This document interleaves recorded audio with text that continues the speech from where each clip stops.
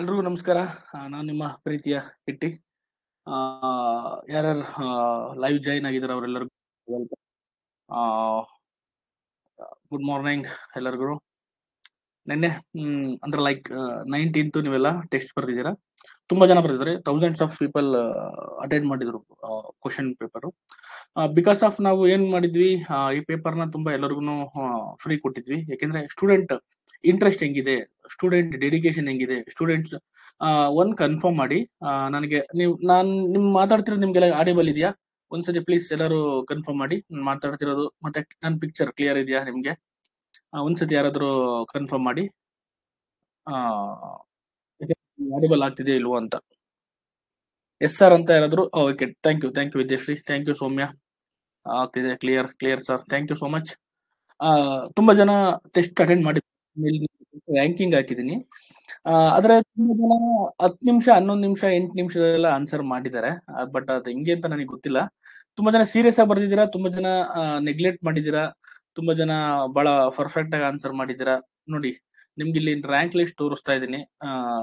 ಯಾರು ಚೆನ್ನಾಗಿ ಬರ್ದಿದ್ದಾರೆ ಎಕ್ಸಾಮ್ಸ್, ಕೆಲವು 98 ಎಲ್ಲ ಮಾಡಿದ್ದಾರೆ. ಬಟ್ ಅವರು 10 ಮಿನಿಟ್ಸ್ ತಗೊಂಡಿದ್ದಾರೆ. ನನಗೆ ಇದು ಯಾಕೋ ಡೌಟ್ ಹುಟ್ಟಿತಾ ಇದೆ. ಯಾಕಂದ್ರೆ 10 ಮಿನಿಟ್ಸ್ ಅಲ್ಲಿ ಇಲ್ಲಿ ಇಂಪಾಸಿಬಲ್ ಈ ಕ್ವಶನ್ ಪೇಪರ್ ಅಟೆಂಡ್ ಮಾಡೋದು.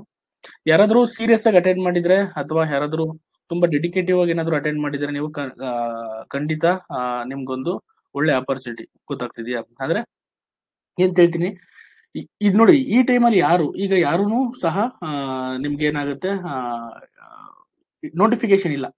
ಈ ನೋಟಿಫಿಕೇಶನ್ ಇಲ್ದ ಟೈಮಲ್ಲೂ ನೀವು ಓದ್ತಿದ್ದೀರಾ ಅಂದ್ರೆ ನೀವು ದೇ ಆರ್ ಡೆಡಿಕೇಟೆಡ್ ಅಂತ, ನೀವೇ ಸೆಲೆಕ್ಷನ್ ಆಗೋದು. ಯಾಕೆಂತಂದ್ರೆ ಎಕ್ಸಾಮ್ ಕಾಲ್ ಫಾರ್ಮ್ ಆದ್ಮೇಲೆ ನಿಮ್ಗೆ ಅದು ಏನಂತಾರೆ, ಒಂದ್ ನಿಮಿಷ.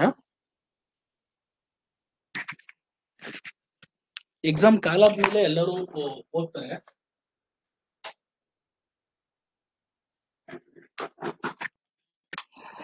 ಎಕ್ಸಾಮ್ ಕಾಲಾದಾಗ ಎಲ್ಲರೂ ಓದ್ತಾರೆ. ಯಾಕೆಂತಂದ್ರೆ ಅವಾಗ ಓದ್ಲೇಬೇಕು, ಎಲ್ಲರೂ ಓದ್ತಾರೆ. ಆದ್ರೆ ಎಕ್ಸಾಮ್ ನೋಟಿಫಿಕೇಶನ್ ಇಲ್ದಾಗ್ಲೂ ನಿಮ್ಮ ಡೆಡಿಕೇಶನ್ ಎಷ್ಟು ತೋರಿಸ್ತೀರ ಅನ್ನೋದ್ರ ಮೇಲೆ ನಿಮ್ಮ ಸಕ್ಸಸ್ ಡಿಪೆಂಡ್ ಆಗಿರುತ್ತೆ. ನಾವು ಫ್ರೀ ಕೊಟ್ಟಿದ್ದ ಉದ್ದೇಶನೇ ಅದು. ಯಾಕೆಂತಂದ್ರೆ ಎಷ್ಟು ಜನ ಅಟೆಂಡ್ ಮಾಡ್ತಾರೆ, ಮತ್ತೆ ಎಷ್ಟು ಜನ ಕರೆಕ್ಟ್ ಆಗಿ ಅಟೆಂಡ್ ಮಾಡ್ತಾರೆ ಸೀರಿಯಸ್ ಆಗಿ. ಎಷ್ಟು ಜನಕ್ಕೆ ಪೇಷನ್ಸ್ ಇಲ್ಲ, 10 ನಿಮಿಷದಲ್ಲೆಲ್ಲ ಎಕ್ಸಾಮ್ ಮುಗಿಸ್ಬಿಟ್ಟಿದ್ದಾರೆ. ನೋಡಿ ಇಲ್ಲೆಲ್ಲ ಅದು ತುಂಬಾ ಈಸಿ ಇತ್ತು ಪೇಪರ್. ನಾನು ಅಂತ ಟಫ್ ಏನ್ ಪೇಪರ್ ನಾವು ಇದ್ ಮಾಡಿ ಸೆಟ್ ಮಾಡಿರ್ಲಿಲ್ಲ. ಹುಡುಗರಿಗೆ ಈಸಿ ಆಗ್ಲಿ ಫಸ್ಟ್ ಅದು. ಯಾಕೆಂದ್ರೆ ಕಲಿಬೇಕಾದ್ರೆ ಸ್ಟಾರ್ಟಿಂಗ್ ಎಲ್ಲ ಐ ಥಿಂಕ್ ನೀವೆಲ್ಲ ಹೊಸಬ್ರಿದ್ದೀರಾ ಅನ್ಕೊಂತೀನಿ. ಗೊತ್ತಾಗ್ತದೆ ನಿಮ್ಗೆಲ್ಲ. ಗೊತ್ತಾಗ್ಲಿ ಯಾವ ರೀತಿ ಇರುತ್ತೆ ಟೆಸ್ಟ್ ಪೇಪರ್ ಅಂತ ಸೆಟ್ ಮಾಡಕ್ಕೋಸ್ಕರ ನಾವು ಇದ್ ಮಾಡಿದ್ವಿ. ಆದ್ರೆ ತುಂಬಾ ಜನ ಅಟೆಂಡ್ ನೀಟಾಗಿ ಮಾಡಿಲ್ಲ ನನ್ನ ಪ್ರಕಾರ. ಅದು ನೀವ್ ಯಾರು ನಮ್ಮ ಹುಡುಗರು ಅಟೆಂಡ್ ಮಾಡಿದಿರಾ, ಕೋರ್ಸ್ ತಗೊಂಡಿರೋರು ಚೆನ್ನಾಗಿ ಅಟೆಂಡ್ ಮಾಡಿದ್ರೆ ನಿಮ್ ಸ್ಕೋರ್ 10 ಮಾರ್ಕ್ಸ್ ಬಂದಿರ್ಲಿ, ತಲೆ ಕೆಡ್ಸ್ಕೊಬೇಡಿ. ಯಾಕೆಂತಂದ್ರೆ ಸ್ಟಾರ್ಟಿಂಗ್ ಡೇಸ್ ಅಲ್ಲಿ ಏನಾಗುತ್ತೆ, ಒಂದು ಭಯ ಆತಂಕದಲ್ಲಿ ಆನ್ಲೈನ್ ಟೆಸ್ಟ್ ಇರೋದ್ರಿಂದ ನಿಮ್ಗೆ ಅದು ಸೆಟ್ ಆಗದಲ್ಲಿ ಇರ್ಬೋದು. ಬಟ್ ಆದ್ರೆ ಇದು ಏನಕ್ಕೆ, ನಿಮ್ಮ ಕನ್ಸಿಸ್ಟೆನ್ಸಿನ, ನಿಮ್ಮ ಪ್ರಿಪರೇಷನ್ ಚೆಕ್ ಮಾಡಕ್ಕೋಸ್ಕರ ಈ ಟೆಸ್ಟ್ ಮಾಡ್ತಾ ಇದೀವಿ. ಅರ್ಥ ಆಗ್ತಿದೆಯಾ? ಹಂಗಾಗಿ ನೀಟಾಗಿ ನೀವು ಟೆಸ್ಟ್ ನ ಅಟೆಂಡ್ ಮಾಡೋದು ಕಲ್ತ್ಕೊಳ್ಳಿ ಫಸ್ಟ್. ಯಾಕೆಂದ್ರೆ ಕಾನ್ಸಂಟ್ರೇಟ್ ಮಾಡಿ, ನೀವು ಸುಮ್ನೆ ಏನ್ ಕಾಟಾಚಾರ ನೀವು ಟೆಸ್ಟ್ ನ ಅಟೆಂಡ್ ಮಾಡ್ಬೇಡಿ ದಯವಿಟ್ಟು. ಯಾಕೆಂತಂದ್ರೆ ಡೆಡಿಕೇಶನ್ ಎಷ್ಟು ಕೊಡ್ತೀರಾ ಅದು ಇಂಪಾರ್ಟೆಂಟ್ ಆಗುತ್ತೆ. ಇವಾಗ್ಲಿಂದ ನೀವು ಕರೆಕ್ಟ್ ಕನ್ಸಿಸ್ಟೆಂಟ್ ಆಗಿ ನೀವೇನಾದ್ರು ಎಕ್ಸಾಮ್ಸ್ ಪ್ರಿಪರೇಷನ್ ಮಾಡಿ, ನೀವೇನಾದ್ರು ಪ್ರಿಪರೇಷನ್ ಮಾಡ್ತು ಅಂತಂದ್ರೆ ಖಂಡಿತ ನೀವೆಲ್ಲ ಏನಾಗುತ್ತೆ, ಸಕ್ಸಸ್ ಆಗ್ತೀರಾ. ಬಟ್ ಅದ್ಬಿಟ್ಟು ನೀವು ನೆಗ್ಲೆಕ್ಟ್ ಮಾಡಿದ್ರೆ ಅದು ನಿಮ್ಗೆ ಪ್ರಾಬ್ಲಮ್ ಆಗುತ್ತೆ. ಅದಕ್ಕೋಸ್ಕರ ನಾನು ಇದು ತೋರಿಸಿದ್ದು. ತುಂಬಾ ಜನ ಚೆನ್ನಾಗಿ ಪರ್ಫಾರ್ಮೆನ್ಸ್ ಮಾಡಿದ್ದಾರೆ, ತುಂಬಾ ಜನ ಇನ್ನೂ ಚೆನ್ನಾಗಿ ಪರ್ಫಾರ್ಮೆನ್ಸ್ ಮಾಡಬೇಕು. ಡೋಂಟ್ ವರಿ, ನಾವಿದೀವಿ, ಅದಕ್ಕೆ ಗೈಡ್ ಮಾಡೋಣ. ಅರ್ಥ ಆಯ್ತಾ? ನಿಮ್ ಮಾರ್ಕ್ಸ್ ಎಷ್ಟೇ ಬಂದಿರಲಿ ಅದ್ರ ಬಗ್ಗೆ ತಲೆ ಕೆಡ್ಸ್ಕೊಬೇಡಿ. ಬಟ್ ಅಟೆಂಡ್ ಮಾಡಿದಿರಲ್ಲ, ದೇ ಆರ್ ಗ್ರೇಟ್. ನೀವೆಲ್ಲ ತುಂಬಾ ಡೆಡಿಕೇಟ್ ಇದೀರ ಅಂತ. ಈ ಟೈಮಲ್ಲಿ ನೋಡಿ, ಯಾವ್ದು ನೋಟಿಫಿಕೇಶನ್ಸ್ ಇಲ್ಲ, ಆಗುತ್ತೆ ಅನ್ನೋ ಭಯದಲ್ಲೇ ಇದಾರೆ. ಮತ್ತೆ ಯಾರು ಅದ್ರ ಬಗ್ಗೆ ತಲೆ ಕೆಡ್ಸ್ಕೊಳಲ್ಲ. ಬಟ್ ಆದ್ರೆ ಈ ಕುತ್ಕೊಂಡು ನೀವು ಪ್ರಿಪರೇಷನ್ ಮಾಡ್ತಿದ್ರೆ, ಈ ಕುತ್ಕೊಂಡು ಟೆಸ್ಟ್ ಅಟೆಂಡ್ ಮಾಡ್ತಿದ್ರೆ, ಪೇಷನ್ಸ್ ಕುತ್ಕೊಂಡು 1.5 ಗಂಟೆ ಎಕ್ಸಾಮ್ ಅಟೆಂಡ್ ಮಾಡಿ ಅದರಲ್ಲಿ 10 ಮಾರ್ಕ್ಸ್, 5 ಮಾರ್ಕ್ಸ್, ಒಂದ್ ಮಾರ್ಕ್ಸ್ ತಗೊಂಡು ಇಲ್ಲ ನೆಕ್ಸ್ಟ್ ನಾನು ಇನ್ನೂ ಚೆನ್ನಾಗಿ ಮಾಡ್ಬೇಕು ಅನ್ನೋದು ಡೆಡಿಕೇಶನ್ ಇಟ್ಕೊಂಡಿದ್ದೀರಲ್ಲ, ಅದು ನಿಮ್ಮ ಗ್ರೇಟ್ನೆಸ್. ಗೊತ್ತಾಗ್ತಿದೆ? ಅದಕ್ಕೋಸ್ಕರ ಈ ಕನ್ಸಿಸ್ಟೆನ್ಸಿನ ಎಲ್ಲಿವರೆಗೂ ನೀವು ಮೇಂಟೈನ್ ಮಾಡ್ಬೇಕು ಅಂತಂದ್ರೆ, ಅಪ್ ಟು ನೀವು ಎಕ್ಸಾಮ್ ಮುಗಿದು ನಿಮ್ ಕೈಲಿ ಆರ್ಡರ್ ಕಾಪಿ ಬರೋವರೆಗೂ ನೀವು ಮೇಂಟೈನ್ ಮಾಡ್ಬೇಕಾಗುತ್ತೆ ಈ ಕನ್ಸಿಸ್ಟೆನ್ಸಿನ. ಗೊತ್ತಾಗ್ತಿದೆ? ಹಾಗಾಗಿ ಈ ವೆರಿ ಇಂಪಾರ್ಟೆಂಟ್. PC ಆಗಿರ್ಬೋದು, PSI, KS ಯಾವುದೇ ಎಕ್ಸಾಮ್ಸ್ ಅಲ್ಲಿ ನೀವು ಕ್ಲಿಯರ್ ಆಗ್ಬೇಕು, ಒಂದು ಜಾಬ್ ತಗೋಬೇಕು ಅಂತಂದ್ರೆ ಕನ್ಸಿಸ್ಟೆನ್ಸಿ ತುಂಬಾ ಇಂಪಾರ್ಟೆಂಟ್ ಆಗುತ್ತೆ. ಅದಕ್ಕೋಸ್ಕರ ಆ ಕನ್ಸಿಸ್ಟೆನ್ಸಿ ಮೇಂಟೈನ್ ಮಾಡಕ್ಕೆ ನೀವು ಇವತ್ತಿಂದ ಸ್ಟಾರ್ಟ್ ಮಾಡಿದ್ದೀರಾ. ಅಂದ್ರೆ ಟೆಸ್ಟ್ ಸೀರೀಸ್ ಅಟೆಂಡ್ ಮಾಡ್ತಿದ್ದೀರಾ, ಈ ಕೋರ್ಸ್ ತಗೊಂಡಿದ್ದೀರಾ ಅಂದ್ರೆ, ನಾನು ಈ ಕೋರ್ಸ್ ತಗೊಂಡಿರೋದಕ್ಕೆ ನೀವು ಹೊಗಳಬೇಕು ಅಂತ ಇಲ್ಲ, ಅಂದ್ರೆ ನಿಮ್ ಡೆಡಿಕೇಶನ್ ಅಲ್ಲಿ ತೋರಿಸುತ್ತೆ. ಅರ್ಥ ಆಗ್ತಿದೆಯಾ? ಹಾಗಾಗಿ ಅದನ್ನ ಅರ್ಥ ಮಾಡ್ಕೊಂಡು ಇನ್ನ ಏನೇನ್ ಮಿಸ್ಟೇಕ್ ಆಯ್ತು ಫಸ್ಟ್ ನೀವು ಅನಾಲಿಸಿಸ್ ಮಾಡ್ಕೋಬೇಕು. ಯಾಕೆ ಇದು ತಪ್ಪಾಯ್ತು, ಗೊತ್ತಾಗ್ತಿದ್ಯಾ? ಹಾಗಾಗಿ ಅದನ್ನ ಅನಾಲಿಸಿಸ್ ಮಾಡ್ಕೊಂಡು ನೀವು ಏನ್ ಮಾಡ್ಬೇಕು, ಮುಂದುವರಿಬೇಕಾಗತ್ತೆ. ಯಾವ ಸಬ್ಜೆಕ್ಟ್ ಅಲ್ಲಿ ವೀಕ್ ಇದ್ದೀರಾ, ಯಾವ ಸಬ್ಜೆಕ್ಟ್ ಸ್ಟ್ರಾಂಗ್ ಇದ್ದೀರಾ, ಮತ್ತೆ ಇನ್ನು ಏನೇನ್ ಮಾಡಬೇಕು ಅನ್ನೋದ್ರ ಬಗ್ಗೆ ನಾವು ಅದ್ರ ಬಗ್ಗೆ ಮುಂದೆ ನಿಮ್ಗೆ ಹೇಳ್ಕೊಡ್ತೀವಿ. ಈಗ ನೀವು ಯೂಶಲಿ ನಿಮ್ಗೆ ಏನೇನ್ ಪ್ರಾಬ್ಲಮ್ ಆಯ್ತು ಅನ್ನೋದನ್ನ ಬೇಕಾದ್ರೆ ನೀವು ಕಮೆಂಟ್ ಮಾಡಿ. ಏನೇನ್ ನಿಮ್ಗೆ ಈ ಟೆಸ್ಟ್ ಸೀರೀಸ್ ಅಲ್ಲಿ ಏನ್ ಪ್ರಾಬ್ಲಮ್ ಆಯ್ತು ಅನ್ನೋದನ್ನ ಕಮೆಂಟ್ ಮಾಡಿ. ಯಾಕೆಂತಂದ್ರೆ ಅದ್ರ ಬೇಸಿಸ್ ಮೇಲೆ ನಾವು ನಿಮ್ಗೆ ಗೈಡ್ ಮಾಡಬಹುದು. ನಿಮ್ಗೆ ಯಾವ ಸಬ್ಜೆಕ್ಟ್ ಕಷ್ಟ ಆಗ್ತಿದೆ ಗೊತ್ತಾಗ್ತಿದ್ಯಾ? ಹಾಗಾಗಿ ಯಾವ ಸಬ್ಜೆಕ್ಟ್ ಕಷ್ಟ ಆಗ್ತಿದೆ, ಯಾವ ಸಬ್ಜೆಕ್ಟ್ ಇನ್ನೂ ನೀವು ಕಲಿಬೇಕು ಅನ್ನೋದ್ರ ಬಗ್ಗೆ ನೀವು ಕಮೆಂಟ್ ಮಾಡ್ತಾ ಹೋಗಿ, ನಾವು ಅದ್ರ ಬೇಸಿಸ್ ಮೇಲೆ ನಾವು ಇಂಪ್ರೂವ್ಮೆಂಟ್ ಮಾಡ್ತಾ ಹೋಗೋಣ. ಆಮೇಲೆ ನಾವು ಇಲ್ಲಿ ನೋಡಿ, ನೀವು ತುಂಬಾ ಜನ ಕೋರ್ಸ್ ತಗೊಂಡಿದ್ರೆ, ಸರ್ ಇದು ಯಾಕೆ ಕೊಡ್ತಿದ್ರೆ, ಫ್ರೀ ಕೊಡ್ತಿದ್ರೆ ಎಲ್ಲರಿಗೂ, ಮತ್ತೆ ಏನಕ್ಕೆ ದುಡ್ಡು ತಗೊಂಡಿದ್ರೆ ನಮ್ಮ ಹತ್ರ ಅಂತ ನೀವು ಕೇಳ್ಬೋದು. ಆದ್ರೆ ಒಂದ್ ಒಂದ್ ಒಂದ್ ತಿಳ್ಕೊಳ್ಳಿ, ಏನಂತಂದ್ರೆ ಯಾರಿಗೆ ಇದು ಹುಡುಗರಿಗೆ ರೀಚ್ ಆಗ್ಲಿ ಅನ್ನೋದು ಒಂದು ಉದ್ದೇಶಕ್ಕೋಸ್ಕರ ಮಾಡಿದ್ವಿ. ಮತ್ ನಿಮಗೂ ಕೂಡ ಕಂಟೆಂಟ್ ತುಂಬಾ ಡಿಫ್ರೆಂಟ್ ಇರುತ್ತೆ, ನಾವು ಅದನ್ನ ಮುಂದೆ ಮಾಡ್ತೀವಿ. ಈಗ ಯಾರಾದ್ರೂ ಈ ನಮ್ಮ ಅಂದ್ರೆ ಏನಂದ್ರೆ, ನಾವು ಒಂದು ಟೆಸ್ಟ್ ಸೀರೀಸ್ ಕಂಡಕ್ಟ್ ಮಾಡಿದಾಗ ಎಷ್ಟು ಜನ ಪಾರ್ಟಿಸಿಪೇಟ್ ಮಾಡ್ತಾರೆ, ಒಂದು ಡಾಟಾ ಬೇಕಿದೆ, ಎಷ್ಟು ಜನ ಸೀರಿಯಸ್ ಆಸ್ಪಿರೆಂಟ್ಸ್ ಇದ್ದಾರೆ, ಫ್ರೀ ಕೊಟ್ಟರು ಎಷ್ಟು ಜನ ಬರ್ತಾ ಇದಾರೆ ಅನ್ನೋದನ್ನ ನಾವು ಚೆಕ್ ಮಾಡಬೇಕಿತ್ತು. ಅದಕ್ಕೋಸ್ಕರ ಕೊಟ್ಟಿದ್ವಿ. ನೆಕ್ಸ್ಟ್ ವೀಕು ನಾವು ತುಂಬಾ ಒಂದು DSRT ಮತ್ತೆ NCERT ಟೆಸ್ಟ್ ನ ಪ್ಲಾನ್ ಮಾಡ್ತಾ ಇದೀವಿ. ಯಾಕೆಂತಂದ್ರೆ DSRT ಮತ್ತೆ NCERT ತುಂಬಾ ಇಂಪಾರ್ಟೆಂಟ್. ಯಾರು DSRT NCERT ನ ಚೆನ್ನಾಗಿ ಓದಿರ್ತಾರೆ ಅವರು ಎಕ್ಸಾಮ್ಸ್ ನ ಆಲ್ಮೋಸ್ಟ್ ಆಲ್ ಕ್ಲಿಯರ್ ಮಾಡ್ತಾರೆ. ಅದಕ್ಕೋಸ್ಕರ ನೆಕ್ಸ್ಟ್ ವೀಕ್ ನೀವೇನಾದ್ರೂ ನೆಕ್ಸ್ಟ್ ವೀಕ್ ಟೆಸ್ಟ್ ಬರೀತಾ ಇದ್ದೀರಾ, ಎಲ್ಲರೂ ಡೆಫಿನೆಟ್ಲಿ DSRT ಟೆಸ್ಟ್ ನ ನೀವು ಅಟೆಂಡ್ ಮಾಡಿ. ಗೊತ್ತಾಗ್ತಿದೆಯಾ? ಯಾಕೆಂತಂದ್ರೆ ಅದರಲ್ಲಿ ನಿಮಗೆ ಇದನ್ನ ಕೊಡ್ತಾರೆ, ಏನೋ ಬೇಸಿಕ್ಸ್ ನ ಟೆಸ್ಟ್ ಮಾಡ್ತಾರೆ. ನಿಮ್ಗೆ ಬೇಸಿಕ್ಸ್ ಯಾವ ರೀತಿ ಇದೆ, ನಿಮ್ಮ ಆ ಒಂದು DSRT NCERT ಯಾವ ರೀತಿ ಓದಿದ್ರೆ, ಯಾಕಂದ್ರೆ 60 to 70% ಆಫ್ ದಿ ಮಾರ್ಕ್ಸ್ ಅಲ್ಲೇ ಬಂದು ಹೋಗ್ಬಿಡುತ್ತೆ ನಿಮ್ಗೆ. ಅರ್ಥ ಆಗ್ತಿದೆಯಾ? ಅದಕ್ಕೋಸ್ಕರ ನೀವೇನ್ ಮಾಡಿ, ಟೆಸ್ಟ್ ಅಟೆಂಡ್ ಮಾಡಿ. ಈ 1 ವೀಕ್ ಅಲ್ಲಿ ಏನಾದ್ರು ರಿವಿಷನ್ ಮಾಡಕ್ಕಿದ್ರೆ 1 ವೀಕ್ ರಿವಿಷನ್ ಮಾಡಿ. ನೆಕ್ಸ್ಟ್ ಸ್ಯಾಟರ್ಡೆ ಎಕ್ಸಾಮ್ ಇರುತ್ತೆ, ಅದನ್ನ ಅನೌನ್ಸ್ ಮಾಡ್ತೀವಿ ನಾವು. ಅದ್ರ ಬೇಸಿಸ್ ಮೇಲೆ ನಿಮ್ಗೆ ಟೆಸ್ಟ್ ತುಂಬಾ ಸಿಂಪಲ್ ಇರುತ್ತೆ. ನೋಡೋಣ ನೆಕ್ಸ್ಟ್ ಟೈಮ್ ಯಾರು ನೀಟಾಗಿ ಅಟೆಂಡ್ ಮಾಡ್ತೀರಾ, ಮಸ್ಟ್ ಎಷ್ಟು ಸ್ಕೋರ್ ಮಾಡ್ತೀರಾ ನೋಡೋಣ. ಈ ಸ್ಕೋರ್ ಬಗ್ಗೆ ತಲೆ ಕೆಡಿಸ್ಕೋಬೇಡಿ, ಮುಂದೆ ಇಂಪ್ರೂವ್ಮೆಂಟ್ ಮಾಡೋಣ. ಕಡಿಮೆ ಆಗಿರೋರು ಇಂಪ್ರೂವ್ ಮಾಡೋಣ, ಜಾಸ್ತಿ ಆಗಿರೋರು ಇನ್ನೂ ಯಾವ ರೀತಿ ಇಂಪ್ರೂವ್ಮೆಂಟ್ ಮಾಡಬಹುದು ಅನ್ನೋದ್ರ ಬಗ್ಗೆ ನಾವು ಇದ್ ಮಾಡೋಣ. 1 ನಿಮಿಷ.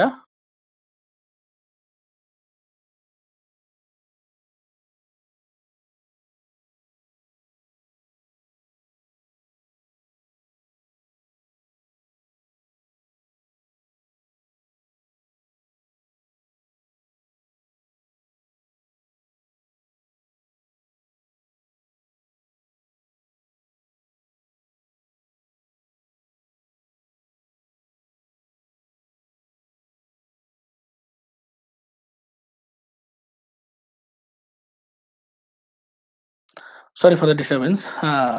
ಗೊತ್ತಾಗ್ತಿದೆಯಾ? ಹಾಗಾಗಿ ಒಂದು ಏನಂತಂದ್ರೆ, ನಿಮ್ಮ ಪಾರ್ಟಿಸಿಪೇಷನ್ ತುಂಬಾ ಇಂಪ್ರೂವ್ಮೆಂಟ್ ಆಗ್ತಿದೆ. ಅದಕ್ಕೋಸ್ಕರ ಈ ಒಂದು ಟೆಸ್ಟ್ ಸೀರೀಸ್ ನಾವು ಇದ್ ಮಾಡ್ತೀವಿ. ನೆಕ್ಸ್ಟ್ ನಾವು ನೋಡೋಣ ಏನು ಮಾಡ್ಬೋದು. DSRT NCERT ಟೆಸ್ಟ್ ನ ಕೊಡ್ತೀವಿ, ಅದನ್ನ ನೀಟಾಗಿ ಅಟೆಂಡ್ ಮಾಡಿ. ನಿಮ್ಮ ಟೆಸ್ಟ್ ಬೇಸಿಕ್ಸ್ ತುಂಬಾ ಸ್ಟ್ರಾಂಗ್ ಇರಬೇಕು. ಯಾರು ಬೇಸಿಕ್ಸ್ ಓದಿಲ್ಲ ಇವತ್ತಿನ ಓದಕ್ಕೆ ಸ್ಟಾರ್ಟ್ ಮಾಡ್ಕೊಳ್ಳಿ.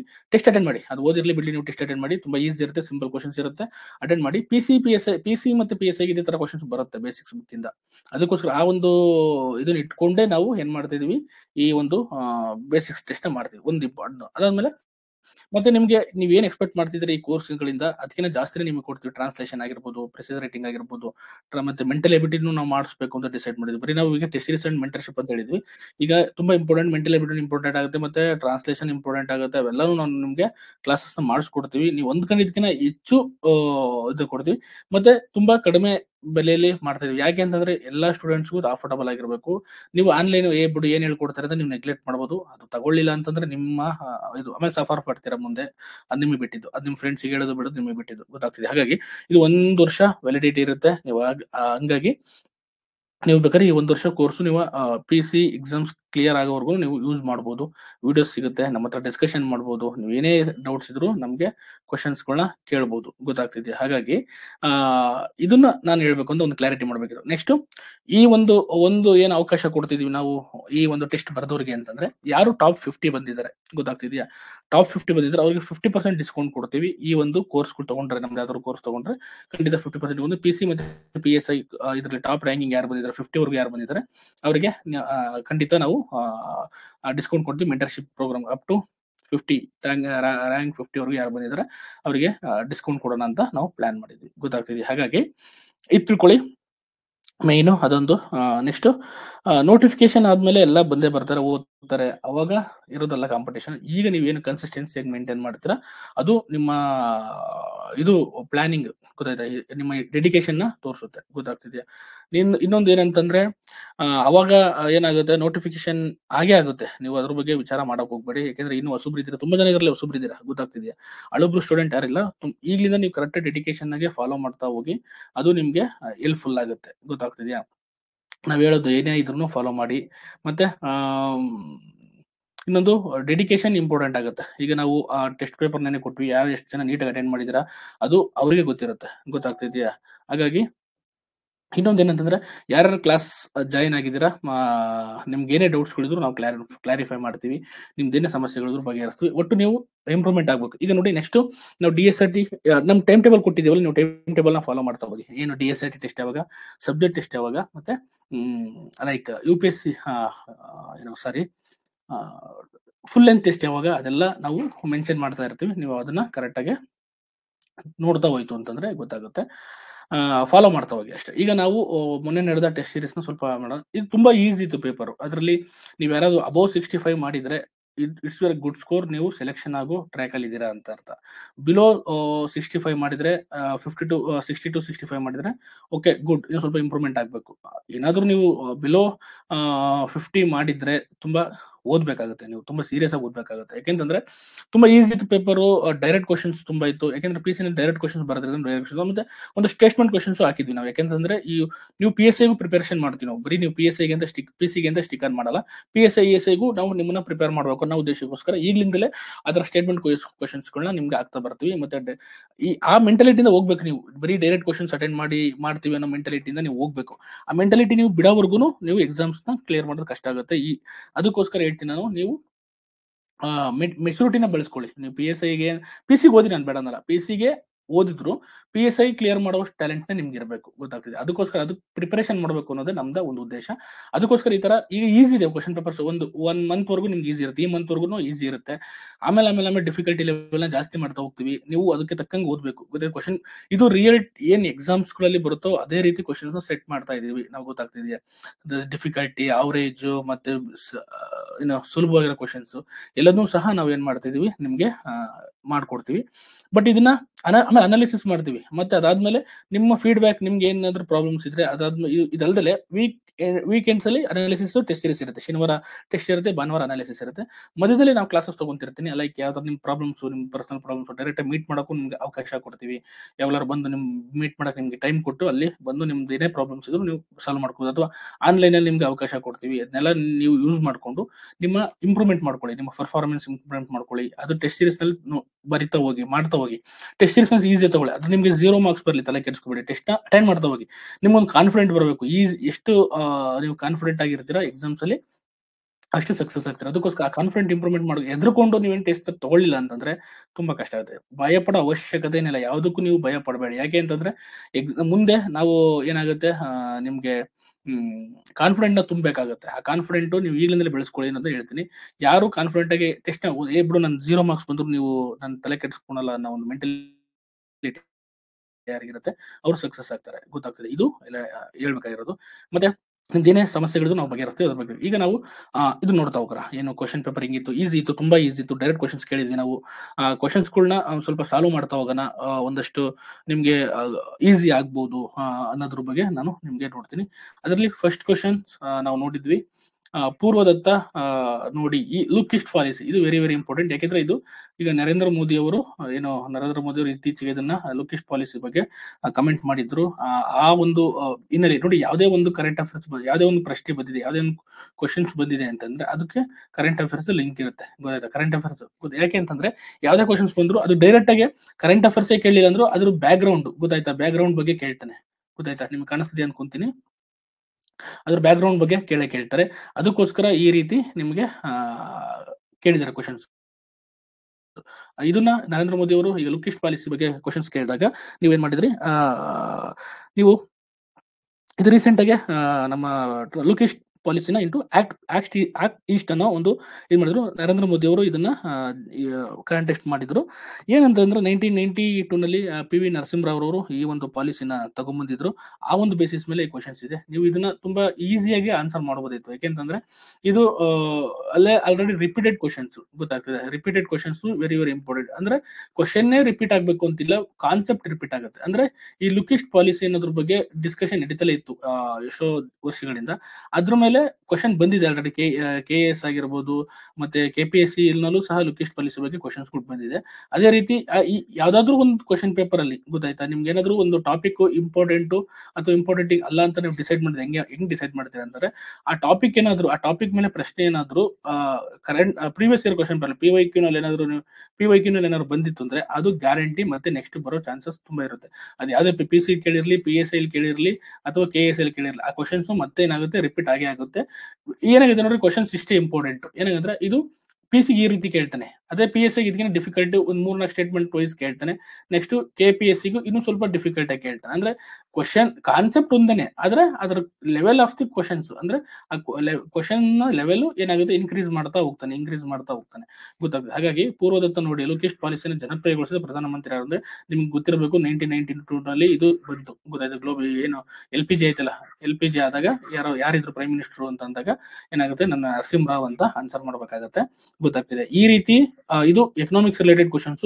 ಮೊದಲು PC ಮತ್ತೆ PSI ನಲ್ಲಿ ಎಕನಾಮಿಕ್ಸ್ ಕ್ವಶನ್ಸ್ ಕಡಿಮೆ ಬರ್ತಿದ್ವು, ಅಂದ್ರೆ ಒಂದು 3 to 5 ಕ್ವಶನ್ಸ್ ಬರ್ತಿದ್ವು.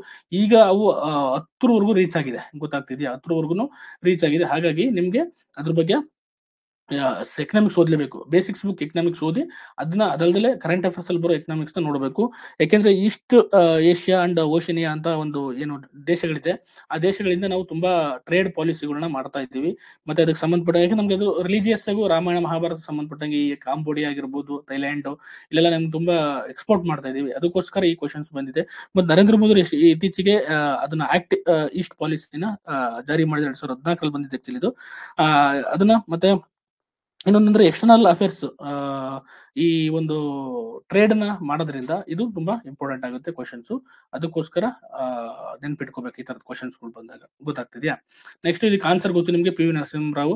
ಮತ್ತೆ ಈಗ ನೋಡಿ ಇವರೆಲ್ಲ ಇಂದಿರಾ ಗಾಂಧಿನೂ ಸಹ ಒಂದ್ ಲೆವೆಲ್ ಫೇಮಸ್, ನರಸಿಂಹರಾವ್ ಸಹ ಫೇಮಸ್, ಜವಾಹರ್ಲಾಲ್ ನೆಹರು. ಈ ಇಂಪಾರ್ಟೆಂಟ್ ಏನ್ ಪ್ರೈಮ್ ಮಿನಿಸ್ಟರ್ಗಳು ತಂದಿರ್ತಿರಲ್ಲ, ಪ್ರೈಮ್ ಮಿನಿಸ್ಟರ್ಗಳು ಅವರ ಪಾಲಿಸಿಗಳಾಗಿರ್ಬೋದು. ಈಗ ಇವರದು ಇಂದಿರಾ ಗಾಂಧಿ ಅವರದು ಉಳುವವನೇ ಭೂಮಿ ಒಡೆಯ, ಇದನ್ನ ಯಾರು ಜಾರಿಗೆ ತಂದಿದ್ದು, ಇದು ತುಂಬಾ ಇಂಪಾರ್ಟೆಂಟ್ ಆಗುತ್ತೆ.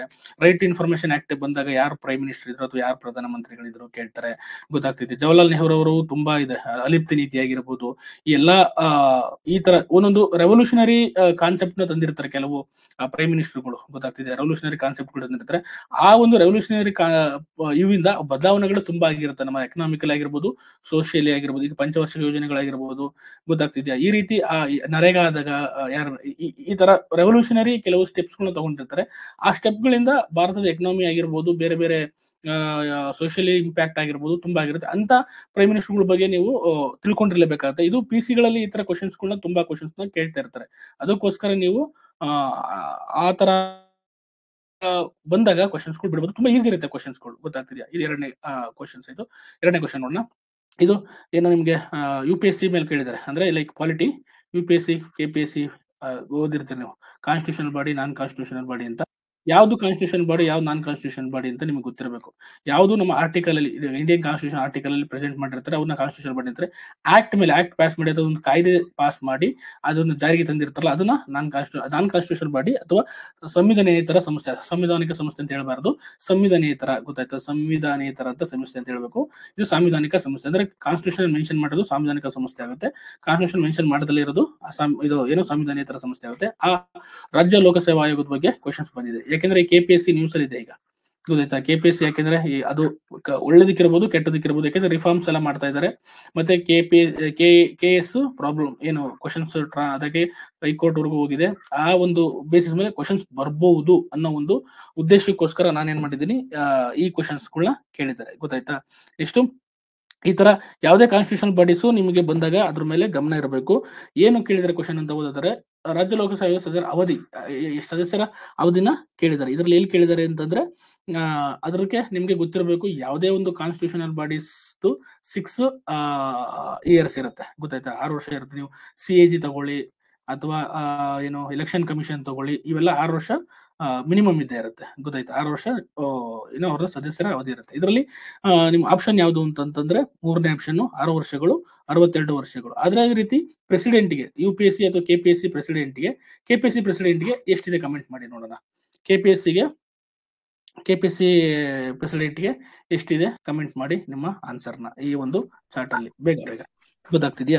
ಈ ರೀತಿ ನೀವು ಇದು ತುಂಬಾ ಇಂಪಾರ್ಟೆಂಟ್, ಗೊತ್ತಾಗ್ತಿದೆ? ಕ್ವಶನ್ಸ್ಗಳು ಈ ತರ ರಿಪೀಟೆಡ್ ಆಗಿದೆ, ಈ ಆಲ್ರೆಡಿ ತುಂಬಾ ಸತಿ ಕ್ವಶನ್ಸ್ಗಳನ್ನ ಕೇಳಿದ್ದಾರೆ, ಗೊತ್ತಾಗ್ತಿದ್ಯಾ? ನೆಕ್ಸ್ಟ್ ಇದು ಮೆಂಟಲ್ ಎಬಿಲಿಟಿ ಕ್ವಶನ್. ತುಂಬಾ ಈಸಿ ನೋಡಿ. ಇದು ಈ ತರ ಕ್ವಶನ್ಸ್ ಕೊಟ್ಟಾಗ ಈ ಮೆಂಟಲ್ ಎಬಿಲಿಟಿ ಏನಾಗುತ್ತೆ ಅಂದ್ರೆ ತುಂಬಾ ಜನ ಮಾಡಲ್ಲ ಮೆಂಟಲ್ ಎಬಿಲಿಟಿ. ಅದು ಎಸ್ಪೆಷಲಿ ನಮ್ಮ ಆರ್ಟ್ಸ್ ಹುಡುಗರು ಅದ್ರ ಬಗ್ಗೆ ತಲೆ ಕೆಡ್ಸ್ಕೊಳ್ಳೋ. ನೋಡಿ, ನೀವು ಮೆಂಟಲ್ ಎಬಿಲಿಟಿ ಏನಾದ್ರು ಮಾಡ್ಲಿಲ್ಲ, ಗೊತ್ತಾಗ್ತಿದ್ಯಾ? ಪ್ರಾಕ್ಟೀಸ್ ಮಾಡ್ಲಿಲ್ಲ daily 1 hour mental ability 1 hour practice ಮಾಡ್ಲೇಬೇಕು. ಯಾಕೆಂತಂದ್ರೆ mental ability questions plus science questions plus current affairs ಯಾರು ಚೆನ್ನಾಗಿ ಮಾಡ್ತಾರೆ ಅವ್ರು ರ್ಯಾಂಕ್ ಲಿಸ್ಟ್ ಇರ್ತಾರೆ, ಗೊತ್ತಾಗ್ತಿದೆ? ಇಲ್ಲ ಅಂತಂದ್ರೆ ನೀವು ಲಿಸ್ಟ್ ಇಂದ ಇರೋದು ತುಂಬಾ ಕಡಿಮೆ ಆಗುತ್ತೆ. ಅದಕ್ಕೋಸ್ಕರ ಹೇಳ್ತೀನಿ ಮೆಂಟಲ್ ಎಬಿಲಿಟಿ ತುಂಬಾ ಇಂಪಾರ್ಟೆಂಟ್, ತುಂಬಾ ಈಸಿ ಇರುತ್ತೆ ಅದು ಮೆಂಟಲ್ ಎಬಿಲಿಟಿ. ಅದ್ಮೇಲೆ ಏನಾಗ ಗೊತ್ತಾ, ಮೆಂಟಲ್ ಎಬಿಲಿಟಿ ಅಷ್ಟೇ ಒಂದಷ್ಟು ಕಾನ್ಸೆಪ್ಟ್ ಮೇಲೆ ಕ್ವಶನ್ಸ್ ರಿಪೀಟ್ ಇರುತ್ತೆ, ಅಷ್ಟು ಕಾನ್ಸೆಪ್ಟ್ ಓದ್ಕೊಂಡ್ರೆ ಸಾಕು ಅದೇ ಕ್ವಶನ್ಸ್ ರಿಪೀಟ್ ಆಗ್ತದೆ. ನೋಡಿ, ಇದು ನಂಬರ್ ಸೀರೀಸ್ ಮೇಲೆ ಇದೆ, ಗೊತ್ತಾಗ್ತಿದ್ಯಾ? ನೋಡಿ 5 ಇದೆ, 12 ಇದೆ, 27 ಇದೆ. ನೀವು ಈಸಿಯಾಗಿ ಈಗ ಫಸ್ಟ್ ಯಾವ್ದೇ ಮಾಡಿದ್ರು ಡಿಫ್ರೆನ್ಸ್ ನೋಡ್ಬೇಕು ಅಥವಾ ಅಡಿಷನ್ ನೋಡ್ಬೇಕು. ಈಗ ನೋಡಿ, ಇಲ್ಲಿ ಇನ್ಕ್ರೀಸ್ ಆಗ್ತಾ ಹೋಗ್ತದೆ. ಇಲ್ಲಿಗೆ ಎಷ್ಟು ಇನ್ಕ್ರೀಸ್ ಆಗಿದೆ? 5 to 12 ಅಂದ್ರೆ 7 ಇನ್ಕ್ರೀಸ್ ಆಗಿದೆ. ಇಲ್ಲಿ ಮಲ್ಟಿಪ್ಲೈ ಮಾಡಿದ್ರು 5 to 10 ಆಗುತ್ತೆ, ಬಟ್ ಇನ್ಕ್ರೀಸ್ ಆಗ್ತದೆ. ಹೆಂಗ್ ಗೊತ್ತಾಗಲ್ಲ. ಅದು ಒಂದು ಪ್ಯಾಟರ್ನ್ ಇರುತ್ತೆ, ಪ್ಯಾಟರ್ನ್ ಅನಾಲಿಸಿಸ್ ಮಾಡ್ಬೇಕು, ಆ ಪ್ಯಾಟರ್ನ್ ಕಂಡುಹಿಡಬೇಕು. ಏನು ಪ್ಯಾಟರ್ನ್ ಇದೆ ಅಂದ್ರೆ ನೋಡಿ, ಇಲ್ಲಿ 5 ಇದ್ದು 12 ಆಗಿದೆ. ಈಗ 5 ಬರ್ಬೇಕು ಅಂತಂದ್ರೆ ನಮ್ಗೆ ಏನ್ ಮಾಡ್ಬೇಕು? ನಾವು ಒಂದು ಪ್ಯಾಟರ್ನ್ ನೋಡಿ ಚೆಕ್ ಮಾಡಿ. ನಾನು ಈಗ ಡೈರೆಕ್ಟ್ ನಿಮ್ಗೆ ಹೇಳ್ತಿರ್ಬೋದು, ಇದನ್ನ ನೀವು ಪ್ರಾಕ್ಟೀಸ್ ಮಾಡಿದ್ರೆ ನಿಮ್ಗೆ ಈಸಿಯಾಗಿ ಗೊತ್ತಾಗ್ಬಿಡುತ್ತೆ. 5 ಹೆಂಗ್ ಬಂದಿದೆ ಅಂತಂದ್ರೆ 12 ಹೆಂಗ್ ಬಂದಿದೆ, 27 ಹೆಂಗ್ ಬಂದಿದೆ ಗೊತ್ತಾಗ್ಬಿಡುತ್ತೆ. ನೋಡಿ, 2 2s 4 ಅಲ್ವಾ? 4 + 1 = 5 ಆಗುತ್ತೆ. ಕಾಣಿಸ್ತಾ ಇದೆಯಾ ನಿಮ್ಗೆಲ್ಲ? ಗೊತ್ತಾಗ್ತಿದ್ಯಾ? ಕಾಣಿಸ್ತಾ ಇದೆಯಾ? ಓಕೆ, ಎಲ್ಲ ಚೆನ್ನಾಗಿ ಕಮೆಂಟ್ ಮಾಡಿದ್ರೆ 6 years 65 ಅಂತ ಕಮೆಂಟ್ ಮಾಡಿದ್ರೆ ವೆರಿ ಗುಡ್. ಓಕೆನಾ? ನೋಡಿ, ನಿಮ್ಗೆ ಇದು ಕಾಣಿಸ್ತಾ ಇದೆಯಾ? ಇದು ನಾನು ಪ್ರಾಬ್ಲಮ್ ಈಸಿಯಾಗಿ ಮಾಡಿ ತೋರಿಸ್ತೀನಿ. 5 ಬಂತಲ್ವಾ?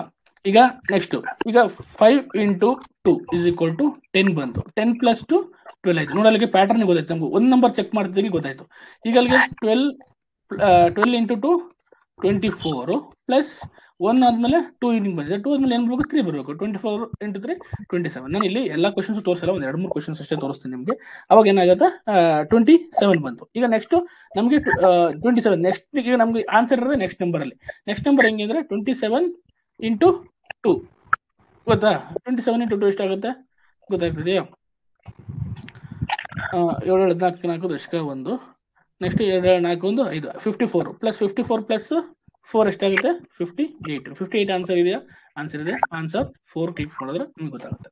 ಈ ರೀತಿ ಇದು ತುಂಬಾ ಈಸಿ. ಇದು ತುಂಬಾ ಈಸಿ ಕ್ವಶನ್ಸ್ ಕೇಳಿದ್ರೆ ಈ ತರದ ಕ್ವಶನ್ಸ್ ಯಾರು ತಪ್ಪು ಮಾಡ್ತೀರಾ ನೀವು ಎಕ್ಸಾಮ್ ಅಲ್ಲಿ ತುಂಬಾ ಕಷ್ಟ ಆಗುತ್ತೆ. ಅದಕ್ಕೆ ಮೆಂಟಲ್ ಎಬಿಲಿಟಿನ ತುಂಬಾ ಪ್ರಾಕ್ಟೀಸ್ ಮಾಡಬೇಕು ಅಂತ ಹೇಳೋದು. ಗೊತ್ತಾಗ್ತಿದ್ಯಾ? ಎಕೋ ಆಗ್ತಿದ್ಯಾ ವಾಯ್ಸ್ ಕ್ಲಿಯರ್ ಇಲ್ವಾ? ಗೊತ್ತಾಗ್ತಿದ್ಯಾ ಈಗ?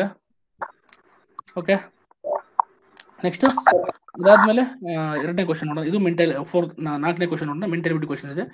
ABC ಅನ್ನ CBA ಅಂತ ಬರ್ದಿದ್ದಾರೆ ಅಲ್ವಾ? ಹಂಗಾರೆ DEF ನ ಏನಂತ ಬರೀಬಹುದು ಅಂತ ಕ್ವಶನ್ಸ್ ಕೇಳಿದೆ. ತುಂಬಾ ಈಸಿ ಇದೆ ನೋಡಿ. ಇಲ್ಲಿ ನೋಡಿ, ಈ ಮೂರನ್ನು ಅಬ್ಸರ್ವ್ ಮಾಡಿ. ಏನ್ ಸಿಮಿಲಾರಿಟಿ ಇದೆ ನೋಡಿ. ಇಲ್ಲಿ ಅದೇ ಲೆಟರ್ಸ್ ಇದೆ, ಇಲ್ಲೂ ಅದೇ ಲೆಟರ್ಸ್ ಇದೆ, ಬಟ್ ಇಂಟರ್ಚೇಂಜ್ ಆಗಿದೆ.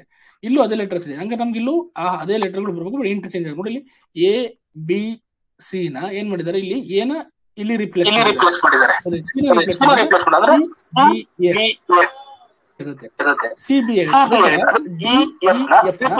ಮಾಡಿ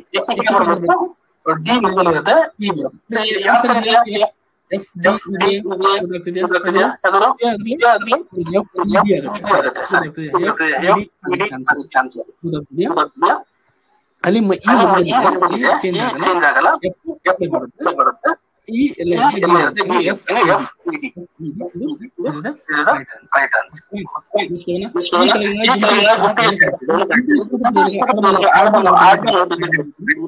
Next one, ಈ ಕೆಳಗಿನ ಗುಂಪಿಗೆ similarity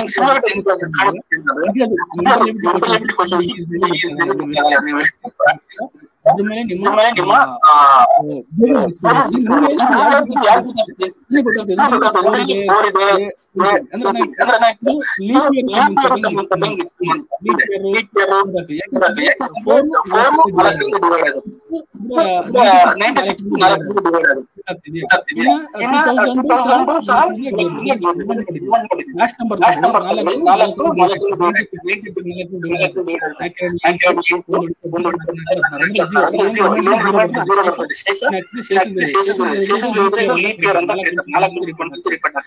ಹಾಗಾಗಿ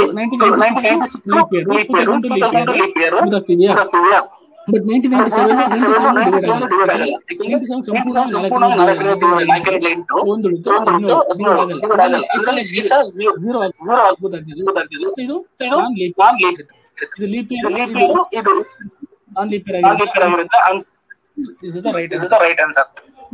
ಪ್ರಾಕ್ಟೀಸ್ ಮಾಡಿದ್ರೆ ಕ್ವಶನ್ಸ್ ಗೊತ್ತಾಗುತ್ತೆ, ಗೊತ್ತಾಗಲ್ಲ.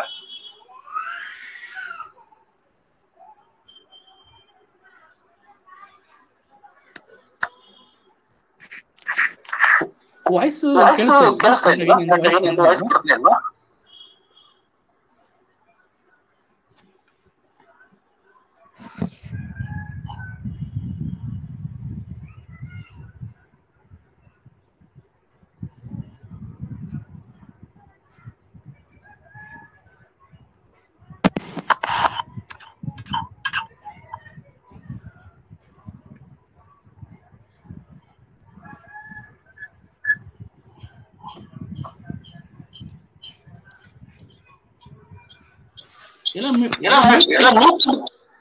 ಮ್ಯೂಟ್ ಮಾಡ್ಕೊಳ್ಳಿ, ಕೇಳಿಸ್ತಿದೆಯಾ?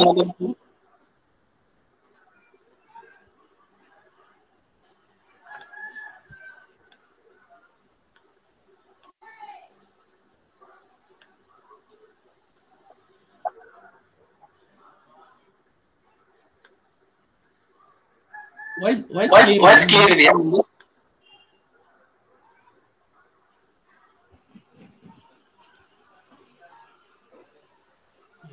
ಹೋಗ್ತಿದ್ಯಾ?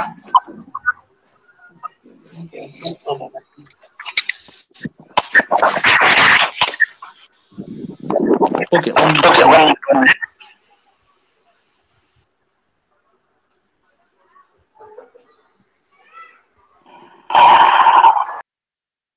ಈಗ ಕ್ಲಿಯರ್ ಇದೆಯಾ?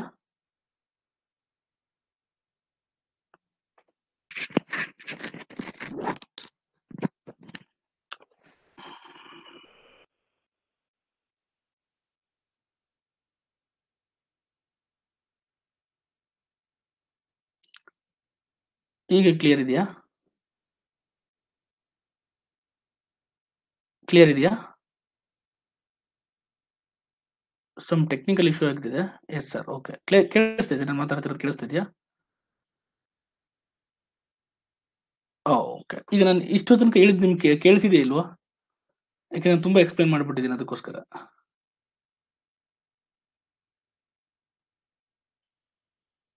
ಈಗ ನಾನು ಒಂದು 4-5 ಕ್ವಶನ್ಸ್ ನಿಮ್ಗೆ ಎಕ್ಸ್ಪ್ಲೈನ್ ಮಾಡಿದೆ. ಕೇಳಿಸಿದೆ ಸರ್ ಅಂತ ಕೆಲವರು ಹೇಳ್ತಾ ಇದ್ದೀರಾ. ಕೇಳಿಸಿದೆ, ಅರ್ಥ ಆಯ್ತು ಸರ್. ಓಕೆ, ಅರ್ಥ ಆಗಿದೆಯಾ? ಲಾಸ್ಟ್ ಒಂದು ಕ್ವಶನ್ ಮಾತ್ರ ಹೇಳಿ. ಓಕೆ, ಡಬಲ್ ವಾಯ್ಸ್ ನಲ್ಲಿದೆ. ನೋ ಸರ್, ಆಗಿದೆ, ಕೇಳಿಸಿದೆ. ಓಕೆ, ಲಾಸ್ಟ್ ಕ್ವಶನ್ ಒಂದು ಎಕ್ಸ್ಪ್ಲೈನ್ ಮಾಡ್ಬಿಡ್ತೀನಿ. ಯಾಕೆಂತಂದ್ರೆ ಬ್ಯಾಕ್ ಹೋಗಿ ಸರ್. ಅರ್ಥ ಆಗಿದೆ. ನೀವೆಲ್ಲ ಮ್ಯೂಟ್ ಮಾಡ್ಕೊಳ್ಳಿ, ಯಾರು ನೀವು ಮಾತಾಡ್ಬೇಡಿ, ನಾನು ಹೇಳಿ ಕೇಳಿಸಿ. ಮೆಂಟಲ್ ಎಬಿಲಿಟಿ ಅರ್ಥ ಆಗಿಲ್ಲ, ಅವಾಗ ಕಮೆಂಟ್ ನೋಡಿ. ಅರ್ಥ ಆಗಿದೆ ಸರ್. Okay, done. ಅದನ್ನ ಎಕ್ಸ್ಪ್ಲೈನ್ ಮಾಡ್ತಿರ್ತೀನಲ್ಲ, ಅದು ಇದಾಗಿದೆ ನೋಡಿ. ಇದು ನೋಡಿ, ಲೀಪ್ ಇಯರ್ಗೆ ಸಂಬಂಧಪಟ್ಟ ಕ್ವಶನ್ಸ್ ಅದು ಗೊತ್ತಾಗ್ತಿದೆ. ಅಂದ್ರೆ ಲೈಕ್ ಇದರಲ್ಲಿ ಈ ಗುಂಪಿಗೆ ಸೇರಿದ ಪದವನ್ನು ತೆಗೀರಿ ಅಂತಂದಾಗ ನೀವೇನ್ ಮಾಡ್ಬೇಕಾಗತ್ತೆ, ಇದನ್ನ ಇಯರ್ ಯಾಕಂದ್ರೆ ಈ ತರ ಕ್ವಶನ್ಸ್ ಮೆಂಟಲ್ ಎಬಿಲಿಟಿ ಕ್ವಶನ್ಸ್ ಗಳನ್ನ ಬರುತ್ತೆ. ಅರ್ಥ ಆಗ್ತಿದ್ಯಾ?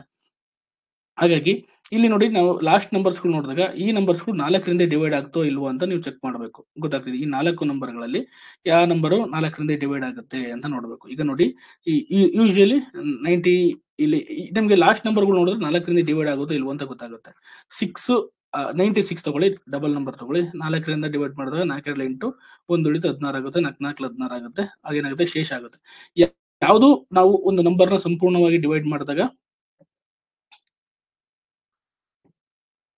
ಮುಂದೆ ಹೋಗಿ ಸರ್. ಓಕೆ. ಆ ತರ ನೀವು ಡಿವೈಡ್ ಮಾಡಿ ನೋಡಿದಾಗ ಅದ್ರಲ್ಲಿ ಯಾವುದು 4ರಿಂದ ಡಿವೈಡ್ ಆಗುತ್ತೆ ಅದು ಏನಾಗುತ್ತೆ ಲೀಪ್ ಇಯರ್ ಆಗಿರುತ್ತೆ. ಯಾವುದು ಡಿವೈಡ್ ಆಗಲ್ಲ ಅದು ನಾನ್ ಲೀಪ್ ಇಯರ್ ಆಗಿರುತ್ತೆ. ಹಾಗಾಗಿ 1997 ಲೀಪ್ ಇಯರ್ ಅಲ್ಲ. ಗೊತ್ತಾಗ್ತಿದ್ಯಾ? ನೆಕ್ಸ್ಟ್ ಮುಂದೆ ಹೋಗೋಣ.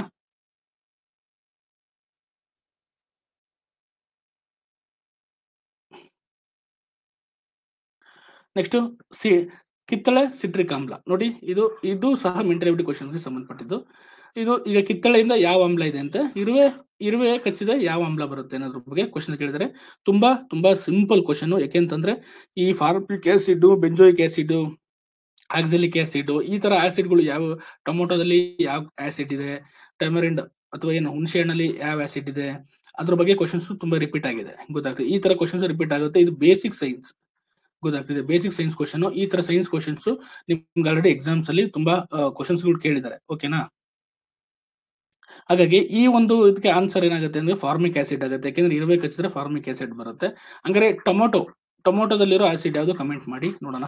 ಟೊಮೊಟೊದಲ್ಲಿರೋದು ಮತ್ತೆ ನಿಂಬೆಹಣ್ಣು ಲೆಮನ್ ಇರೋದು ಆಸಿಡ್ ಯಾವುದು ಕಮೆಂಟ್ ಮಾಡಿ. ಈ ರೀತಿ ನಮ್ಮ ದಿನನಿತ್ಯ ಬಳಸೋ ವಸ್ತುಗಳ ಅಲ್ಲಿ ಇರೋ ಆಸಿಡ್ ಯಾವುದು, ಬೇಸ್ ಯಾವುದು ಅನ್ನೋದನ್ನ ಗೊತ್ತಿರ್ಬೇಕು. ನಿಮ್ಗೆ ಆಸಿಡ್ ಬೇಸ್ ಕಾನ್ಸೆಪ್ಟ್ ಗೊತ್ತಿರ್ಬೇಕು. ಆಸಿಡ್ ಬೇಸ್ ಮತ್ತೆ ಸಾಲ್ಟ್ ಅಂತ ಬರುತ್ತೆ. ಇದು ಬೇಸಿಕ್ ಸೈನ್ಸ್. ಯಾರಿಗೆ ಆಸಿಡ್ ಅಂದ್ರೆ ಗೊತ್ತಿಲ್ಲ, ಬೇಸ್ ಅಂದ್ರೆ ಗೊತ್ತಿಲ್ಲ, ಸಾಲ್ಟ್ ಅಂದ್ರೆ ಗೊತ್ತಿಲ್ಲ ತುಂಬಾ ಆಗುತ್ತೆ. ಮತ್ತೆ ನ್ಯೂಟ್ರಲೈಸೇಷನ್ ಅಂದ್ರೆ ಗೊತ್ತಿಲ್ಲ. ಯಾಕಂದ್ರೆ ಈಗ ನಾವು ನ್ಯೂಟ್ರಲೈಸೇಷನ್ ಇವೆಲ್ಲ ಬೇಸಿಕ್ ಕಾನ್ಸೆಪ್ಟ್. ಇವೆಲ್ಲ ನೀವು ಅಪ್ ಟು 10th ವರೆಗೂ ಏನು ಓದಿರುತ್ತೆ NCERT DSERT ಇವೆಲ್ಲ ಕವರ್ ಆಗಿದೆ. ಯಾರು ಕರೆಕ್ಟ್ ಆಗಿ NCERT DSERT ಓದಿರ್ತಾರೋ ಆ ಕ್ವಶನ್ಸ್ ಗಳು ತುಂಬಾ ಈಸಿಯಾಗಿ ಆನ್ಸರ್ ಮಾಡ್ತೀರಾ. ಈ ಕ್ವಶನ್ಸ್ ಗಳು ತುಂಬಾ ರಿಪೀಟ್ ಆಗ್ತಿರ್ತಾರೆ. ತುಂಬಾ ಸತಿ ಇದು ನೋಡಿ ನಾನು ಡೈರೆಕ್ಟ್ ಕ್ವಶನ್ಸ್ ಕೇಳಿದ್ದೀನಿ. ಆದ್ರೆ ಇದೇ ತರ ಕ್ವಶನ್ಸ್ ಮೆಂಟಲ್ ಎಬಿಲಿಟಿ ಅಂದ್ರೆ ಮ್ಯಾಚ್ ದ ಫಾಲೋಯಿಂಗ್ ಅಲ್ಲೂ ಸಹ ಬರಬಹುದು. ಗೊತ್ತಾಗ್ತಿದೆಯಾ? ಮ್ಯಾಚ್ ದ ಫಾಲೋಯಿಂಗ್ ಅಲ್ಲಿ ಸಹ ಬರಬಹುದು. ನಿಮ್ಗೆ ಈ ಆಸಿಡ್ ಬೇಸ್ ಕಾನ್ಸೆಪ್ಟ್ ಕ್ಲಿಯರ್ ಇರಬೇಕು. ಇದನ್ನ ನೀವು ಏನ್ ಮಾಡಬೇಕು, 8th 9th 10th ಅಲ್ಲಿ ಓದಿರಬೇಕು. ಬರೀ ನೀವೇನಾದ್ರೂ ಬೇರೆ ಬುಕ್ಸ್ ಗಳನ್ನ ಓದಿದ್ರೆ ನಿಮಗೆ ಸಂಬಂಧ ಇಲ್ಲ. ನೀವು basics books 6th to 12th ವರೆಗೂ ಓದಿರಲೇಬೇಕು. ಅದರಲ್ಲಿ ಗೊತ್ತಾಗ್ತಿದೆ ತುಂಬಾ ಕ್ವಶನ್ಸ್ ರಿಪೀಟ್ ಆಗ್ತವೆ. ಅದು ಎಸ್ಪೆಷಲ್ ಸೈನ್ಸ್ ಕ್ವಶನ್. ನಿಮ್ಗೆ ಏನಾದ್ರು ಒಂದು ಸೈನ್ಸ್ ಕ್ವಶನ್ ಅರ್ಥ ಆಗ್ಬೇಕು, ಹಂಗಾರೆ ಅಂದ್ರೆ ನಂಗೆ ಆಸಿಡ್ ಅಂದ್ರೆ ಹೇಳಿ ನೋಡೋಣ. ಯಾರು ಆಸಿಡ್ ಅಂದ್ರೆ ಕಮೆಂಟ್ ಮಾಡಿ ನೋಡೋಣ. ಆಸಿಡ್ ಅಂದ್ರೇನು, ಬೇಸ್ ಅಂದ್ರೇನು ಗೊತ್ತಾಗ್ತಿದ್ಯಾ? ಕಮೆಂಟ್ ಮಾಡಿ. ನಿಮ್ಗೆ ಗೊತ್ತು ಯಾವ ಅಂಶದಲ್ಲಿ ಯಾವ ವಸ್ತುವಿನಲ್ಲಿ ಯಾವ ಆಸಿಡ್ ಇದೆ ಅಂತ ಗೊತ್ತಾಗುತ್ತೆ. ಬಯಟ್ ಮಾಡಿರ್ತೀರ, ಬಯಟ್ ಮಾಡಬಾರ್ದು. ಆಸಿಡ್ ಅಂದ್ರೇನು, ಬೇಸ್ ಅಂದ್ರೇನು ಕಾನ್ಸೆಪ್ಟ್ ಗೊತ್ತಿರಬೇಕು. ಗೊತ್ತಾಗ್ತಿದ್ಯಾ? ಅದನ್ನ ಆಸಿಡ್ ಬೇಸ್ ಮಿಕ್ಸ್ ಆದ ನ್ಯೂಟ್ರಲೈಸ್ ಯಾಕಾಗುತ್ತೆ ಅನ್ನೋದು ಗೊತ್ತಿರಬೇಕು. ಡೈರೆಕ್ಟ್ ಕ್ವಶನ್ಸ್ ಎಲ್ಲರೂ ಆನ್ಸರ್ ಮಾಡ್ತಾರೆ. ಕಾನ್ಸೆಪ್ಟ್ ಕ್ವಶನ್ ಯಾರು ಆನ್ಸರ್ ಮಾಡ್ತಾರೆ ಅವರು ತುಂಬಾ ತಿಳ್ಕೊಂಡಿರ್ತಾರೆ ವಿಷಯನ ಅಂತ ಆಗುತ್ತೆ. ಹಾಗಾಗಿ ಆಸಿಡ್ ಬೇಸ್ ಕಾನ್ಸೆಪ್ಟ್ ನಿಮ್ಗೆಲ್ಲ ಗೊತ್ತಿದೆ ಅನ್ಕೊಂತೀನಿ. ಗೊತ್ತಾಗ್ತಿದ್ಯಾ? PC ಎಕ್ಸಾಮ್ ಕನ್ನಡದಲ್ಲೇ ಇರುತ್ತೆ. Don't worry. ಗೊತ್ತಾಗ್ತಿದ್ಯಾ? ಮತ್ತೆ PC PSI ಎಲ್ಲ ಎರಡೂ ಲ್ಯಾಂಗ್ವೇಜ್ ಅಲ್ಲಿ ಇರುತ್ತೆ. ನೀವು ಎರಡೂ ಲ್ಯಾಂಗ್ವೇಜ್ ಸ್ವಲ್ಪ ತಿಳ್ಕೊಂಡಿರ್ಬೇಕು. ನೆಕ್ಸ್ಟ್ ನೋಡಿ, C6H12O6 ಇದು ಯಾವುದರ ಅಣು ಸೂತ್ರ ನೋಡಿ. ಈ ತರ ಕ್ವಶನ್ಸ್ ಬಂದೇ ಬರುತ್ತೆ. ಯಾಕೆ ಅಂತಂದ್ರೆ ಈ ತರ ಸೈನ್ಸ್ ಬೇಸಿಕ್ ಸೈನ್ಸ್ ಕ್ವಶನ್ಸ್ ಬಂದೇ ಬರುತ್ತೆ. ಇದು ಗ್ಲೂಕೋಸ್. ಯಾಕೆಂದ್ರೆ ಗ್ಲೂಕೋಸ್ ನಮ್ಗೆ ಗ್ಲೂಕೋಸು, ಫ್ರಕ್ಟೋಸು, ಮಾಲ್ಟೋಸು ಇದೆಲ್ಲ ನಮ್ಗೆ ಏನ್ ಬರುತ್ತೆ, ಕಾರ್ಬೋಹೈಡ್ರೇಟ್ಸ್ ಅಲ್ಲಿ ಬರುತ್ತೆ. ಕಾರ್ಬೋಹೈಡ್ರೇಟ್ಸ್ ಅಲ್ಲಿ ಏನು ಕಾರ್ಬೋಹೈಡ್ರೇಟ್ಸ್ ಚಾಪ್ಟರ್ ಇದೆ, ಕಾರ್ಬೋಹೈಡ್ರೇಟ್ಸ್ ಅಲ್ಲಿ ಬರುತ್ತೆ. ಇವು ಕಾರ್ಬೋಹೈಡ್ರೇಟ್ಸ್ ನ ವಿಧಗಳು ಗೊತ್ತಾಯ್ತಾ? ರೈಬೋಸ್ ಆಗಿರ್ಬೋದು, ಗ್ಲೂಕೋಸ್ ಆಗಿರ್ಬೋದು, ಹೈಡ್ರೋಜನ್ ಅಲ್ಲ ಗೊತ್ತಾಯ್ತಾ? ಗ್ಲುಕೋಗೇನ್ ಅಲ್ಲ, ರೈಬೋಸು, ಗ್ಲೂಕೋಸ್ ಇವೆಲ್ಲ ಗೊತ್ತಾಯ್ತಾ? ನಾವು ತಿಂದಿದ್ದು ಊಟ ಎಲ್ಲ ಏನಾಗುತ್ತೆ, ಫಸ್ಟ್ ಏನಾಗುತ್ತೆ ಗ್ಲೂಕೋಸ್ ಕನ್ವರ್ಟ್ ಆಗುತ್ತೆ. ಗ್ಲೂಕೋಸ್ ಏನಾದ್ರು ಜಾಸ್ತಿ ನಾವು ಯೂಸ್ ಮಾಡಲಿಲ್ಲ ನಾವು ಅಂದ್ರೆ ಅದು ಗ್ಲೈಕೋಜನ್ ಆಗಿ ಕನ್ವರ್ಟ್ ಆಗುತ್ತೆ. ಇದು ಬೇಸಿಕ್ ಫಾರ್ಮುಲಾ. ಈ ಫಾರ್ಮುಲಾ ನಿಮ್ಗೆ ಗೊತ್ತಿರಬೇಕು. ಯಾವುದು? C6H12O6 ಗೊತ್ತಾಗ್ತಿದ್ಯಾ? ಇದು ಹ್ಯಾಲ್ಡೈಡ್ ಗ್ರೂಪ್ ಇಂದ ಬರುತ್ತೆ. CHO ಗ್ರೂಪ್ ಇದೆ ಗೊತ್ತಾಯ್ತು. CHO ಗ್ರೂಪ್ ಹ್ಯಾಲ್ಡೈಡ್ ಓದಿದೆ. ಇದು ಮಾನೋಸ್ಯಾಕರೈಡ್ ಗೊತ್ತಾಯ್ತಾ? ಮಾನೋಸ್ಯಾಕರೈಡ್ ಅಂದ್ರೆ ಒಂದು ಸಕ್ಕರೆಯ ಒಂದು ಅಂಶ ಹೊಂದಿರುತ್ತೆ. ಡೈಸ್ಯಾಕರೈಡ್, ಪಾಲಿಸ್ಯಾಕರೈಡ್ಸ್ ಅಂತೆಲ್ಲ ಬರ್ತವೆ ನಿಮ್ಗೆ. ಗೊತ್ತಾಗ್ತದೆ. ಸೈನ್ಸ್ ಕ್ಲಾಸ್ ಅಲ್ಲಿ ನಿಮ್ಗೆ ಓದಿರ್ತೀರ. ಇದೆಲ್ಲ 10th ಏನವರೆಗೂ DSERT ನಲ್ಲಿ ಸಹ ಇದೆ. ಗೊತ್ತಾಯ್ತು? ಮಾನೋಸ್ಯಾಕರೈಡ್, ಡೈಸ್ಯಾಕರೈಡ್ ಅಂದ್ರೆ ಏನು ಅಂತ ಗೊತ್ತಾ? 12 ಹೈಡ್ರೋಜನ್ ಅಣುಗಳು ಮತ್ತು 6 ಆಮ್ಲಜನಕದ ಅಣುಗಳನ್ನ ಇದು ಹೊಂದಿರುತ್ತೆ. ಗೊತ್ತಾಗ್ತಿದೆ? 12 ನೋಡಿ ಇಲ್ಲೇ ಗೊತ್ತಾಗ್ತದೆ. 12 hydrogen, 6 oxygen, 6 carbon dioxide carbon ಹೊಂದಿರುತ್ತೆ. ಗೊತ್ತಾಗ್ತದೆ? ಹಾಗಾಗಿ 6 ಇಂಗಾಲದ ಪರಮಾಣುಗಳು, 12 ಹೈಡ್ರೋಜನ್ ಪರಮಾಣುಗಳು ಮತ್ತು 6 ಆಮ್ಲಜನಕ ಪರಮಾಣುಗಳಿಂದ ಇದನ್ನ ಇದು ಗ್ಲೂಕೋಸ್ ನ ಫಾರ್ಮುಲಾ. ಗ್ಲೂಕೋಸ್ ಗೊತ್ತು ನಮ್ದು ಬೇಸಿಕ್ ಏನು ಊಟದ್ದು ಇದು ಗ್ಲೂಕೋಸ್. ನೀವು ಯಾವ್ದೇ ರಾಗಿ ತಗೊಳ್ಳಿ, ಅಕ್ಕಿ ತಗೊಳ್ಳಿ, ಅದರಲ್ಲಿ ಏನಾಗುತ್ತೆ ಗ್ಲೂಕೋಸ್ ಇದಿರುತ್ತೆ. ಗ್ಲೂಕೋಸ್ ಏನಾಗುತ್ತೆ, ಗ್ಲೂಕೋಸ್ನ ಗೊತ್ತಿರುತ್ತೆ ನೋಡಿ. Acid pH value below 7 blue red, base pH value 7 red blue. Good, correct. Litmus paper test ಅಂತ ಕರೀತಾರೆ, ಯಾಕಂದ್ರೆ ಅದು ಲಿಟ್ಮಸ್ ಪೇಪರ್ ಟೆಸ್ಟ್ ನ ಕೇಳ್ತಾರೆ. ಏನಕ್ಕೆ ಕರೀತಾರೆ? ತುಂಬಾ ಚೆನ್ನಾಗಿ ಆನ್ಸರ್ ಮಾಡಿದ್ರು, ವೆರಿ ಗುಡ್. ಯಾರು? ಚೇತನ SL. ಓಕೆನಾ. Next, substance which contain H+ ions and ready to give electrons and very good. ಇದು ಸಿದ್ದರಾಮಯ್ಯ ಜಯವಲಿಂತ್ ಅವರು ಚೆನ್ನಾಗಿ ಆನ್ಸರ್ ಮಾಡಿದ್ದಾರೆ. pH value above 7 called base, acid below 7, correct. Okay, ಚೆನ್ನಾಗಿ ತಿಳ್ಕೊಂತಿದ್ದೀರಾ, ವೆರಿ ಗುಡ್ ವೆರಿ ಗುಡ್. ಇದೆಲ್ಲ ಕಾಪಿ ಮಾಡಿ ಪೇಸ್ಟ್ ಮಾಡಬೇಡಿ, ನೀವು ತಿಳ್ಕೊಂಡಿದ್ರೆ ಒಳ್ಳೇದು. ಯಾರನ್ನೂ ಸಹ ಯಾವುದೇ ಕ್ವಶನ್ಸ್ ಕೇಳಿದಾಗ ಗೂಗಲ್ ಮಾಡಿ ಆನ್ಸರ್ ಮಾಡಬೇಡಿ. ಇದಕ್ಕೆ ಆನ್ಸರ್ ಗೊತ್ತಾಯ್ತು ಅನ್ಸ್ಕೊಂತೀನಿ ನಾನು ನಿಮಗೆ. ಯಾವುದು? ಗ್ಲೂಕೋಸ್. ಗೊತ್ತಾಗ್ತಿದ್ಯಾ? ಗ್ಲೂಕೋಸ್ ಇದು ಕರೆಕ್ಟ್ ಆನ್ಸರ್ ಆಗುತ್ತೆ. ನೆಕ್ಸ್ಟ್, ಇದೇ ರೀತಿ ಬಂಡೆಗಳ ಅಧ್ಯಯನ. ಬಂಡೆಗಳ ಅಧ್ಯಯನಕ್ಕೆ ಏನಂತ ಕರೀತಾರೆ? ಇದು ನೋಡಿ, ಈ ತರ study of plants, study of animals, study of cancers, study of ಈ ತರ ಕ್ವಶನ್ಸ್ PEC ನಲ್ಲಿ ಪಕ್ಕಾ ಒಂದು ಕ್ವಶನ್ ಇದ್ದೇ ಇರುತ್ತೆ. ನೀವು ಯಾವ್ದಾರ ಎಕ್ಸಾಮ್ ತಗೊಳ್ಳಿ, PEC ಎಕ್ಸಾಮ್ ಅದರಲ್ಲಿ ಕೇಳ್ತಾರೆ ಕ್ವಶನ್ಸ್. ಇದರಲ್ಲಿ ಒಂದಿಸಿ ಬರೀ ಸಹ ಕೇಳ್ಬೋದು, ಒಂದು 4-5 ಕೇಳ್ಬಿಟ್ಟು ಈ ಕಡೆ ಒಂದಿಸಿ ಬರೀ ಕೇಳ್ಬೋದು, ಯಾವ್ದು ಸ್ಟಡಿ ಮಾಡ್ತಾರೆ ಅಂತ ಅಂದ್ಬಿಟ್ಟು. ಈಗ ನೀವು ಕೇಳ್ರಿ, ಬಂಡೆಗಳ ಅಧ್ಯಯನ ಏನಾದ್ರು ಪೆಟ್ರೋಲಜಿ ಅಂತ ಕರೀತಾರೆ. ಗೊತ್ತಾಯ್ತಾ? ಆನ್ಸರ್ ಏನಾಗುತ್ತೆ? ಬಂಡೆಗಳ ಅಧ್ಯಯನ ಪೆಟ್ರೋಲಜಿ ಅಂತ ಕರೀತಾರೆ. ಪೆಟ್ರೋಜೆನಿಸಿಸ್ ಎಂದು ಅವನ್ನ ಬಂಡೆಗಳ ಅಧ್ಯಯನ ಮಾಡಕಂದ್ರೆ ಏನು ನಮ್ಮ ಸ್ಟೋನ್ಸ್ ಅಂತ ಕರೀತಾರೆ, ಅವನ್ನ ಅಧ್ಯಯನ ಮಾಡಕ್ಕೆ ಪೆಟ್ರೋಲಜಿ ಕರೀತಾರೆ. ಅಂದ್ರೆ ಪೆಥಾಲಜಿನ ಏನಕ್ಕೆ ಅಧ್ಯಯನ ಮಾಡಕ್ಕೆ ಕರೀತಾರೆ? ಕಮೆಂಟ್ ಮಾಡಿ. ಪೆಥಾಲಜಿ ಗೊತ್ತಾಗ್ತದೆ. ನೀವು ಎಲ್ಲ ಇದ್ರಲ್ಲಿ ಹೋಗಿರ್ತೀರಾ, ಯಾವ್ದಾದ್ರು ಹಾಸ್ಪಿಟ್ಲಿಗೆ ಹೋದ್ರೆ, ಗೌರ್ಮೆಂಟ್ ಹಾಸ್ಪಿಟಲ್ ವಿಕ್ಟೋರಿಯಾ ಇರೋದೇ ಪೆಥಾಲಜಿ ಡಿಪಾರ್ಟ್ಮೆಂಟ್ ಅಂತ ಇರುತ್ತೆ. ಗೊತ್ತಾಯ್ತಾ? ಪೆಥಾಲಜಿ ಅಂತ ಇರುತ್ತೆ. ಯಾಕೆ ಪೆಥಾಲಜಿ ಡಿಪಾರ್ಟ್ಮೆಂಟ್ ಅಂತ ಕರೀತಾರೆ? ಮೊದಲು ಏನ್ ಅಧ್ಯಯನ ಮಾಡ್ತಾರೆ ನಂಗೆ ಕಮೆಂಟ್ ಮಾಡಿ. ನೆಕ್ಸ್ಟ್, ಲೈಟಾಲಜಿ ಅಂದ್ರೆ ಏನ್ ಅಧ್ಯಯನ ಮಾಡ್ತಾರೆ? ಕಮೆಂಟ್ ಮಾಡಿ. ಇದಕ್ಕೆ ಅಂದ್ರೆ ಯಾಕೆ ನಿಮ್ಮನ್ನ ಈ ಕಮೆಂಟ್ ಮಾಡಿ ಅಂದ್ರೆ ನಿಮ್ಮನ್ನ ಇನ್ವಾಲ್ವ್ಮೆಂಟ್ ಮಾಡ್ಕೊಳಕೋಸ್ಕರ. ಗೊತ್ತಾಗ್ತಿದೆಯಾ? ನಾವು ನಿಮ್ಮನ್ನ ಕೇಳ್ತಿರೋದು. Correct, very good. ನೋಡಿ, ಪಕ್ಕ ಪಟ ಇದಾರೆ ನಮ್ಮ ಹುಡುಗರು, ವೆರಿ ಗುಡ್. ಹಿಂಗ್ ಇರಬೇಕು ಶಾರ್ಪ್ ಆಗಿ, ಸೂಪರ್ ಮಾ. ನೆಕ್ಸ್ಟ್, ಕರ್ನಾಟಕದಲ್ಲಿ ರೂಲಿಂಗ್ ಸಮಸ್ಯೆಗಳು ನೋಡಿ, ವೆರಿ ಇಂಪಾರ್ಟೆಂಟ್. ಇದು ಎಷ್ಟು ಇವನ್ KS ಅಲ್ಲೂ ಈ ಕ್ವಶನ್ಸ್ ರಿಪೀಟ್ ಆಗಿದೆ. ಗೊತ್ತಾಗ್ತಿದೆ? ಇದನ್ನ ಮೇನ್ಸ್ ಅಲ್ಲೂ ಬಂದಿದೆ, ಪ್ರಿಲಿಮ್ಸ್ ಅಲ್ಲೂ ಬಂದಿದೆ. ನೋಡಿ, ಎಕ್ಸಾಂಪಲ್ ಇಷ್ಟೇ, ಇದೇ ಕಾನ್ಸೆಪ್ಟ್. ಈಗ ಕರ್ನಾಟಕದಲ್ಲಿ ಇರುವ ಹುಲಿ ಸಂರಕ್ಷಣೆಯ ಪ್ರದೇಶಗಳು ಎಷ್ಟಿದಾವೆ ಅದು ಕಾನ್ಸೆಪ್ಟ್. ಅಂದ್ರೆ ಟೈಗರ್ ರಿಸರ್ವ್ಸ್. ಗೊತ್ತಾಯ್ತಾ? Tiger reserves concept. ಇದನ್ನ PCಗೂ ಕೇಳ್ಬೋದು, PSIಗೂ ಕೇಳ್ಬೋದು, KSಗೂ ಕೇಳ್ಬೋದು. KS ಅಲ್ಲಿ ಮೇನ್ಸ್ ಅಲ್ಲೂ ಕೇಳ್ಬೋದು, ಪ್ರಿಲಿಮ್ಸ್ ಅಲ್ಲೂ ಕೇಳ್ಬೋದು. PSI ನಲ್ಲಿ ಏನ್ ಮಾಡ್ಬೋದು? ಏನ್ ಅಬ್ಜೆಕ್ಟಿವ್ ಟೈಪ್ ಕ್ವಶನ್ಸ್ ಕೇಳಿದಾಗ ಸ್ಟೇಟ್ಮೆಂಟ್ ವೈಸ್ ಕೇಳಿದ್ರು. BRT ಕರ್ನಾಟಕದಲ್ಲಿರುವ ಒಂದು ಹುಲಿ ಸಂರಕ್ಷಿತ ಪ್ರದೇಶ. ಗೊತ್ತಾಗ್ತಿದೆಯಾ? ಒಂದನೇ ಸ್ಟೇಟ್ಮೆಂಟ್. ಎರಡನೇ ಸ್ಟೇಟ್ಮೆಂಟ್, ಕರ್ನಾಟಕದಲ್ಲಿ ಒಟ್ಟು 6 ಹುಲಿ ಸಂರಕ್ಷಿತ ಪ್ರದೇಶಗಳಿವೆ. ಮೂರನೇ ಸ್ಟೇಟ್ಮೆಂಟ್, ಕರ್ನಾಟಕದಲ್ಲಿ ನಾಗರಹೊಳೆಯಲ್ಲಿ ಅತಿ ಹೆಚ್ಚು ಹುಲಿಗಳಿವೆ. ಈ ರೀತಿ ಕ್ವಶನ್ ಸ್ಟೇಟ್ಮೆಂಟ್ ಕೊಟ್ಟು, statement 1 is right, statement 2 is right, statement 3 is right ಅಂತ ಕ್ವಶನ್ಸ್ ಕೂಡ ಕೇಳ್ಬೋದು ನಿಮ್ಗೆ. ಗೊತ್ತಾಗ್ತಿದ್ಯಾ? ಹಾಗಾಗಿ ಈ ರೀತಿ ಕ್ವಶನ್ಸ್ ಗಳು ಬಂದಾಗ ನೀವು ತುಂಬಾ ಒಂದು ಡೈರೆಕ್ಟ್ ಆಗಿ ಆನ್ಸರ್ ಮಾಡಕ್ ಗೊತ್ತಿರಬೇಕು, ಕಾನ್ಸೆಪ್ಟ್. ಈಗ ಎಲ್ಲರೂ ಗೊತ್ತು ನಿಮ್ಗೆ, ಕರ್ನಾಟಕದಲ್ಲಿರೋ ಹುಲಿ ಸಂರಕ್ಷಣಾ ಪ್ರದೇಶಗಳು ಅಂದ್ರೆ ಯಾರು ಬೇಕಾದ್ರೂ ಹೇಳ್ತಾರೆ. ಗೊತ್ತಾಗ್ತಿದ್ಯಾ? ಯಾರು 6th ಅಂತ ಹಾಕವ್ರೆ. ಗೊತ್ತಾಗ್ತಿದೆ? 6th BRT ಅಂತ. ಗೊತ್ತಾಗ್ತಿದ್ಯಾ? ನೋಡೋಣ ಯಾವ್ಯಾವ ಇದಾವೆ, ಪಟಾಪಟ ಕಮೆಂಟ್ ಮಾಡ್ರಿ. ಯಾವ್ಯಾವ ಇದಾವೆ, ಯಾವ್ಯಾವ ಡಿಸ್ಟಿಕ್ ಅಲ್ಲಿ ಇದಾವೆ ಅಂತ ಗೊತ್ತಿರಬೇಕು ಒಂದು. ಮತ್ತೆ ಎಷ್ಟು ಏರಿಯಾ ವೈಸ್ ಗೊತ್ತಿರಬೇಕು, ಯಾವ್ದು ದೊಡ್ಡದು ಯಾವ್ದು ಚಿಕ್ಕದು ಅಂತಲೂ ಗೊತ್ತಿರಬೇಕು. ಕ್ವಶನ್ಸ್ ಈಗ ಬರ್ತಾ ಏನಾಗುತ್ತೆ, ಡಿಫಿಕಲ್ಟಿ ಲೆವೆಲ್ ಜಾಸ್ತಿ ಮಾಡ್ತಾರೆ. ಇದು ಓಲ್ಡ್ ಕ್ವಶನ್, ಇದ್ರ ಮೇಲೆ ಕ್ವಶನ್ಸ್ ಆಲ್ರೆಡಿ ಬಂದಿದೆ. ಈಗ ಏನ್ ಮಾಡ್ತಾನೆ, ಏನ್ ಮಾಡ್ರಿ, ಚಿಕ್ಕದ್ರಿಂದ ದೊಡ್ಡದ್ರವರೆಗೂ ಹುಲಿ ಸಂರಕ್ಷಣಾ ಪ್ರದೇಶಗಳನ್ನ ಜೋಡಿಸಿ ಅಂತ ಕೇಳ್ತಾರೆ. ದೊಡ್ಡದಿಂದ ಚಿಕ್ಕದ್ ಕೇಳ್ಬೋದು. ಗೊತ್ತಾಗ್ತದೆ? ಅಥವಾ ಒಂದಿಸಿ ಬರೆಯಲ್ಲಿ ಯಾವ್ದು ಏನೋ ಕೊಟ್ಬಿಟ್ಟು ಅದ್ರ ಡಿಸ್ಟಿಕ್ ಯಾವ ಡಿಸ್ಟಿಕ್ ಅಲ್ಲಿ ಇದೆ ಅಂತ ಒಂದಿಸಿ ಬರೆಯಲ್ಲಿ ಕೇಳಬಹುದು. ಈ ರೀತಿ ಕ್ವಶನ್ಸ್ ಗಳು ಬರ್ತಾ ಹೋಗ್ತವೆ. ನೀವು ಬಹಳ ಕೇರ್ಫುಲ್ ಆಗಿ ಓದ್ಬೇಕು. ಆ ಕಾನ್ಸೆಪ್ಟ್ ಏನು, ಹುಲಿ ಟೈಗರ್ ರಿಸರ್ವ್ಸ್ ಯಾರು, ಟೈಗರ್ ರಿಸರ್ವ್ಸ್ ನ ಯಾರು ಅನೌನ್ಸ್ ಮಾಡ್ತಾರೆ ಗೊತ್ತಿರಬೇಕು. ಯಾವ ಒಂದು ಡಿಪಾರ್ಟ್ಮೆಂಟ್ ಅಂಡರ್ ಬರುತ್ತೆ ಅದರಲ್ಲಿ. ಈಗ ಫಾರೆಸ್ಟ್ ಸ್ಟೇಟ್ ಲಿಸ್ಟ್ ಅಲ್ಲಿ ಬರುತ್ತಾ, ಕನ್ಕರೆಂಟ್ ಲಿಸ್ಟ್ ಅಲ್ಲಿ ಬರುತ್ತೋ, ಮತ್ತೆ ಸೆಂಟ್ರಲ್ ಲಿಸ್ಟ್ ಅಲ್ಲಿ ಬರುತ್ತೋ ಗೊತ್ತಿರಬೇಕು. ಗೊತ್ತಾಯ್ತಾ? ಫಾರೆಸ್ಟ್ ಯಾವ ಒಂದು ಲಿಸ್ಟ್ ಅಲ್ಲಿ ಬರುತ್ತೆ ಕಮೆಂಟ್ ಮಾಡಿ. ನೋಡಿ, ನಾವಿಲ್ಲಿ ಓದ್ತಿರೋದು ಎನ್ವೈರನ್ಮೆಂಟ್ ರಿಲೇಟೆಡ್, ಆದ್ರೆ ನಮ್ಗಿದು ಪೊಲಿಟಿಲು ಏನಾಗುತ್ತೆ, ಕನೆಕ್ಟ್ ಮಾಡ್ಕೊಂತೀವಿ. ಅದಕ್ಕೆ NTCA, national tiger conservation authority ಏನಿದೆ, ಅದು ಹುಲಿ ಸಂರಕ್ಷಣಾ ಪ್ರದೇಶಗಳನ್ನ ಏನ್ ಮಾಡುತ್ತೆ, ಘೋಷಣೆ ಮಾಡುತ್ತೆ. ಆದ್ರೆ ಅದಕ್ಕೆ ಶಿಫಾರಸು ಮಾಡ್ತಾರೆ. ಮತ್ತೆ ಇದು ಯಾವೊಂದು, ಈಗ ಫಾರೆಸ್ಟ್ ಅನ್ನೋದು ಬರುತ್ತೆ, ಅದು ಯಾವ್ದು, ಹಿಂಗೆ ನೀವು ಇಂಟಿಗ್ರೇಟೆಡ್ ಆಗಿ ಓದ್ಬೇಕು. ಬರೀ ಒಂದು ಕಾನ್ಸೆಪ್ಟ್ ನೀವು ತಲೆಯಲ್ಲಿ ಇಟ್ಕೊಂಡು ಓದಬಾರ್ದು. ಗೊತ್ತಾಗ್ತಿದೆಯಾ? ಹಾಗಾಗಿ ಯಾವುದೇ ಒಂದು ವಿಷಯ ಬಂತು ಅಂದ್ರೆ 3-4 ಸಬ್ಜೆಕ್ಟ್ಸ್ಗೆ ಏನ್ ಮಾಡಬೇಕು, ಲಿಂಕ್ ಮಾಡಬೇಕು. ಅವಾಗ ನೀವು ಲಿಂಕ್ ಮಾಡಿದ್ರೆ ಏನಾಗುತ್ತೆ, ನಿಮ್ಗೆ ಮೆಮೊರೈಸೇಷನ್ ತುಂಬಾ ಜಾಸ್ತಿ ಇರುತ್ತೆ. ಗೊತ್ತಾಗ್ತಿದೆ? ಹಾಗಾಗಿ ಆಮೇಲೆ ನೀವು ವಿಜುಲೇಷನ್ ಓದ್ಬೇಕಾದ್ರೆ ವಿಜುಲೇಷನ್ ಮಾಡ್ಕೊಂಡು ಓದಿ. ಹೆಂಗೆ ಅಂತಂದ್ರೆ, ಓಕೆ, ಮ್ಯಾಪ್ ಅಲ್ಲಿ ಕರ್ನಾಟಕ ಮ್ಯಾಪ್ ನೆನೆಸ್ಕೊಳ್ಳಿ. ಫಸ್ಟ್ ಟಾಪ್ ಟು ಬಾಟಮ್ ಬೇಕಾದ್ರೆ ಹಿಂಗೂ ಕ್ವಶನ್ಸ್ ಕೇಳ್ಬೋದು. ಏನಂತ, ಕರ್ನಾಟಕದಲ್ಲಿರೋ ಹುಲಿ ಸಂರಕ್ಷಣಾ ಪ್ರದೇಶಗಳನ್ನು ನಾರ್ತ್ ಇಂದ ಸೌತ್ ವರೆಗೂ ಗೊತ್ತಾಗ್ತಿದೆಯಾ, ಉತ್ತರದಿಂದ ದಕ್ಷಿಣದವರೆಗೂ ಅರೇಂಜ್ ಮಾಡಿದ್ದ ಕೇಳಿದಾಗ ಫಸ್ಟ್ ಯಾವ್ದು ಬರುತ್ತೆ, ಸೆಕೆಂಡ್ ಯಾವ್ದು ಬರುತ್ತೆ, ಥರ್ಡ್ ಯಾವ್ದು ಬರುತ್ತೆ, ಫೋರ್ತ್ ಯಾವ್ದು ಬರುತ್ತೆ ಗೊತ್ತಿರಬೇಕು. ಅರಣ್ಯ ಸಮವರ್ತಿ ಪಟ್ಟಿಯಲ್ಲಿ ಇದೆ, ಅರುಣ್ ಚೆನ್ನಾಗಿ ಆನ್ಸರ್ ಮಾಡಿ, ಎಲ್ಲರೂ ಆನ್ಸರ್ ಮಾಡಿ ಚೆನ್ನಾಗಿ ಆನ್ಸರ್ ಮಾಡ್ತಾ ಇದ್ರು, ವೆರಿ ಗುಡ್. ಈ ತರ ಇನ್ವಾಲ್ವ್ಮೆಂಟ್ ಆಗ್ಬೇಕು ನೀವು. ಈ ತರ ಇನ್ವಾಲ್ವ್ಮೆಂಟ್ ಆದಾಗ ಏನಾಗುತ್ತೆ ನಿಮ್ಗೆ ಒಂದು ಇದಾಗುತ್ತೆ. ಈಗ ನಾನು ಮಾಡ್ತಿರೋದು ಕರೆಕ್ಟ್ ಆಗಿ ಕೇಳಿಸ್ತಾ ಇದೀನಿ ಅನ್ಕೊಂತೀನಿ, ಯಾಕಂದ್ರೆ ವಾಯ್ಸ್ ಕ್ಲಿಯರ್ ಇದೆಯಾ, ಏನ್ ಸಮಸ್ಯೆ ಇಲ್ಲಲ್ವಾ, ಆಡಿಯೋ ಕ್ಲಿಯರ್, ವಿಡಿಯೋ ಕ್ಲಿಯರ್ ಇದೆಯಾ? ಆಡಿಯೋ ವಿಡಿಯೋ ಕ್ಲಿಯರ್ ಇದ್ರೆ ಎಸ್ ಅಂತ ಹಾಕಿ, ಗೊತ್ತಾಯ್ತು. ನನಗೆ ಗೊತ್ತಾಗಲ್ಲ, ನಾನು ಇಲ್ಲಿ ಮಾಡ್ತಾ ಇರ್ತೀನಿ, ನೀವು ನಿಮ್ ಕೇಳಿಸ್ತಿದೆಯಲ್ಲೋ ಗೊತ್ತಾಗಲ್ಲ ನನಗೆ, ಅರ್ಥ ಆಗ್ತಿದ್ಯಾ? ಒಂದು ಈ ರೀತಿ yes sir, yes sir, very good, thank you so much. ಏನ್ ಹುಡುಗರಪ್ಪ, ನಮ್ಮ ಹುಡುಗರು ಫಾಸ್ಟ್ ಇದಾರಪ್ಪ, ಸೂಪರ್, ಹಿಂಗಿರ್ಬೇಕು ನೋಡ. ಸೆಲೆಕ್ಟ್ ಆಗಾರ ನೀವ್ ಯಾಕಂಡ್ರ, ಅದೇನಾಗುತ್ತೆ ಮಾಡೇ ಬಿಡೋಣ ಈ ಸತಿ, ನಿಮ್ಮನ್ನೆಲ್ಲ ಸೆಲೆಕ್ಷನ್ ಮಾಡೋ ಜವಾಬ್ದಾರಿ ನಂದು, ಗೊತ್ತಾಗ್ತಿದೆ. ಬಟ್ ನಾನು ಹೇಳ್ದಂಗೆ ಓದ್ಬೇಕು, ಸುಮ್ನೆ ಇವತ್ತೊಂದಿನ ಕ್ಲಾಸ್ ಕೇಳೋದು ಆಮೇಲೆ ನಾಳೆ ಮಲ್ಕೊಳ್ಳೋದು ಹಂಗಾಗ್ಬಾರ್ದು. ಈಗ ಹುಲಿ ಸಂರಕ್ಷಣೆ ಪ್ರದೇಶಗಳ ಬಗ್ಗೆ ಹೇಳಿದೆ, ಮತ್ತೆ ನ್ಯಾಷನಲ್ ಪಾರ್ಕ್ಸ್ ಬಗ್ಗೆನೂ ಗೊತ್ತಿರಬೇಕು, ಮತ್ತೆ ಏನು ವೈಲ್ಡ್ ಲೈಫ್ ಸ್ಯಾಂಕ್ಚುರೀಸ್ ಬಗ್ಗೆನೂ ಗೊತ್ತಿರಬೇಕು ನಿಮಗೆ. ಇಷ್ಟು ತಲೆ ಇರಬೇಕು. Wild life sanctuaries, national parks, tiger conservation, ಅದು ಎಸ್ಪೆಷಲಿ ಕರ್ನಾಟಕದಲ್ಲಿ ಇರೋದು, ಇಂಡಿಯಾದಲ್ಲಿ ಇರೋದು ಗೊತ್ತಿರಬೇಕು. ನಮ್ಮ ಕರ್ನಾಟಕದಲ್ಲಿ ಪಿ ಎಸ್ ನಲ್ಲಿ ನಮ್ಮ ಕರ್ನಾಟಕದಲ್ಲಿ ರಿಲೇಟೆಡ್ ಕ್ವಶನ್ಸ್ ಕೇಳ್ತಾರೆ, ಎನ್ವೈರನ್ಮೆಂಟ್ ರಿಲೇಟೆಡ್ ಕ್ವಶನ್ಸ್ ಕೇಳ್ತಾರೆ, ನೀವೆಲ್ಲ ಓದಿರ್ತೀರಾ. ಇದನ್ನ ಮ್ಯಾಪ್ ಅಲ್ಲಿ ನೀವು ಸತಿ ವಿಜುವಲೈಸೇಷನ್ ಮಾಡ್ಕೊಳ್ಳಿ, ಯಾವ್ದು ಬರುತ್ತೆ, ಯಾವ ಟಾಪ್ ಅಲ್ಲಿ ಬರುತ್ತೆ, ಯಾವ್ದು ದೊಡ್ಡದು, ಯಾವ್ದು ಚಿಕ್ಕದು. ಬಯಟ್ ಮಾಡಕ್ ಹೋಗ್ಬೇಡಿ, ಇದನ್ನ ಗೊತ್ತಾಗ್ತಿದೆ, ಇದು ಬಯಟ್ ಮಾಡಕ್ ಹೋಗ್ಬೇಡಿ. ನೀವು ಇದನ್ನ ಅರ್ಥ ಮಾಡ್ಕೊಳ್ಳಿ, ಯಾವ್ದು ಸುಮ್ಮನೆ ಫಸ್ಟ್ ಯಾವ್ದು ಬರುತ್ತೆ, ಸೆಕೆಂಡ್ ಯಾವ್ದು ಬರುತ್ತೆ, ಥರ್ಡ್ ಯಾವ್ದು ಬರುತ್ತೆ, ಕೆಳಗಡೆ ನೀವು ಒಂದು ಮ್ಯಾಪ್ ತಗೊಂಡು ಮ್ಯಾಪ್ ಅಲ್ಲಿ ನೋಡ್ತಾ ಬನ್ನಿ. ಆಮೇಲೆ ದೊಡ್ಡದು, ಹಂಗೆ ಅದೇ ರೀತಿ ದೊಡ್ಡದು ಯಾವ್ದು, ಚಿಕ್ಕದು ಯಾವ್ದು ಗೊತ್ತಾಗುತ್ತೆ. ಆಮೇಲೆ ಅದ್ರಲ್ಲಿ ಜಾಸ್ತಿ ಟೈಗರ್ಸ್ ಯಾವ ಒಂದು ಫಾರೆಸ್ಟ್ ಅಲ್ಲಿ ಜಾಸ್ತಿ ಇದೆ ಸರ್, ಯಾವ ಒಂದು ಟೈಗರ್ ರಿಸರ್ವ್ ಅಲ್ಲಿ ಜಾಸ್ತಿ ಇದೆ.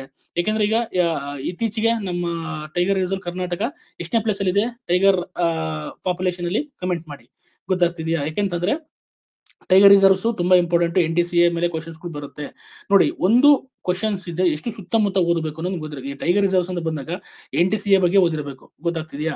ಆಮೇಲೆ ನಮ್ಮ ಕರ್ನಾಟಕದಲ್ಲಿ ಎಷ್ಟು ಹುಲಿಗಳಿದಾವೆ ಅಂತ ಓದಿರಬೇಕು. ಎಷ್ಟನೇ ಪ್ಲೇಸ್ ಅಲ್ಲಿ ಯಾರೋ ಕರ್ನಾಟಕ ಫಸ್ಟ್ ಪ್ಲೇಸ್ ಅಂತ ಆಗ್ತಿದ್ದಾರೆ, ರಾಂಗ್, ಫಸ್ಟ್ ಪ್ಲೇಸ್ ಅಲ್ಲ. ನಮ್ಮ ಹುಡುಗರು ಬೇರೆ ಹುಡುಗರೆಲ್ಲ ಸೆಕೆಂಡ್ ಪ್ಲೇಸ್ ಅಂತ ಆಗ್ತಿದ್ದಾರೆ, 393. Very good, super Siddaramaiah, super, ಗೊತ್ತಾಗ್ತಿದೆ. ಈ ರೀತಿ ನೀವು ಕ್ವಶನ್ಸ್ಗಳನ್ನ ಆಗ್ತಾ ಬರ್ಬೇಕು, ಗೊತ್ತಾಗ್ತಿದ್ಯಾ? ಫಸ್ಟ್ ಯಾವ್ದು ಹಂಗಂದ್ರೆ MP ಮಧ್ಯಪ್ರದೇಶ್, ಸೂಪರ್ ಮಾ. ಈ ರೀತಿ ಗೊತ್ತಿರಬೇಕು, ಅಟ್ಲೀಸ್ಟ್ 3-4 ಪ್ಲೇಸ್ ವರೆಗೂ ಗೊತ್ತಿರಬೇಕು, ಎಷ್ಟು ಹುಲಿಗಳಿದೆ ಅಂತ ಗೊತ್ತಿರಬೇಕು, ಗೊತ್ತಾಗ್ತಿದ್ಯಾ? ಆಮೇಲೆ ಇದು ಹಂಗಂದ್ರೆ ಎಷ್ಟನೇ ಸರ್ವೆ ನಡೆದಿದ್ದು, ಎಷ್ಟನೇ ಟೈಗರ್ ಸರ್ವೆ ನಡೆದಿದ್ದು, ಯಾವತ್ತು ಅನೌನ್ಸ್ ಮಾಡಿದ್ದು ಕಮೆಂಟ್ ಮಾಡಿ ನೋಡೋಣ. ಈ ರೀತಿ ನಿಮಗೆ ಒಂದು ಟೋಟಲ್ ಕಾನ್ಸೆಪ್ಟ್ ಗೊತ್ತಿರಬೇಕು, ಗೊತ್ತಾಗ್ತಿದ್ಯಾ? ಮುಂದೆ ಹೋಗೋಣ. Let's move to next topic, last okay. Next, British ಸಂಸದೀಯ ವ್ಯವಸ್ಥೆಯನ್ನು ಈ ಕೆಳಗಿನಂತೆಯೂ ಸಹ ಉಲ್ಲೇಖಿಸುತ್ತಾರೆ. ಇದು ತುಂಬಾ ತುಂಬಾ ತುಂಬಾ ಸಿಂಪಲ್ ಕ್ವಶನ್, ಯಾಕಂದ್ರೆ ಇದು ಆಲ್ರೆಡಿ ಕ್ವಶನ್ಸ್ಗಳನ್ನ ನಿಮ್ಗೆ ಆಲ್ರೆಡಿ ಕೇಳಿದ್ದಾರೆ, ತುಂಬಾ ಗೊತ್ತಾಗ್ತಿದೆ. 1973 2022 ಸರ್ವೆ, 2025 ಮಾರ್ಚ್ ಅಲ್ಲಿ ನಡೆದಿತ್ತು. ಓಕೆ, ವೆರಿ ಗುಡ್, ಚೆನ್ನಾಗಿ ತಿಳ್ಕೊಂಡಿದ್ದೀರಾ. ಹೋಗೋಣ. ಅದೇ 1973 ನಲ್ಲಿ ಟೈಗರ್ ಪ್ರಾಜೆಕ್ಟ್ ಬಂದಿದ್ದು, ಅದು ಕರೆಕ್ಟ್ ಇದೆ. ನೀವು ಹೇಳಿದ್ರ ಆನ್ಸರ್ ಸಹ ಕರೆಕ್ಟ್ ಇದೆ. ಓಕೆನಾ, ನೆಕ್ಸ್ಟ್ ಮುಂದೆ ಹೋಗೋಣ. ಬ್ರಿಟಿಷ್ ಸಂಸದೀಯ ವ್ಯವಸ್ಥೆ ಈ ಕೆಳಗಿನ ನೋಡಿ, ಪಾಲಿಟಿಕಲ್ ಕ್ವಶನ್ಸ್ ಅಲ್ಲಿ ಈಗ ಏನಾಗಿದೆ, ಇದು ತುಂಬಾ ಸಿಂಪಲ್ ಇದೆ ಕ್ವಶನ್ ಇದೆ, ಬಟ್ ಈ ತರ ಕ್ವಶನ್ಸ್ ಮುಂದೆ ಬರಲ್ಲ, ಡಿಫಿಕಲ್ಟಿ ಆಗುತ್ತೆ, ಡಿಫಿಕಲ್ಟಿ ಕೇಳ್ತಾ ಹೋಗ್ತಾರೆ. ಬಟ್ ಆದ್ರೆ ನಿಮ್ಗೆ ಗೊತ್ತಿರಬೇಕು, ಇದು ರಿಪೀಟೆಡ್ ಕ್ವಶನ್, ಗೊತ್ತಾಗ್ತಿದೆ. ರಿಪೀಟೆಡ್ ಕ್ವಶನ್ಸ್ ಎಕ್ಸಾಮ್ ಅಲ್ಲಿ ಬರೋ ಚಾನ್ಸಸ್ ಇದೆ, ಯಾಕಂದ್ರೆ ನಾವು ದಿ ವೆಸ್ಟ್ ಮಿನಿಸ್ಟರ್ ಮಾಡೆಲ್ ಅಂತ ನಾವು ಬ್ರಿಟನ್ ಇಂದ ಏನು ಬ್ರಿಟಿಷ್ ಮಾಡೆಲ್ ನ ನಾವು ತಗೊಂಡಿದ್ದೀವಿ, ಗೊತ್ತಾಗ್ತಿದೆ. ಇದು ವೆಸ್ಟ್ ಮಿನಿಸ್ಟರ್ ಮಾಡೆಲ್ ಅಂತ ಕರೀತಾರೆ. ಬ್ರಿಟಿಷ್ ಸಾಮ್ರಾಜ್ಯದಿಂದ ನಮ್ಮನ್ನ ಆಳ್ವಿಕೆ ಮಾಡಿದ್ರಲ್ಲ, ಆ ಒಂದು ವ್ಯವಸ್ಥೆನ ನಾವು ಇದನ್ನ ನೋಡ್ಬೋದು. ಇದನ್ನ ಸಂಸತ್ತುಗಳ ತಾಯಿ ಅಂತ ಕರೀತಾರೆ, ಸಂಸತ್ತುಗಳ ತಾಯಿ ಅಂತ ಕರೀತಾರೆ. ಇದು ವೆಸ್ಟ್ ಮಿನಿಸ್ಟರ್ ಮಾಡೆಲ್ ನ ನಾವು ಅಲ್ಲಿಂದ ಅಡಾಪ್ಟ್ ಮಾಡ್ಕೊಂಡಿದ್ವಿ. ಆನ್ಸರ್ ಏನಾಗುತ್ತೆ, ಒಂದಾಗುತ್ತೆ, ಗೊತ್ತಾಗ್ತಿದೆ. ಇದು ಒಂದನೇ ಕ್ವಶನ್. ಎರಡನೇದು, ಯಗಚಿ ನದಿಯು ಯಾವ ನದಿಗೆ ಉಪನದಿ? ಇದು ತುಂಬಾ ನೋಡಿ, ನದಿಗಳ ಬಗ್ಗೆ ನಿಮ್ಗೆ ಗೊತ್ತಿರಲೇಬೇಕು, ಗೊತ್ತಾಗ್ತಿದೆ. ಕರ್ನಾಟಕದಲ್ಲಿರುವ ನದಿಗಳು, ಅದು ಏನ್ ಗೊತ್ತಾ, ಪೂರ್ವಕ್ಕೆ ಹರಿಯುವ ನದಿಗಳು, ಪಶ್ಚಿಮಕ್ಕೆ ಹರಿಯುವ ನದಿಗಳು, ಗೊತ್ತಾಗ್ತಿದ್ಯಾ? ಮತ್ತೆ ಜಲ ವಿಭಾಜಕಗಳು, ಜಲ ವಿಭಾಜಕ, ಇಷ್ಟು ಜಲ ವಿಭಾಜಕ ಇದೆ. ಪೂರ್ವಕ್ಕೆ ಹರಿಯುವ ನದಿಗಳು ಯಾವುವು, ಪಶ್ಚಿಮಕ್ಕೆ ಹರಿಯುವ ನದಿಗಳು ಯಾವುವು, ಇದ್ರ ಡಿಫ್ರೆನ್ಸ್ ಏನು, ಪೂರ್ವಕ್ಕೆ ಹರಿಯುವ ನದಿಗಳಿಂದ ಡಿಫ್ರೆನ್ಸ್ ಏನು, ಪಶ್ಚಿಮಕ್ಕೆ ಹರಿಯುವ ನದಿಗಳ ಡಿಫ್ರೆನ್ಸ್ ಏನು, ಗೊತ್ತಾಗ್ತಿದ್ಯಾ? ಮತ್ತೆ ಹೆಚ್ಚು ಎಲೆಕ್ಟ್ರಿಸಿಟಿ ಪ್ರೊಡ್ಯೂಸ್ ಮಾಡೋ ನದಿಗಳು ಯಾವ್ದು, ಪಶ್ಚಿಮದವ, ಪೂರ್ವದವ? ಮತ್ತೆ ಅದಕ್ಕಿಂತ ಇಂಪಾರ್ಟೆಂಟ್, ಬೇಸಿಕ್ ಇಂಪಾರ್ಟೆನ್ಸ್ ಏನಂತಂದ್ರೆ, ನೀವು ಯಾವ್ದೇ ನದಿ ತಗೊಳ್ಳಿ, ಕಾವೇರಿ ನದಿ ತಗೊಂಡ್ರೆ ಅದು ಎಲ್ಲಿ ಹುಟ್ಟದು, ಎಲ್ಲೆಲ್ಲಿ ಹರಿಯುತ್ತೆ, ಯಾವ್ಯಾವ ನದಿಗಳು ಹೋಗಿ ಏನಾಗುತ್ತೆ, ಜಾಯಿನ್ ಆಗ್ತವೆ, ಗೊತ್ತಾಗ್ತಿದೆ. ಯಾವ್ಯಾವ ನದಿಗಳು ಹೋಗಿ ಜಾಯಿನ್ ಆಗ್ತವೆ, ಅವಕ್ಕೆ ಟ್ರಿಬ್ಯೂಟರೀಸ್ ಅಂತ ಕರೀತಾರೆ, ಏನು ಉಪನದಿಗಳು ಅಂತ ಕರೀತಾರೆ. ಮತ್ತೆ ಅದು ಎಲ್ಲಿ ಹೋಗಿ ಸೆಂಡ್ ಆಗುತ್ತೆ, ಅದಕ್ಕೆ ಎಷ್ಟೆಷ್ಟು ಅಣೆಕಟ್ಟು ಕಟ್ಟಿದ್ದಾರೆ, ಯಾವ್ಯಾವ ರಾಜ್ಯದಲ್ಲಿ ಅಣೆಕಟ್ಟು ಕಟ್ಟಿದ್ದಾರೆ. ಯಾಕಂದ್ರೆ ನಮ್ ಬರೀ ಕಾವೇರಿ ಆಗಿರ್ಬೋದು, ಕೃಷ್ಣ ಆಗಿರ್ಬೋದು, ಗೊತ್ತಾಯ್ತಾ, ಗಂಗಾ ಆಗಿರ್ಬೋದು, ಒಂದು ರಾಜ್ಯದಲ್ಲಿ ಹರಿಯಲ್ಲ. ಯಾಕಂದ್ರೆ ಅದು ಹುಟ್ಟಿಂದ ಹಿಡಿದು ದೇಶಗಳ ಮಧ್ಯೆ ಮತ್ತೆ ರಾಜ್ಯಗಳ ಮಧ್ಯೆ ಹರಿತಾ ಬರುತ್ತೆ. ಈಗ ಅದು ಎಸ್ಪೆಷಲಿ ಈಗ ಕರ್ನಾಟಕದಲ್ಲಿ ಹರಿಯೋ ನದಿಗಳನ್ನೆಲ್ಲವೂ ಸಹ ಏನ್ ಮಾಡ್ಬೇಕು, ತಿಳ್ಕೊಂಡಿರ್ಬೇಕು. ಎಲ್ಲಾ ನದಿಗಳು, ಸಣ್ಣ ಸಣ್ಣ ನದಿಗಳು ಕೇಳ್ಬೇಕು. ಈಗೆಲ್ಲ ಮೇಜರ್ ನದಿಗಳು ಕೃಷ್ಣ, ಕಾವೇರಿ, ಗೋದಾವರಿ ಇವೆಲ್ಲ ಕೇಳ್ಬಿಟ್ಟಿದ್ದಾರೆ. ಇನ್ನ ಈ ತರ ಸಣ್ಣ ಸಣ್ಣ ನದಿಗಳನ್ನ ಕೇಳಕ್ ಸ್ಟಾರ್ಟ್ ಮಾಡ್ತಾರೆ ಇನ್ನ ಎಕ್ಸಾಮ್ಸ್ ಅಲ್ಲಿ, ಗೊತ್ತಾಗ್ತಿದೆ. ಹಾಗಾಗಿ ಯಗಚಿ ನದಿ ಯಾವ ನದಿಯ ಉಪನದಿ ಅಂತ ಕೇಳಿದ್ರೆ, ಇದು ಯಗಚಿ ನದಿ ಹಾಸನದಲ್ಲಿ ಹರಿಯುತ್ತೆ. Main important, ಹೇಮಾವತಿಯ ಉಪನದಿಯಾಗಿದೆ. ಗೊತ್ತಾಗ್ತಿದೆ, ಹೇಮಾವತಿಯ ಉಪನದಿಯಾಗಿದೆ ಇದು. ಇದ್ರ ಮೇಲೆ ಕ್ವಶನ್, ಗೋರೂರ್ ಹತ್ರ ಇದಕ್ಕೊಂದು ಏನು ಯಗಚಿ ನದಿ, ಹೇಮಾವತಿಗೆ ಡ್ಯಾಮ್ ಕಟ್ಟಿದ್ದಾರೆ ಇಲ್ಲಿ ಗೋರೂರ್ ಹತ್ರ. ಗೊತ್ತಾಗ್ತಿದೆ. ಹಾಗಾಗಿ ನದಿಗಳ ಬಗ್ಗೆ ಎಲ್ಲಿ ಹುಟ್ಟುತ್ತೆ ಅನ್ನೋದು ಸಹ ಗೊತ್ತಿರಬೇಕು. ಹೇಮಾವತಿ ನದಿ ಎಲ್ಲಿ ಹುಟ್ಟುತ್ತೆ ಕಮೆಂಟ್ ಮಾಡಿ. ಗೊತ್ತಾಗ್ತಿದೆ, ಹೇಮಾವತಿ ನದಿ ಎಲ್ಲಿ ಹುಟ್ಟುತ್ತೆ ಕಮೆಂಟ್ ಮಾಡಿ ನನಗೆ. ಗೊತ್ತಾಗ್ತಿದೆಯಾ? ಇದು ಇಂಪಾರ್ಟೆಂಟ್, ನಿಮಗೆ ಗೊತ್ತಿರಬೇಕು. ನದಿಗಳ ಬಗ್ಗೆ, ಎಲ್ಲಾ ನದಿಗಳ ಬಗ್ಗೆನೂ ಗೊತ್ತಿರಬೇಕು. ಕರ್ನಾಟಕದಲ್ಲಿ ಇಂಪಾರ್ಟೆಂಟ್ ನದಿಗಳು ಕೃಷ್ಣ ಆಗಿರ್ಬೋದು, ಭೀಮಾ ಆಗಿರ್ಬೋದು, ಇದು ಶರಾವತಿ ಆಗಿರ್ಬೋದು. ಗೊತ್ತಾಯ್ತಾ? ಈ ನದಿಗಳ ಬಗ್ಗೆ ಗೊತ್ತಿರೋ ಸಣ್ಣ, ಇದು ಯಗಚಿ ನದಿಗಳೆಲ್ಲ ಇವು ಚಿಕ್ಕ, ಪೆರಿಯಾರು ನದಿ ಇವೆಲ್ಲ ಸಣ್ಣ ಸಣ್ಣ ನದಿಗಳು, ಆದ್ರೂ ಇವು ಗೊತ್ತಿರಬೇಕು. ಗೊತ್ತಾಗ್ತಿದ್ಯಾ? ಹೇಮಾವತಿ, ಹಾರಂಗಿ ಜಲಾಶಯ, ಗೋರೂರ, ಚಿಕ್ಕಮಂಗ್ಳೂರು. ಗೊತ್ತಾಗ್ತಿದೆ. ಪರ್ಟಿಕ್ಯುಲರ್ ಚಿಕ್ಕಮಂಗ್ಳೂರಲ್ಲಿ ಎಲ್ಲಿ ಪರ್ಟಿಕ್ಯುಲರ್ ಪ್ಲೇಸ್ ಹೇಳ್ಬೇಕು. ಬರೀ ಚಿಕ್ಕಮಂಗ್ಳೂರು ಅಂದ್ರೆ ಹೆಂಗೆ? ಚಿಕ್ಕಮಂಗ್ಳೂರು ಯಾವ ಪ್ಲೇಸ್ ಅಲ್ಲಿ ಹುಟ್ಟುತ್ತೋ ಸಹ ಗೊತ್ತಿರಬೇಕು. ಗೊತ್ತಾಗ್ತಿದ್ಯಾ? ಮುಂದೆ ಹೋಗೋಣ. ಇದು ಆನ್ಸರ್ ಗೊತ್ತಾಯ್ತು ಅನ್ಸುತ್ತೆ ನಿಮ್ಗೆ. ಯಗಚಿ ನದಿ ಹೇಮಾವತಿಯ ಒಂದು ಉಪನದಿಯಾಗಿದೆ. ಗೊತ್ತಾಗ್ತಿದೆ. ಕರ್ನಾಟಕ ರಾಜ್ಯ ಸಾಂಬಾರು ಅಭಿವೃದ್ಧಿ ಮಂಡಳಿಯನ್ನು ಇಲ್ಲಿ ಸ್ಥಾಪಿಸಲಾಗಿದೆ. Very important question. ಇದು ರೀಸೆಂಟ್ ಕರೆಂಟ್ ಅಫೇರ್ಸ್ ಅಲ್ಲಿ ಇತ್ತು. ಗೊತ್ತಾಗ್ತಿದ್ಯಾ? ಇಲ್ಲಿ ಕರ್ನಾಟಕ ಸಾಮ್ರಾಜ್ಯ ಮಂಡಳಿಯನ್ನು ಎಲ್ಲಿ ಸ್ಥಾಪಿಸಲಾಗಿದೆ? ಗೊತ್ತಾಗ್ತಿದೆ. ಇದಕ್ಕೆ ಆನ್ಸರ್ ಹುಬ್ಳಿ. ಗೊತ್ತಾಯ್ತು. ಅದೇ ಇತ್ತೀಚೆಗೆ ನಮ್ಮ ಎಕನಾಮಿಕ್ ಸರ್ವೆ ಆರ್ಥಿಕ ಸಮೀಕ್ಷೆಯಲ್ಲಿ 2024 ಆರ್ಥಿಕ ಸಮೀಕ್ಷೆಯಲ್ಲಿ ಏನಾಗಿದೆ, ಸ್ಪೈಸ್ ಪಾರ್ಕ್ ಎಲ್ಲಿ ಸ್ಥಾಪನೆ ಮಾಡಬೇಕು ಅಂತ ಡಿಸೈಡ್ ಆಗಿದೆ. ಹೇಳಿ, ಯಾಕೆಂದ್ರೆ ತುಂಬಾ ಇಂಪಾರ್ಟೆಂಟ್. KS ಅಲ್ಲಿ ಕ್ವಶನ್ಸ್ ಬಂದಿದೆ. ಗೊತ್ತಾಯ್ತಾ? KS ಅಲ್ಲಿ ಕ್ವಶನ್ ಆಗಿದೆ ಇದು. ನಿಮ್ಗೂ ಸಹ PEC ನಲ್ಲಿ ನೋಡಿ, PEC ನಲ್ಲಿ ಬರೋ ಚಾನ್ಸಸ್ ತುಂಬಾ ಇರುತ್ತೆ. ಮಧುಗಿರಿನ ಚಿಕ್ಕಮಂಗ್ಳೂರು, ಗೋರೂರು. ಓಕೆನಾ? ಆಯ್ತು. ಏನೋ ಇದು ಕರ್ನಾಟಕ ಸಾಂಬಾರು ಅಭಿವೃದ್ಧಿ ಮಂಡಳಿನ ಸ್ಪೈಸ್ ಪಾರ್ಕ್ ನ ಎಲ್ಲಿ ಸ್ಥಾಪನೆ ಮಾಡಿದ್ದಾರೆ ನೀವು ಕಮೆಂಟ್ ಮಾಡಿ. ಗೊತ್ತಾಯ್ತಾ? ಸ್ಪೈಸ್ ಪಾರ್ಕ್ ಗೊತ್ತಾಯ್ತು. ಸಾಂಬಾರು, ಚಿಕ್ಕಮಂಗಳೂರು. Very good. ವಿನಾಯಕ್ ಅವರು ಕರೆಕ್ಟ್ ಆಗಿ ಹೇಳಿದ್ರು ಕ್ವಶನ್ ಆನ್ಸರ್ನ.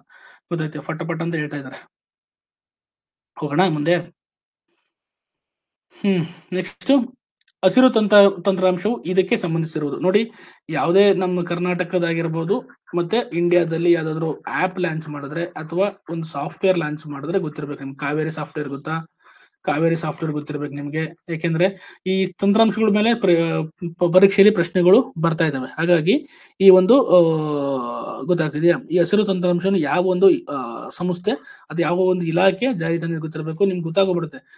ನಿಮ್ಗೆ ಡೌಟ್ ಬರಬೇಕು, ಏನು ಎಲ್ಲವೂ ರಿಲೇಟೆಡ್ ಇದೆ ನೋಡಿ. ಈ 4 ಆನ್ಸರ್ ಸರಿ ಅನ್ಸುತ್ತೆ. ಬಟ್ ಆದ್ರೆ ನಿಮ್ಗೆ ಪರ್ಟಿಕ್ಯುಲರ್ ಓದಿದ ಹಸಿರು ತಂತ್ರಾಂಶ ಯಾವ್ದಕ್ಕೆ ಸಂಬಂಧಪಟ್ಟಿದೆ ಅಂತ ನಿಮ್ಗೆ ಕನ್ನಡ ಗೊತ್ತಿರಬೇಕು. ಇದು ತೋಟಗಾರಿಕೆ ಇಲಾಖೆ ಸಂಬಂಧಪಟ್ಟಿದ್ದು. ಇದು ಯೋಜನೆಗಳ ಅನುಷ್ಠಾನ. ಈ ತೋಟಗಾರಿಕೆ ಇಲಾಖೆಯಲ್ಲಿ ಏನು ಯೋಜನೆಗಳು ತರ್ತಾರೆ ಅವುಗಳ ಅನುಷ್ಠಾನ ಮಾಡಲು ಮತ್ತು ಫಲಾನುಭವಿಗಳಿಗೆ ಯೋಜನೆಗಳನ್ನ ಡೈರೆಕ್ಟ್ ಆಗಿ ಬೆನಿಫಿಟ್ ಮಾಡೋಕ್ಕೋಸ್ಕರ ಹಸಿರು ತಂತ್ರಾಂಶವನ್ನ ತೋಟಗಾರಿಕೆ ಇಲಾಖೆ ಏನ್ ಮಾಡಿದೆ, ಇದನ್ನ ಸ್ಥಾಪನೆ ಮಾಡಿದೆ. ನೆಕ್ಸ್ಟ್ ಹೋಗೋಣ. ನಮ್ಮ ಮೆಟ್ರೋ ಒಡೆತನದಲ್ಲಿರುವುದು. ನೋಡಿ, ತುಂಬಾ ಇಂಪಾರ್ಟೆಂಟ್. ಡೈಲಿ ಮೆಟ್ರೋದಲ್ಲಿ ಓಡಾಡ್ತೀರಾ, ನಮ್ಮ ಮೆಟ್ರೋದಲ್ಲಿ ಓಡಾಡ್ತೀರಾ ಎಲ್ಲರೂ. ಇದು ಕರ್ನಾಟಕ ರಾಜ್ಯ ಸರ್ಕಾರದ ಒಡೆತನದಲ್ಲಿದೆಯೋ ಇಲ್ಲ ಕೇಂದ್ರ ಸರ್ಕಾರದಲ್ಲಿ ಇದೆಯೋ ಗೊತ್ತಿರಬೇಕು. ಯಾಕೆಂತಂದ್ರೆ BMRCL. ಏನ್ BMRCL ಅಂದ್ರೆ ನನಗೆ ಕಮೆಂಟ್ ಮಾಡಿ. ಏನು BMRCL ಅಂದ್ರೆ ಕಮೆಂಟ್ ಮಾಡಿ. ಗೊತ್ತಾಗ್ತಿದೆ. ಆರ್ಟಿಕಲ್ಚರ್ ಡಿಪಾರ್ಟ್ಮೆಂಟ್, ಭೂಮಿ ಅನಿಲ, ಕಾವೇರಿ, ಚೆನ್ನಾಗಿ ತಿಳ್ಕೊಂಡಿದ್ದಾರೆ. Okay, good. ಆರ್ಟಿಕಲ್ಚರ್ ಡಿಪಾರ್ಟ್ಮೆಂಟ್ ಅಂತ ಹಾಕಿದ್ರೆ ವೆರಿ ಗುಡ್. ನಮ್ಮ ಮೆಟ್ರೋ BMRCL ಅಂದ್ರೆ ಫುಲ್ ಏನು ಇದೆ ಅದನ್ನ ಕಮೆಂಟ್ ಮಾಡಿ ನನಗೆ. ಓಕೆನಾ? ನೆಕ್ಸ್ಟ್ ಹೋಗೋಣ. ಇದು ಏನಾಗಿದೆ, ಭಾರತ ಮತ್ತು ಕರ್ನಾಟಕ ಸರ್ಕಾರದ ಒಡೆತನದಲ್ಲಿ ಇದೆ. ಗೊತ್ತಾಗ್ತಿದ್ಯಾ? ಗೊತ್ತು ನಿಮ್ಗೆ. ಭಾರತ ಮತ್ತು ಕರ್ನಾಟಕ ಸರ್ಕಾರದ ಯಾವ ಒಂದು ದೇಶದ ಸಪೋರ್ಟ್ ಇಂದ ನೀವು ಇದನ್ನ ನಾವು ಮೆಟ್ರೋನ ತಯಾರು ಮಾಡಿದ್ವಿ, ಯಾವ ಒಂದು ದೇಶದ ಜೊತೆ ಕಮೆಂಟ್ ಮಾಡಿ. ಯಾವ ದೇಶದ ಜೊತೆ? ಗೊತ್ತಾಗ್ತಿದ್ಯಾ? ಈಗ ಇದಕ್ಕೆ ಆನ್ಸರ್ ಭಾರತ ಸರ್ಕಾರ ಆಯ್ತು. ಯಾವ ದೇಶದ ಜೊತೆ ನಾವು ಒಪ್ಪಂದ ಮಾಡ್ಕೊಂಡಿದ್ದೀವಿ ಗೊತ್ತಾಗ್ತಿದೆ. Bengaluru metro rail corporation. Very good. Bengaluru metro railway corporation limited. Very good. 2011 established. Japan. Very good. Mallikarjun, super ಅಮ್ಮ. ಚೆನ್ನಾಗಿ ರೆಸ್ಪಾನ್ಸ್ ಮಾಡ್ತಾ ಇದ್ದೀರಾ. ಟ್ರ್ಯಾಕ್ ಅಲ್ಲಿ ಇದ್ದೀರಾ, ನೀವೆಲ್ಲ ಓದೋ ಟ್ರ್ಯಾಕ್ ಅಲ್ಲಿ ಇದ್ದೀರಾ ಅಂತ ಅನ್ಕೊಂತಿದ್ದೀನಿ. ಚೆನ್ನಾಗಿ ಗೊತ್ತಾಗ್ತಿದೆ. 15 ಈ ಕೆಳಗಿನ ಯಾವುದು ಚಂಪಕ ದೊರೆಯಿನ ರಾಜನ್ ಪ್ರಕರಣ ಸುಪ್ರೀಂ ಕೋರ್ಟ್ ಅನ್ನು ಉತ್ತಮವಾಗಿ ವಿವರಿಸಿದೆ. ಚಂಪಕ ರಾಜನ್ ದೊರೆ ಇದು ವೆರಿ ಇಂಪಾರ್ಟೆಂಟ್ ಒಂದು ಸುಪ್ರೀಂ ಕೋರ್ಟ್ ಡಿಸಿಷನ್. ಈ ತರ ಸುಪ್ರೀಂ ಕೋರ್ಟ್ ಡಿಸಿಷನ್ ಕ್ವಶನ್ಸ್ ಗಳು ಬಂದಿದೆ. ಯಾವುದು ಕೇಶವಾನಂದ ಭಾರತಿ ಕೇಸ್ ಆಗಿರ್ಬೋದು, ಗೋಲಕ್ನಾಥ್ ಪ್ರಕರಣ ಆಗಿರ್ಬೋದು, ಮತ್ತೆ LBGT ಬಗ್ಗೆ ಬಂದ ಪ್ರಕರಣಗಳಾಗಿರ್ಬೋದು, ಮತ್ತೆ ಸುಪ್ರೀಂ ಕೋರ್ಟ್ ಅಲ್ಲಿ ಯಾವುದೇ ಒಂದು ಪ್ರಕರಣ ದಾಖಲಾಯಿತು ಅಂದ್ರೆ ಆ ಪ್ರಕರಣದ ಮೇಲೆ ನಿಮ್ಗೆ ಗಮನ ಇರಬೇಕು. ಅದೇನಾದ್ರೂ ಕರೆಂಟ್ ಅಫೇರ್ಸ್ ಇದ್ರೆ ಅದ್ರ ಮೇಲೆ ಕ್ವಶನ್ಸ್ ಬಂದೇ ಬರುತ್ತೆ. ರೆಕಾರ್ಡ್ ಕ್ಲಾಸ್ ಇರುತ್ತೆ, ಡೋಂಟ್ ವರಿ. ಇದ್ರಲ್ಲಿ ಏನಾದ್ರು ನಿಮ್ಗೆ ಮಿಸ್ ಆಯ್ತು ಅಂದ್ರೆ ರೆಕಾರ್ಡ್ ಕ್ಲಾಸ್ ಸಿಗುತ್ತೆ, ಗೊತ್ತಾಗ್ತಿದ್ಯಾ? ನೀವು ಆಮೇಲೆ ರೆಕಾರ್ಡ್ ಕ್ಲಾಸ್ ನೋಡ್ಕೋಬಹುದು. ಓಕೆನಾ? ಇದು ಚಂಪಕ ರಾಜೇಂದ್ರ ಯಾವ್ದಕ್ಕೆ ಸಂಬಂಧಪಟ್ಟಿದೆ ಅಂತಂದ್ರೆ ಈ ಒಂದು ಗೊತ್ತಾಗ್ತಿದ್ಯಾ? ನ್ಯಾಯಾಲಯದಲ್ಲಿ ಆ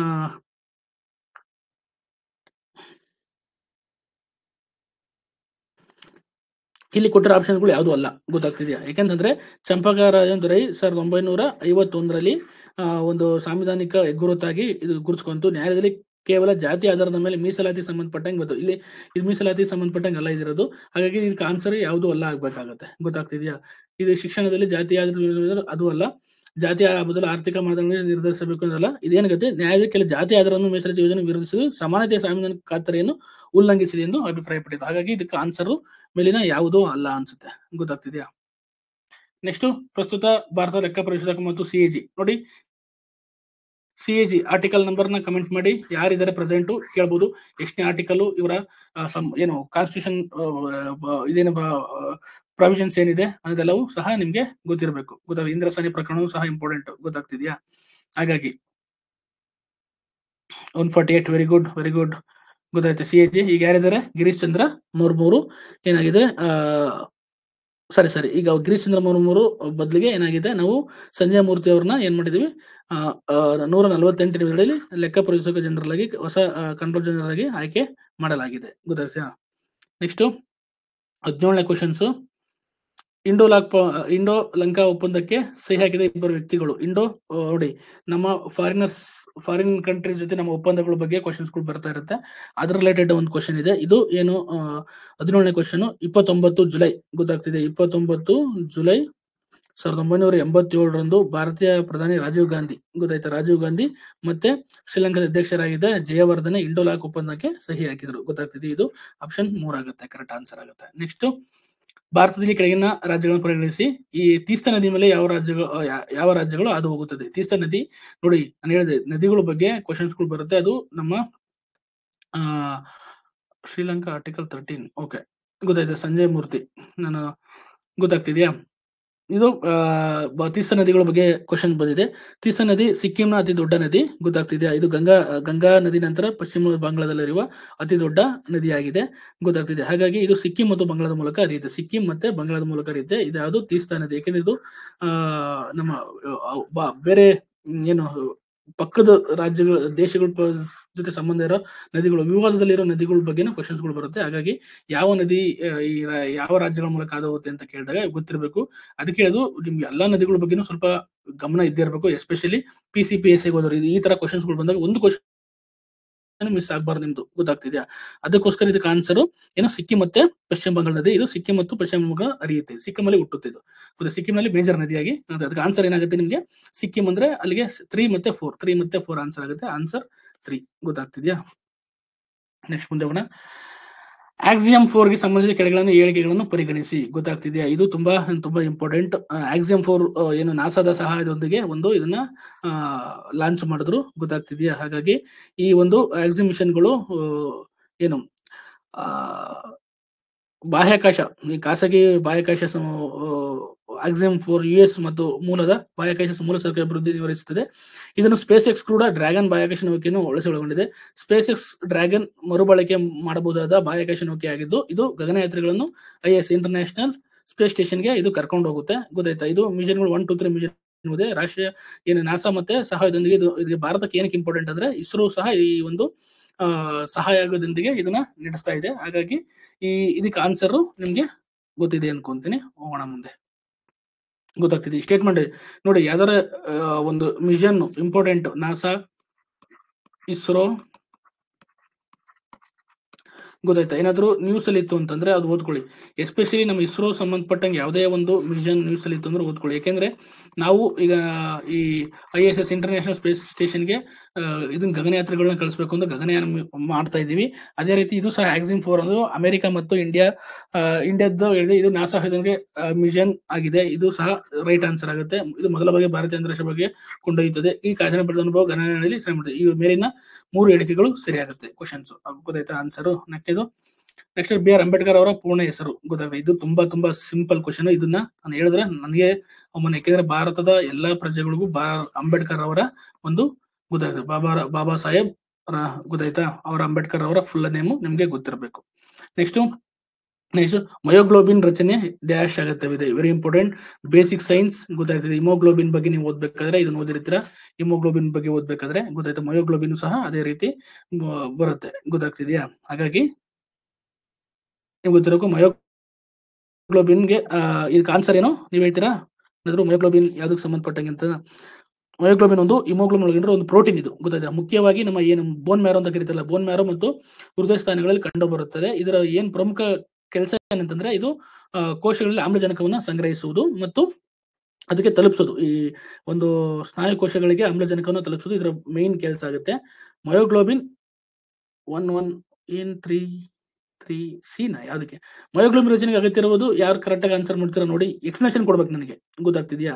ಮಯೋಗ್ಲೋಬಿನ್ ಒಂದು ಪಾಲಿಟೆಡ್ ಸರಪಳಿನ ಹೊಂದಿದೆ ಇದು, ಗೊತ್ತಾಯ್ತು. ಹಾಗಾಗಿ ಇಮೋ ಗುಂಪಿಗೆ ಸಂಬಂಧ ಬಂದಿದೆ. ಇಮೋ ಅಂದ್ರೆ ಗೊತ್ತಿಲ್ವಾ? ಇಮೋ ಅಂದ್ರೆ ಈ ಇದಕ್ಕೆ ರಕ್ತಕ್ಕೆ ಸಂಬಂಧಪಟ್ಟಿದ್ದು, ಗೊತ್ತಾಗ್ತಿದೆ. ಇದು ಆಮ್ಲಜನಕ ಅಣುಗಳನ್ನು ಬಂಧಿಸುವಲ್ಲಿ ಪರಿಣಾಮಕಾರಿಯಾಗಿದೆ, ಗೊತ್ತಾಗ್ತಿದೆ. ಹಾಗಾಗಿ ಇದು ಮೇನ್ ಇಂಪಾರ್ಟೆಂಟ್. ಇದಕ್ಕೆ ಏನು ಮಯೋಗ್ಲೋಬಿನ್ ರಚನೆಗೆ ಅಗತ್ಯವಿರುವುದು ಏನು? ಕಮೆಂಟ್ ಮಾಡಿ ನನಗೆ ಕರೆಕ್ಟ್ ಆಗಿ ಆನ್ಸರ್ನ. ನೀವು ಯಾವ್ದು ಕರೆಕ್ಟ್ ಆನ್ಸರ್ ಇದಕ್ಕೆ ಮಯೋಗ್ಲೋಬಿನ್ಗೆ? ಯಾವ್ದು ಕರೆಕ್ಟ್ ಆನ್ಸರ್? 3 ಕಬ್ಬಿಣನ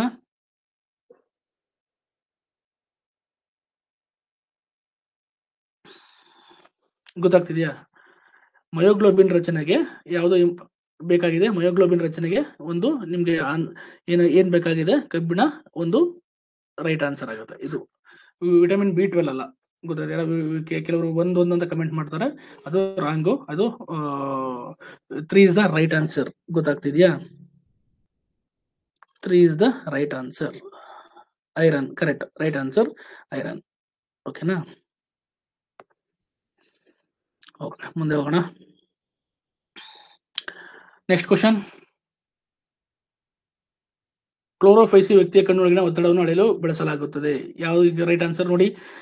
ಈ ತರ ಓಡೋಮೀಟರ್, ಸಿಗ್ನಮಾಪಕ, ಟೋನೋಮೀಟರ್, ಮ್ಯಾಕೋಮೀಟರ್ ಪ್ರಶ್ನೆಗಳು ತುಂಬಾ ಬರ್ತಾ ಇದೆ ಕ್ವಶನ್ಸ್. ಈ ತರ ಕ್ವಶನ್ಸ್ ನೀವು ಇದನ್ನ ಎಲ್ಲಾ ತರ ಮೀಟರ್ಗಳು ಏನೇನಕ್ಕೆ ಸಂಬಂಧಪಟ್ಟಿದೆ ಅನ್ನೋದ್ರ ಬಗ್ಗೆ ನಿಮ್ಗೆ ಗೊತ್ತಿರಬೇಕು. ಕಣ್ಣುಗಳೊಳಗಿನ ಒತ್ತಡವನ್ನು ಅಳೆಯಲು ಟೋನೋಮೀಟರ್ ಅನ್ನು ಬಳಸಲಾಗುತ್ತೆ. ಕ್ಲೋರೋಫೈಸಿ ವ್ಯಕ್ತಿಯ ಕಣ್ಣೊಳಗಿನ ಒತ್ತಡವನ್ನು ಅಳೆಯಲು ಬಳಸಲಾಗುವ ಸಾಧನ, ಗೊತ್ತಾಗ್ತಿದೆ. ಇದಕ್ಕೆ ಆನ್ಸರ್ 22ನೇದಕ್ಕೆ ಏನ್ ಆನ್ಸರ್? ಟೋನೋಮೆಟ್ರಿ ಅಂತ ಕರೀತಾರೆ. This is the right answer, third answer, ಗೊತ್ತಾಗ್ತಿದ್ಯಾ. ನೆಕ್ಸ್ಟ್ 23ನೇದು. ಕಲುಷಿತ ನೀರನ್ನು ಕುಡಿಯುವುದರಿಂದ ಉಂಟಾಗುವ ರೋಗಗಳಲ್ಲಿ ಯಾವುದು? ನೋಡಿ, ವೆರಿ ಇಂಪಾರ್ಟೆಂಟ್. ಏಕೆಂದ್ರೆ ನೀವು ಕಲುಷಿತ ನೀರನ್ನು ರೋಗಗಳನ್ನ ಈ ವೆಕ್ಟರ್ಸ್ ಅಂತ ಕರೀತಾರೆ. ಅಂದ್ರೆ ರೋಗಗಳನ್ನ ಹರಡೋ ಮಾರ್ಗಗಳು. ಸೊಳ್ಳೆಗಳಿಂದ ಬರೋದು ಏನಂತ ಕರೀತಾರೆ, ನೀರಿಂದ ಬರೋದು, ಗಾಳಿಯಿಂದ ಬರೋದು, ಈ ರೀತಿ ಏನು ಕಾಯಿಲೆಗಳು ಹರಡ್ತಾ ಹೋಗ್ತವೆ. ಆ ಕಾಯಿಲೆಗಳು ಹರಡೋದು ಯಾವೊಂದು ಕಲುಷಿತ ನೀರನ್ನು ಕುಡಿದ್ರೆ ಈ ಕಡೆಗೆ ಯಾವ ರೋಗ ಉಂಟಾಗುತ್ತದೆ ಅನ್ನೋದ್ರ ಬಗ್ಗೆ ಪ್ರಶ್ನೆ ಇದೆ.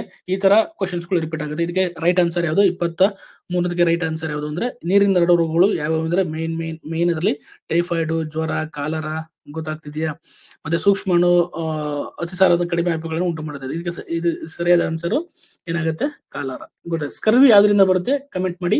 ರಿಕೆಟ್ಸ್ ಯಾವ್ದ್ರಿಂದ ಬರುತ್ತೆ? ಮತ್ತೆ ರಕ್ತಹೀನತೆ. ಬೇಗ ಪಟಾಪಟ. ಸ್ಕರ್ವಿ ಯಾವ್ದ್ರಿಂದ ಬರುತ್ತೆ?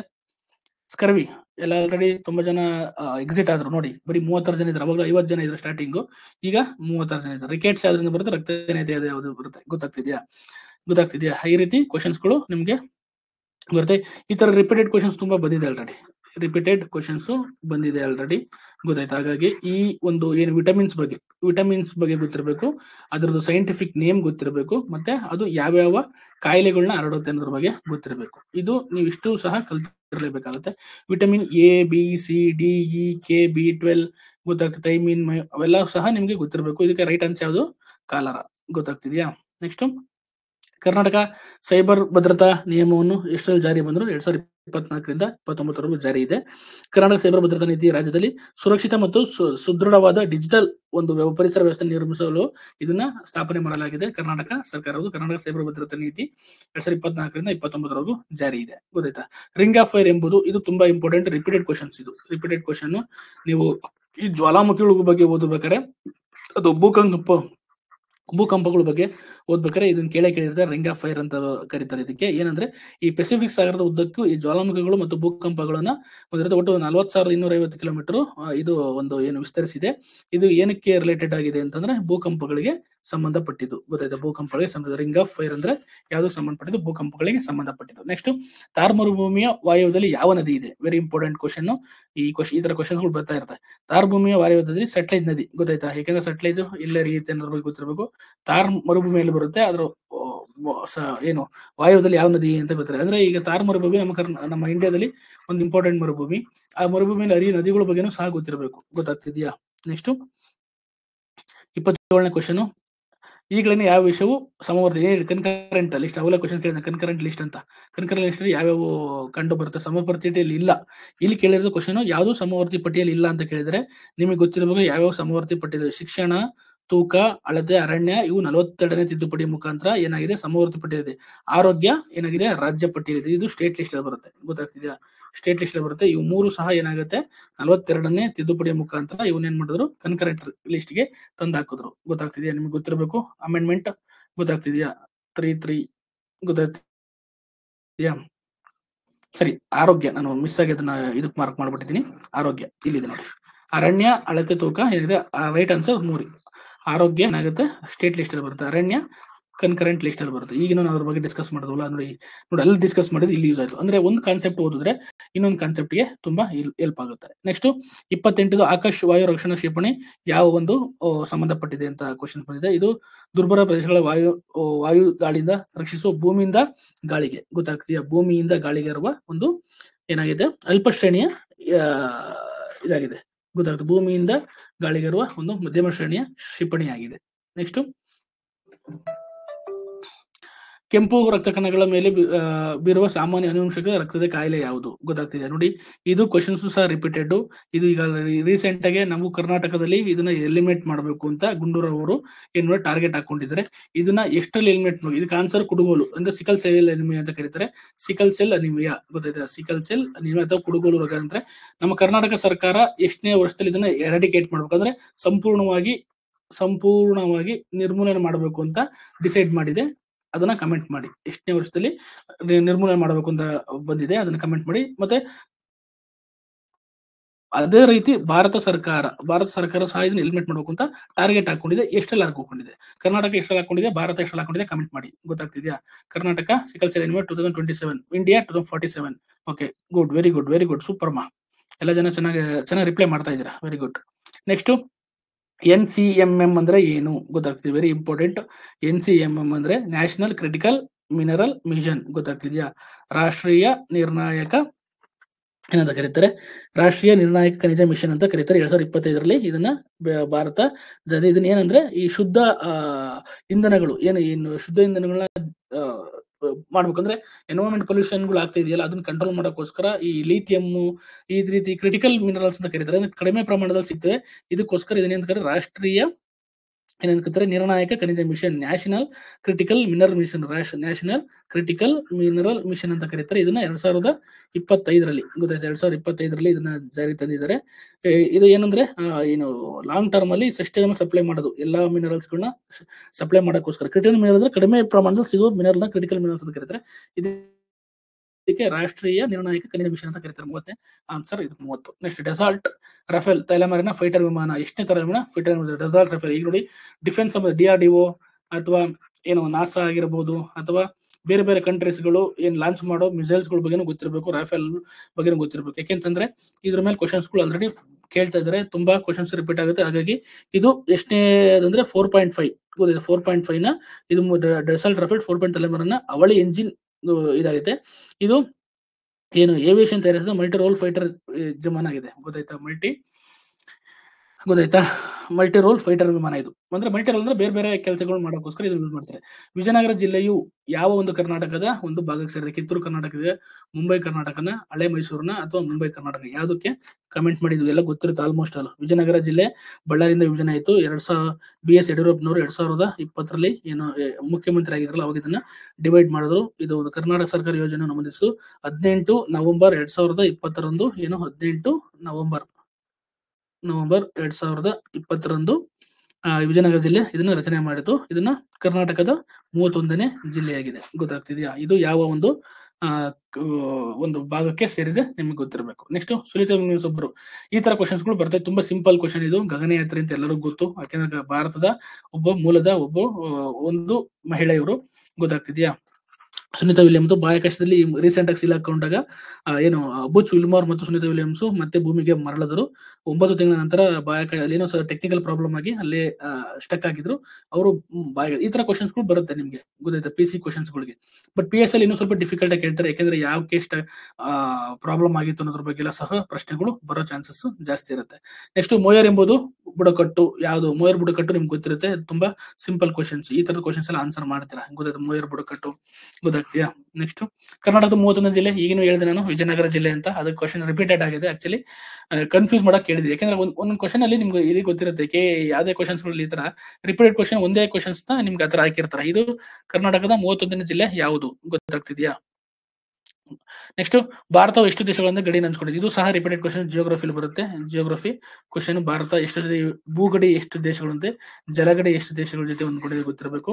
ಬೇಸಿಕ್ ಇನ್ಫಾರ್ಮೇಶನ್ ಇದೆಲ್ಲ. PC ನಲ್ಲಿ ಕೇಳೋ ಬೇಸಿಕ್ ಇನ್ಫಾರ್ಮೇಶನ್ ನಿಮಗೆ ಗೊತ್ತಿರಬೇಕು. ಗೊತ್ತಾಗ್ತಿದೆ? ಇದು ಕ್ವಶನ್ ಆನ್ಸರ್ ಹೇಳೋ ಅವಶ್ಯಕತೆ ಇಲ್ಲ ಅನ್ಕೊಂತೀನಿ. ಯಾಕಂದ್ರೆ ಎಲ್ಲರೂ ಗೊತ್ತಿರುತ್ತೆ.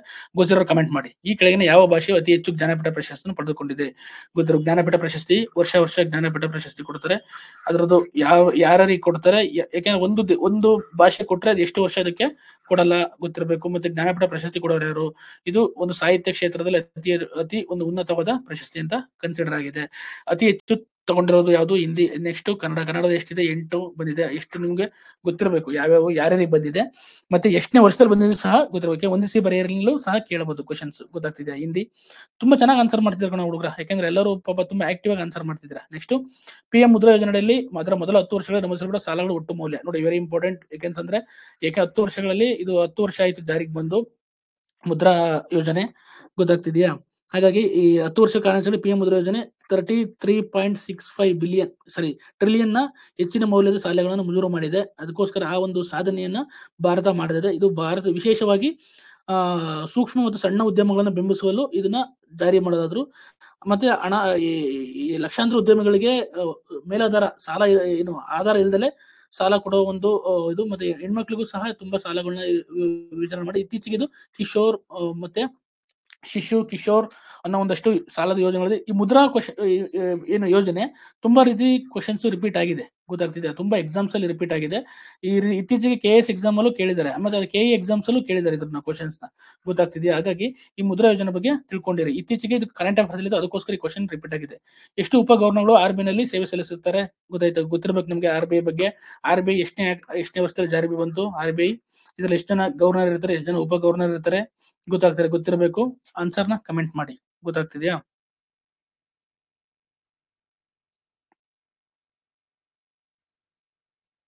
ಕನ್ನಡ ಹಿಂದಿ 12, ಕನ್ನಡ 8. Very good. ಆಯ್ತು. ಇದೇಳಿ ಎಷ್ಟು ಜನ ಉಪ ಗವರ್ನರ್ಗಳು ಇರ್ತಾರೆ? 4 ಜನ. Correct answer.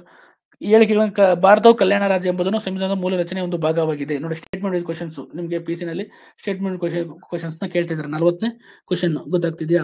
ಈ ಒಂದು ಯಾವ ಒಂದು ಪ್ರಕರಣದಲ್ಲಿ ಗೊತ್ತಾಗ್ತಿದ್ಯಾ? ಭಾರತವು ಕಲ್ಯಾಣ ರಾಜ್ಯ ಎಂಬುದು ಸಂವಿಧಾನ ಮೂಲ ರಚನೆಯ ಒಂದು ಭಾಗವಾಗಿದೆ. ವಿಧಿ 32 ಸುಪ್ರೀಂ ಕೋರ್ಟ್ ಅಧಿಕಾರಿಗಳು ಎಂದು ಪರಿಶೀಲನೆಗಿಲ್ಲ ಮತ್ತು ಸಂವಿಧಾನ ಮೂಲ ರಚನೆ ಎಂದು ಸ್ಪಷ್ಟಪಡಿಸಲಾಗಿಲ್ಲ. ಗೊತ್ತಾಗ್ತಿದ್ಯಾ? ಇದು ಒಂದು ಯಾವ ಒಂದು ಪ್ರಕರಣದಲ್ಲಿ ಇದು ಚರ್ಚೆಗೆ ಬಂತು? ಕಮೆಂಟ್ ಮಾಡಿ. ಗೊತ್ತಾಯ್ತಾ? ಯಾವ ಒಂದು ಪ್ರಕರಣ ಸುಪ್ರೀಂ ಕೋರ್ಟ್ ಪ್ರಕರಣದಲ್ಲಿ ಇದು ಚರ್ಚೆಗೆ ಬಂತು? ಕಮೆಂಟ್ ಮಾಡಿ ನೋಡೋಣ. ಯಾರು ಇದಕ್ಕೆ ಸರಿಯಾಗಿ ಆನ್ಸರ್ ಹೇಳ್ತೀರಾ ನೋಡೋಣ. 40ನೇ ಕ್ವಶನ್ಸ್ಗೆ ಯಾರು ಕರೆಕ್ಟ್ ಆಗಿ ಆನ್ಸರ್ ಹೇಳ್ತೀರಾ? ಗೊತ್ತಾಗ್ತಿದ್ಯಾ? ಇದರಲ್ಲಿ ಯಾವ್ದು ಸ್ಟೇಟ್ಮೆಂಟ್ ಕರೆಕ್ಟ್ ಇದೆ? ಈ ಒಂದು 40ನೇ ಕ್ವಶನ್ ಅಲ್ಲಿ ಯಾವ ಸ್ಟೇಟ್ಮೆಂಟ್ ಕರೆಕ್ಟ್ ಇದೆ, ಯಾವ ಸ್ಟೇಟ್ಮೆಂಟ್ ಸರಿಯಾಗಿದೆ ಅಂತ ಕೇಳಿದರೆ ಕ್ವಶನ್ ಓದ್ಬೇಕಾದ್ರೆ ಅರ್ಥ ಮಾಡ್ಕೋಬೇಕು. ಯಾವ ಸ್ಟೇಟ್ಮೆಂಟ್ ಕರೆಕ್ಟ್ ಇದೆ ಅಂತ ಕೇಳ್ತಾ ಇದ್ರೆ ಒಂದು ಮಾತ್ರ ಇದು ಯಾವ ಒಂದು ಪ್ರಕರಣದಲ್ಲಿ ಯಾವ ಒಂದು ಇದರಲ್ಲಿ ಇದು ಡಿಸ್ಕಷನ್ ಬಂತು ಅನ್ನೋದ್ರ ಬಗ್ಗೆ ನನಗೆ ಕಮೆಂಟ್ ಮಾಡಿ ತಿಳಿಸಿ. ಗೊತ್ತಾಗ್ತಿದ್ಯಾ? ನೆಕ್ಸ್ಟ್ 41ನೇ ಕ್ವಶನ್ ಹೋಗೋಣ. ಸಮಾಜ ರೇಖೆಯು ಈ ದೇಶದ ಮೂಲಕ ಹಾದು ಹೋಗುತ್ತದೆ. Very important. ಸಮಭಾಜಕ ವೃತ್ತ ಯಾವ್ಯಾವ ದೇಶಗಳ ಮೇಲೆ ಹಾರೋಗುತ್ತೆ ಗೊತ್ತಿರಬೇಕು. ಇದೊಂದು ಟ್ರಿಕ್ ಇದೆ. ಯಾವ ದೇಶಗಳ ಮೇಲೆ ಹಾರೋಗುತ್ತೆ ಅಂತ ಅಂದ್ಬಿಟ್ಟು. ಕೇಶಾನಂದ ಭಾರತಿ ಕೇಸ ರಾಂಗ್. ಥಿಂಕ್ ಮಾಡಿ ನೋಡೋಣ. ಥಿಂಕ್ ಮಾಡಿ ನಾಳೆ ನನಗೆ ಹೇಳಿ. ಗೊತ್ತಾಗ್ತಿದ್ಯಾ? ಯಾವ ಒಂದು ಪ್ರಕರಣದಲ್ಲಿ ಈ ಒಂದು ಅದು ಮೂಲಭೂತ ಬೇಸಿಕ್ ಸ್ಟ್ರಕ್ಚರು ಇದು ಬಂತು. ಏನು ನೋಡ್ರಿ ಕಲ್ಯಾಣ ರಾಜ್ಯ ಎಂಬುದು ಸಂವಿಧಾನ ಮೂಲ ರಚನೆಯ ಒಂದು ಭಾಗವಾಗಿದೆ. ಈ ಒಂದು ವಿಧಿ 32ರಲ್ಲಿ ಸುಪ್ರೀಂ ಕೋರ್ಟ್ ಅಧಿಕಾರಿಗಳನ್ನು ಎಂದೂ ಪರಿಶೀಲನೆ ನಡೆಸಲಾಗಿಲ್ಲ. ಸಂವಿಧಾನ ಮೂಲ ರಚನೆ ಎಂದು ಸ್ಪಷ್ಟಪಡಿಸಲಾಗಿದೆ. ಇದು ತಪ್ಪು ಸ್ಟೇಟ್ಮೆಂಟ್, ತಪ್ಪಾಗುತ್ತೆ. ಬಟ್ ಈ ಒಂದು ಪ್ರಕರಣ ಸಂವಿಧಾನದ ಮೂಲ ರಚನೆ ಕೇಶಾನಂದ ಭಾರತಿ ಕೇಸು, ನಾನು ಹೇಳಿದ ಕಲ್ಯಾಣ DPSP ನಾನು ಕೇಳ್ತಿರೋದು, ಇದು ಯಾವ ಒಂದು ಪ್ರಕರಣದಲ್ಲಿ ಚರ್ಚೆಗೆ ಬಂದಿತ್ತು ಅನ್ನೋದ್ರ ಬಗ್ಗೆ ಕೇಳಿದ ಕ್ವಶನ್. ಓಕೆನಾ? ಈ ಸಮಭಾಜಕ ರೇಖೆ ಗೊತ್ತಾಯ್ತಾ? ಈಗ ನಮಗೆ ಒಂದು ಗ್ಲೋಬ್ ಇತ್ತು, ಇದರಲ್ಲಿದೆ ಈ ಸಮಭಾಜಕ ವೃತ್ತ ಹಾದು ಯಾವ ದೇಶಗಳ ಮಧ್ಯೆ ಹಾರೋಗುತ್ತೆ ನಿಮಗೆ ಗೊತ್ತಿರಬೇಕು. ಗೊತ್ತಾಗ ಇಲ್ಲಿ ಕೇಳಿದ ಕ್ವಶನ್ ಯಾವ ದೇಶದ ಮೂಲಕ ಅದು ಹೋಗುತ್ತದೆ ಅಂತ ಕ್ವಶನ್ಸ್ ಕೇಳಿದ್ದಾರೆ. ಗೊತ್ತಾಗ್ತಿದೆ? ಸಮಭಾಜಕ 13 ದೇಶಗಳ ನಡುವೆ ಹಾರೋಗುತ್ತೆ, ನಿಮ್ಗೆ ಗೊತ್ತಿರಬೇಕು ಅದು. ಅದರಲ್ಲಿ ನಾನು ಹೇಳ್ತೀನಿ, ಈಕ್ವಡಾರ್, ಕೊಲಂಬಿಯಾ, ಬ್ರೆಜಿಲ್, ಗೊತ್ತಾಗ್ತೀಯಾ? ಬ್ರೆಜಿಲ್ ಇಲ್ಲೆಲ್ಲ ಬರ್ತವೆ. ಮತ್ತೆ Sao Tome, Principe, Gabon, republic of Congo, democratic republic of Congo, ಗೊತ್ತಿರಬೇಕು. ಉಗಾಂಡ, ಕೀನ್ಯಾ, ಸೋಮಾಲಿಯಾ, ಗೊತ್ತಾಗ್ತದೆ. ಇಲ್ಲಿ ಯಾವುದು ಇದೆ ಮಾಲ್ಡೀವ್ಸ್ ಮೇಲೆ ಇದು ಹಾದೋಗುತ್ತೆ. ಒಟ್ಟು 13 ದೇಶಗಳ ಮೇಲೆ ಹಾರೋಗುತ್ತೆ. ಬ್ರೆಜಿಲ್ ಮೇಲೂ ಸಹ ಇದು ಏನಾಗುತ್ತೆ ಹಾದೋಗುತ್ತೆ. ನೆಕ್ಸ್ಟ್ ಕೀನ್ಯಾದ ಮೇಲೂ ಸಹ ಇದು ಏನಾಗುತ್ತೆ ಹಾದೋಗುತ್ತೆ. ಇಲ್ಲಿ ನಮ್ಗೆ ಸೋಮಾಲಿಯಾದ ಮೇಲೆ ಹಾದೋಗುತ್ತೆ. ಅಲ್ಲಿ ಉಳಿದಿರೋದು ಇಂಡೋನೇಷ್ಯಾದ ಮೇಲೂ ಹಾದೋಗಲ್ಲ ಅಲ್ವಾ? ಇದು ಇಂಡೋನೇಷ್ಯಾದ ಮೇಲೂ ಹೋಗುತ್ತೆ. ಇಲ್ಲಿ ಓಕೆ, ಇಲ್ಲಿ ಎಷ್ಟು ಇಲ್ಲಿ ಆಪ್ಷನ್ ಸಾರಿ ಕನ್ಫ್ಯೂಸ್ ಮಾಡ್ಕೊಂಡು ಎಷ್ಟು ದೇಶಗಳು ನಡುವೆ ಹಾದೋಗುತ್ತೆ ಅಂತ ಕೇಳಿದ್ದಾರೆ. ಗೊತ್ತಾಗ್ತಿದ್ಯಾ? ಒಂದು ನಿಮಿಷ.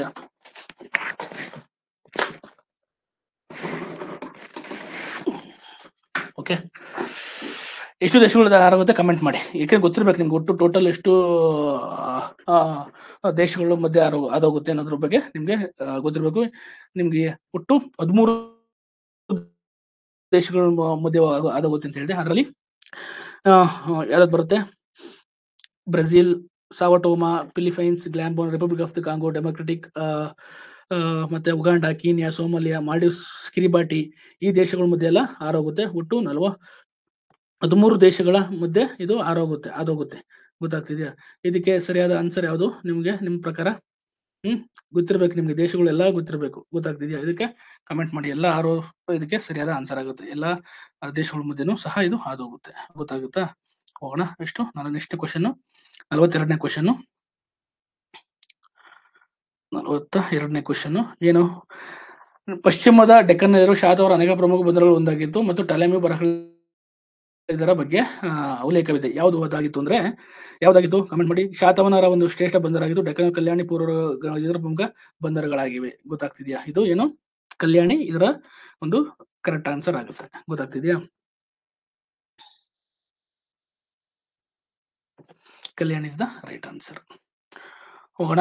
ನೆಕ್ಸ್ಟ್, ಈ ಕೆಳಗಿನ ಹೇಳಿಕೆಗಳನ್ನು ಬರೀ ಶ್ರೀ ಶಾತಕರ್ಣಿ ಶಾತವನ ರಾಜ್ಯದ ಪ್ರಮುಖ ಸ್ಥಾಪಕ. ಈ ಕೆಳಗಿನ ಯಾವ ಸ್ಟೇಟ್ಮೆಂಟ್ ಕರೆಕ್ಟ್ ಆಗಿದೆ ಅಂತ ಕ್ವಶನ್ ಕೇಳಿದರೆ. ಗೊತ್ತಾಗ್ತಾ? ಇನ್ನು ಗೋಲಕ್ನಾಥ್ ಕೇಸಲ್ಲಿ ಇದ್ದೀರಾ ನೀವು? ಬನ್ನಿ ಬೇಗ 43ನೇ ಕ್ವಶನ್ಗೆ ಬನ್ನಿ. ಕೇಳಿಸ್ತಾ ಇದೆಯಾ ನಾನು ಹೇಳ್ತಾ ಇರೋದು? ಅರ್ಥ ಆಗ್ತಿದ್ಯಾ? ಯಾರಾದ್ರು ಎನಿ ಡೌಟ್ಸ್ ಏನಾದ್ರು ಡೌಟ್ ಇದ್ರೆ ಕೇಳ್ಬೋದು ನನಗೆ.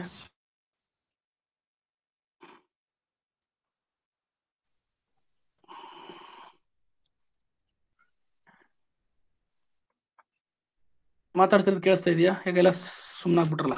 ಗೊತ್ತಾಗ್ತಿದ್ಯಾ? ಇದು 43ನೇ ಕ್ವಶನ್ ನೋಡೋಣ. ಏನು? ಈ ಕೆಳಗಿನ ಹೇಳಿಕೆ ಶ್ರೀ ಶಾತಕರ್ಣಿಯು ಶಾತವನ ರಾಜ್ಯ ಸಂಸ್ಥಾಪಕ. ಗೊತ್ತಾಗ್ತಿದ್ಯಾ?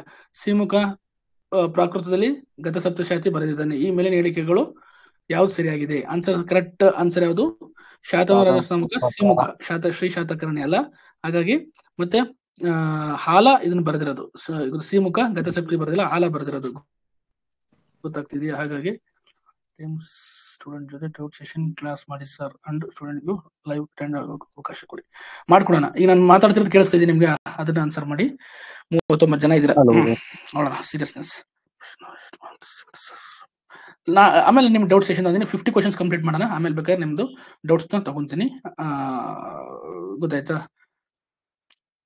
ನೆಕ್ಸ್ಟ್, ಇದಕ್ಕೆ ಕರೆಕ್ಟ್ ಆನ್ಸರ್ ಯಾವುದು? 2 ಅಲ್ಲ ಇದಕ್ಕೆ. ಗೊತ್ತಾಗ್ತಿದ್ಯಾ?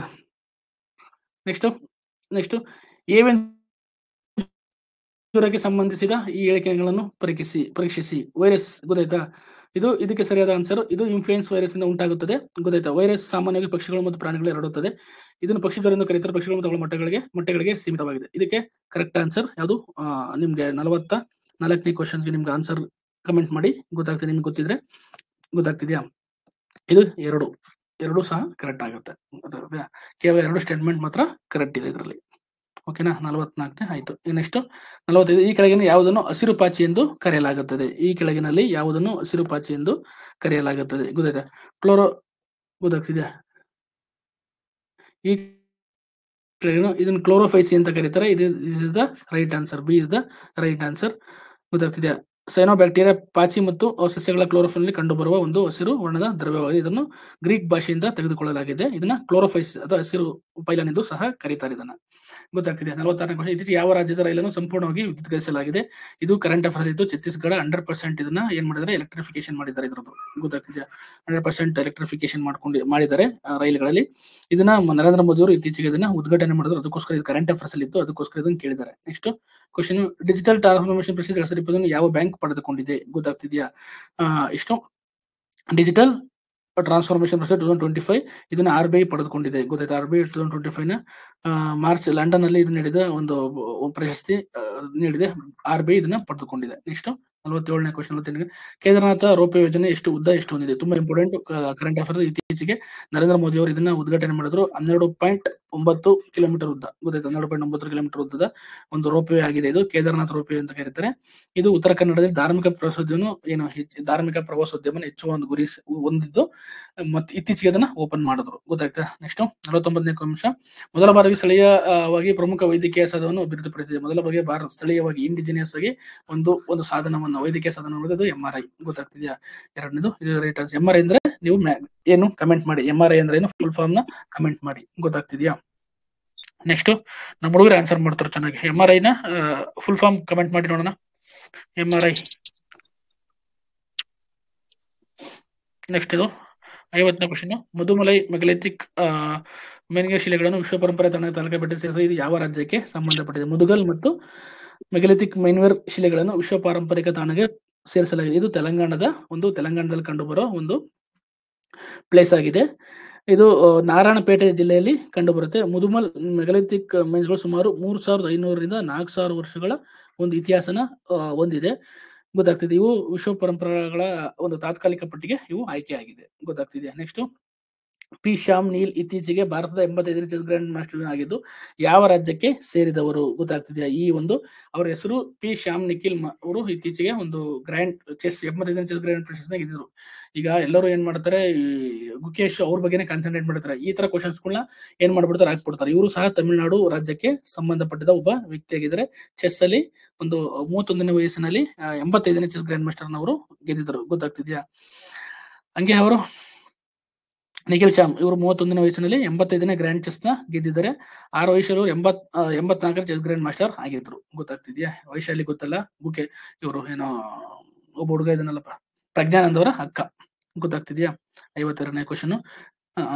ಗೊತ್ತಾಗ್ತದೆ. 51ನೇದು ಆಯ್ತಲ್ವಾ? 52ನೇದು ಕ್ರಿಕೆಟಿಗ ಬೆನ್ ವಿಲ್ಸ್ ಇತ್ತೀಚೆಗೆ ನಿವೃತ್ತಿಯನ್ನು ಘೋಷಿಸಿದರು. ಇವರು ಯಾವ ಒಂದು ಕ್ರೀಡೆಗೆ ಸಂಬಂಧಪಟ್ಟಿದ್ರು? ಇವರು ಯಾವ ಒಂದು ಕ್ರೀಡೆಗೆ ಸಂಬಂಧಪಟ್ಟಿದ್ರಲ್ಲ, ಕ್ರಿಕೆಟ್ ಸಂಬಂಧಪಟ್ಟಿದ್ರು. ಯಾವ ದೇಶದವರು ಅಂತ ಕೇಳ್ತಿದ್ರೆ 52ನೇ ಪ್ರಶ್ನೆ. ಇವರು ಇಂಗ್ಲೆಂಡ್ಗೆ ಹೆಸರು ನೋಡಿದ್ರೆ ಹೇಳ್ಬೋದು, ಬೆನ್ ವಿಲ್ಸ್ ಅಂತ. ಇದು ಇಂಗ್ಲೆಂಡ್ ಅವರಿಗೆ ಸಂಬಂಧಪಟ್ಟ ಒಂದು ಇದಾಗಿದೆ. ಗೊತ್ತಾಗ್ತಿದ್ಯಾ? ತಮಿಳುನಾಡು. ಓಕೆ, ನೆಕ್ಸ್ಟ್ ಹೋಗೋಣ.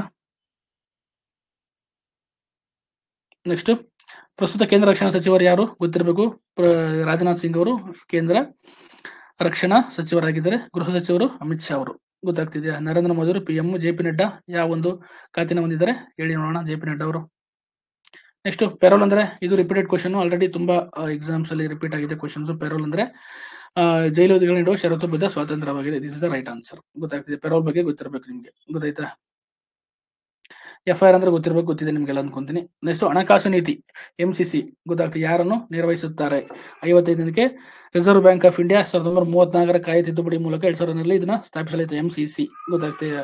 MCC ನ ಸ್ಥಾಪನೆ ಇದ್ದು ಹಣಕಾಸು ಮಾನಿಟರಿ ಕಮಿಟಿ. ಗೊತ್ತಾಗುತ್ತೆ. ಮಾನಿಟರಿ ಪಾಲಿಸಿ ಕಮಿಟಿ ಅಂತ ಕರೀತಾರೆ. ಇರೋದು ಯಾರು ನಿರ್ವಹಿಸಿದ್ರೆ RBI ಗವರ್ನರ್ ಅವರು ಇದನ್ನ ನಿರ್ವಹಿಸ್ತಾರೆ. ಗೊತ್ತಾಯ್ತು. ರಿಸರ್ವ್ ಬ್ಯಾಂಕ್ ಇಂಡಿಯಾದ ಗವರ್ನರ್ ಇದನ್ನ ನಿರ್ವಹಿಸ್ತಾರೆ. 55ಕ್ಕೆ. ನೆಕ್ಸ್ಟ್ 50ನೇದು ಈ ಕೆಳಗಿನ ಯಾವುದು ಅತಿ ದೊಡ್ಡ ಬಂದರು? ಗೊತ್ತಾಗ್ತಿದೆ. 56ನೇದು ಪೆಟ್ರೋಫೋಲ್ ಅನ್ನೋದು ಒಂದು ಭೂಬಂದರ್ ಆಗಿದೆ. ಗೊತ್ತಾಗ್ತಿದೆ. ಯಾವುದು ಭಾರತದ ಅತಿ ದೊಡ್ಡ ಭೂಬಂದರ್? ಪೆಟ್ರೋಫೋಲ್ ಭೂಬಂದರ್ ಆಗಿದೆ. ಇದು ಭಾರತ ಮತ್ತು ಬಾಂಗ್ಲಾದೇಶ ನಡುವಿನ ಭೂ ಆಧಾರಿತ ವ್ಯಾಪಾರದ ಸುಮಾರು 30% ಇದು ಏನಾಗುತ್ತೆ ನಿರ್ವಹಿಸುತ್ತೆ. ಅತಿ ದೊಡ್ಡ ಭೂ ಬಂದರು ಆಗಿದೆ ಇದು, ಗೊತ್ತಾಗ್ತಿದೆಯಾ? ನೆಕ್ಸ್ಟ್ 57ನೇದು, ಇತ್ತೀಚೆಗೆ ಒಂದು ಪ್ರಶಸ್ತಿ ಕೊಟ್ಟರು ಮಸಾಕಿ ಕಾಶಿ ಅವರಿಗೆ, ಅಬೆಲ್ ಪ್ರಶಸ್ತಿ. ಇದನ್ನ ಗಣಿತದ ನೊಬೆಲ್ ಅಂತ ಕರೀತಾರೆ, ಮ್ಯಾಥಮೆಟಿಕ್ಸ್ ನೊಬೆಲ್ ಅಂತ ಕರೀತಾರೆ. ಇವರು ಯಾವ ದೇಶಕ್ಕೆ ಸಂಬಂಧಪಟ್ಟರು ಅಂತ ಕೇಳ್ತಿದ್ರೆ 57ನೇ ಕ್ವಶನ್ ಆನ್ಸರ್. ಇವರು ಜಪಾನಿನ ಗಣಿತ ಶಾಸ್ತ್ರಜ್ಞ, ಜಪಾನ್ ಅವರಾಗಿದ್ದಾರೆ. ಇತ್ತೀಚೆಗೆ ಏನು ಒಂದವರು ಗಣಿತ ಸಿದ್ಧಾಂತಕ್ಕೆ ಬೀಜಗಣಿತದ ವಿಶ್ಲೇಷಣೆ ಮಾಡಿದ ಪ್ರಾತಿನಿಧ್ಯ ಸಿದ್ಧಾಂತಕ್ಕೆ ಇವರಿಗೆ 2025ರಲ್ಲಿ ಅಬೆಲ್ ಪ್ರಶಸ್ತಿನ ನೀಡಿ ಗೌರವಿಸಲಾಗಿದೆ. ಪ್ರಶಸ್ತಿಗಳ ಬಗ್ಗೆ ಗೊತ್ತಿರಬೇಕು. ಅಬೆಲ್ ಪ್ರಶಸ್ತಿ ಯಾವುದೇ ತರ ಇಂಪಾರ್ಟೆಂಟ್ ಪ್ರಶಸ್ತಿಗಳು ಬಂದಾಗ ಅದ್ರ ಬಗ್ಗೆ ಪ್ರಶ್ನೆಗಳು ಬರೋ ಚಾನ್ಸಸ್ ಇರುತ್ತೆ, ಹಾಗಾಗಿ ಗೊತ್ತಿರಬೇಕು. ನೆಕ್ಸ್ಟ್ 58 ಪ್ರಥಮ ಕ್ಷೇತ್ರ ಪುನರ್ವಿಂಗಡಣಾ ಆಯೋಗ ಅಧ್ಯಕ್ಷರು ಯಾರಾಗಿದ್ರು ಗೊತ್ತಾಗ್ತಿದೆ? ಪ್ರಥಮ ವಿಂಗಡಣಾ ಆಯೋಗದ ಅಧ್ಯಕ್ಷರು 1952ರಲ್ಲಿ ಆಯ್ತು. ಇವು ಸರ್ವೋಚ್ಚ ನ್ಯಾಯಾಲಯದ ಮುಖ್ಯ ನ್ಯಾಯಮೂರ್ತಿಗಳಾಗಿದ್ದ ಶ್ರೀ ಚಂದ್ರಶೇಖರ್ ಅವರು, ಗೊತ್ತಾಗ್ತದೆ? ಶ್ರೀ ಚಂದ್ರಶೇಖರ್ ಅವರು ಈ ಒಂದು ಆಯೋಗದ ಅಧ್ಯಕ್ಷರಾಗಿ ಆಯ್ಕೆಯಾಗಿದ್ದಾರೆ. ನೆಕ್ಸ್ಟ್ ವಿಶ್ವ ಗುಬ್ಬಚ್ಚಿ ದಿನವನ್ನು ಯಾವಾಗ ಆಚರಿಸಲಾಗುತ್ತೆ? Very important. ಎನ್ವೈರನ್ಮೆಂಟಲ್ ರಿಲೇಟೆಡ್ ಸಂಬಂಧಪಟ್ಟಂಗೆ ಏನು ದಿನಗಳು ಬರ್ತಾವ ಗೊತ್ತಾ, ಎಲ್ಲವೂ ಇಂಪಾರ್ಟೆಂಟ್. ಹಾಗಾಗಿ ಗುಬ್ಬಚ್ಚಿ ದಿನ ಆಗಿರ್ಬೋದು, ಅರಣ್ಯ ಸಂರಕ್ಷಣಾ ದಿನ ಆಗಿರ್ಬೋದು, ಸಾಗರ ಸಂರಕ್ಷಣೆ ದಿನ ಆಗಿರ್ಬೋದು, ಓಝೋನ್ ಸಂರಕ್ಷಣಾ ದಿನ ಆಗಿರ್ಬೋದು, ಎಲ್ಲವೂ ಸಹ ಇಂಪಾರ್ಟೆಂಟ್, ಅವು ಗೊತ್ತಿರಬೇಕು. ಇದಕ್ಕೆ ರೈಟ್ ಆನ್ಸರ್ ಯಾವ್ದಾಗುತ್ತೆ ಅಂದ್ರೆ March 20, ಗೊತ್ತಾಗ್ತಿದ್ಯಾ? March 20 right answer. ಇದು ವಿಶ್ವ ಗುಬ್ಬಚ್ಚಿ ದಿನವನ್ನು ಆಚರಿಸಲಾಗುತ್ತದೆ, ಗೊತ್ತಾಗ್ತಿದ್ಯಾ? 60ನೇದಕ್ಕೆ ಪ್ರೊಲಾಂಗ್ ಕೃತಕ ಬುದ್ಧಿಮತ್ತೆ. ಇದೇನಾಗುತ್ತೆ? ಕೃತಕ ಬುದ್ಧಿಮತ್ತೆಗೆ ಕೆಳಗಿನ ಸೂಕ್ತ ಭಾಷೆ ಯಾವುದು ಅಂದ್ರೆ prolong. This is the prolong. C ಅನ್ನೋದು ಇದು ಕಂಪ್ಯೂಟರ್ ಲ್ಯಾಂಗ್ವೇಜ್, ಗೊತ್ತಿದೆ? ಕಂಪ್ಯೂಟರ್ ಲ್ಯಾಂಗ್ವೇಜ್ ಇದು ಪ್ರೊಲಾಂಗ್ ಅನ್ನೋದು ಇದು ಆರ್ಟಿಫಿಷಿಯಲ್ ಇಂಟೆಲಿಜೆನ್ಸ್ ನ ಲ್ಯಾಂಗ್ವೇಜ್ ಅಂತ ಕರೀತಾರೆ, ಭಾಷೆ, ಕಂಪ್ಯೂಟರ್ ಭಾಷೆ ಅಂತ ಕರೀತಾರೆ. ಕಂಪ್ಯೂಟರ್ ಲ್ಯಾಂಗ್ವೇಜ್ ನೀವು ಓದಿದ್ರೆ ಕಂಪ್ಯೂಟರ್ ಲ್ಯಾಂಗ್ವೇಜ್ ಓದ್ಬೇಕಾರೆ ಅದು ಅದರಲ್ಲಿ ಪ್ರೊಲಾಂಗ್ ಅನ್ನೋದು ಸಹ ಒಂದು ವಾಯ್ಸ್ ಬ್ರೇಕ್ ಆಗ್ತಿದೆ. ಐ ಲವ್ ಸ್ಪ್ಯಾರೋ March 20, ಗೊತ್ತಾಗ್ತಿದೆ? ವಾಯ್ಸ್ ಬ್ರೇಕ್ ಆಗ್ತಿದ್ಯಾ? ಇದು ಕಮೆಂಟ್ ಮಾಡಿ ಏನಾದ್ರು ಬ್ರೇಕ್ ಆಗ್ತಾ ಇದ್ರೆ.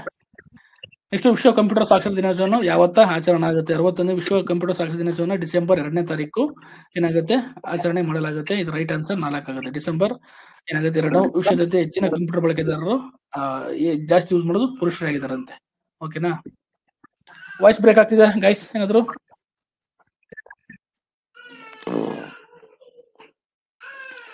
EDVAC ಅಂದ್ರೆ ಫುಲ್ ಫಾರ್ಮ್. EDVAC ನ ಫುಲ್ ಫಾರ್ಮ್ ನ ಬರೀರಿ, ಗೊತ್ತಾಗ್ತದೆ? EDVAC ಅಂತಂದ್ರೆ electronic discrete variable automatic computer ಅಂತ, ಗೊತ್ತಾಗ್ತಿದ್ಯಾ?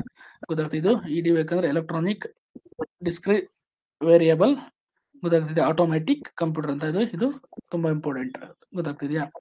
ಇದನ್ನ ಜಾನ್ ವಾನ್ ನ್ಯೂಮನ್ ಅವರು ಅಭಿವೃದ್ಧಿಪಡಿಸಲು ಇದರ ಡಾಟಾವನ್ನು ಸಂಗ್ರಹಿಸಬಹುದು. ಇದರಲ್ಲಿ ಏನ್ ಮಾಡೋದು? ಡಾಟಾನ ಸಂಗ್ರಹಿಸಬಹುದು. ಬೈಟ್ ಯಾವ್ದು ಸಂಬಂಧ ಆಗಿದೆ? ಬೈಟ್, ಗೊತ್ತಾಯ್ತು? ಬೈಟ್ ಎನ್ನುವುದು ಡಿಜಿಟಲ್ ಮಾಹಿತಿಯನ್ನ ಒಂದು ಸಂಗ್ರಹಿಸುವ ಚಿಕ್ಕ ಘಟಕ. ಇದು 8 ಬಿಟ್ಗಳನ್ನ ಒಳಗೊಂಡಿರ್ತದೆ, ಗೊತ್ತಾಯ್ತು? ಇದು 8 ಬಿಟ್ಗಳನ್ನ ಒಳಗೊಂಡಿರ್ತದೆ. ಬಿಟ್ಟು ಬೈಟ್ಗೂ ವ್ಯತ್ಯಾಸ ಇದೆ. ಬಿಟ್ ಅಂದ್ರೆ ಬೇರೆ, ಬೈಟ್ ಅಂದ್ರೆ ಬೇರೆ, ಗೊತ್ತಾಯ್ತಾ? ಎರಡಿಗೂ ವ್ಯತ್ಯಾಸ ಗೊತ್ತಿರಬೇಕು. ಬೈಟ್ ಅಂದ್ರೆ 8 ಬಿಟ್ಗಳನ್ನ ಒಳಗೊಂಡಿರುತ್ತೆ, ಗೊತ್ತಾಗ್ತಿದ್ಯಾ? ಎನಿ ವಾಯ್ಸ್ ಬ್ರೇಕ್ ಆಗ್ತಿದ್ರೆ ಕಮೆಂಟ್ ಮಾಡಿ. ಯಾರೋ ಒಬ್ರು ಹೇಳಿದ್ರು ವಾಯ್ಸ್ ಬ್ರೇಕ್ ಆಗ್ತಿದೆ ಅಂತ ಅಂದ್ಬಿಟ್ಟು.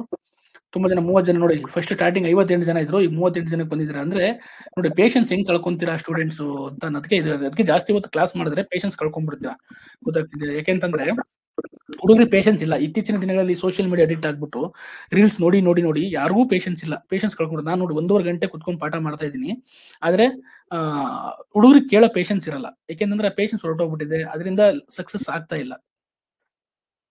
ಕೇಳ್ತಾ ಇದೆ ಈಗ? ವಾಯ್ಸ್ ಬ್ರೇಕ್ ಆಗ್ತಾ ಇದೆ.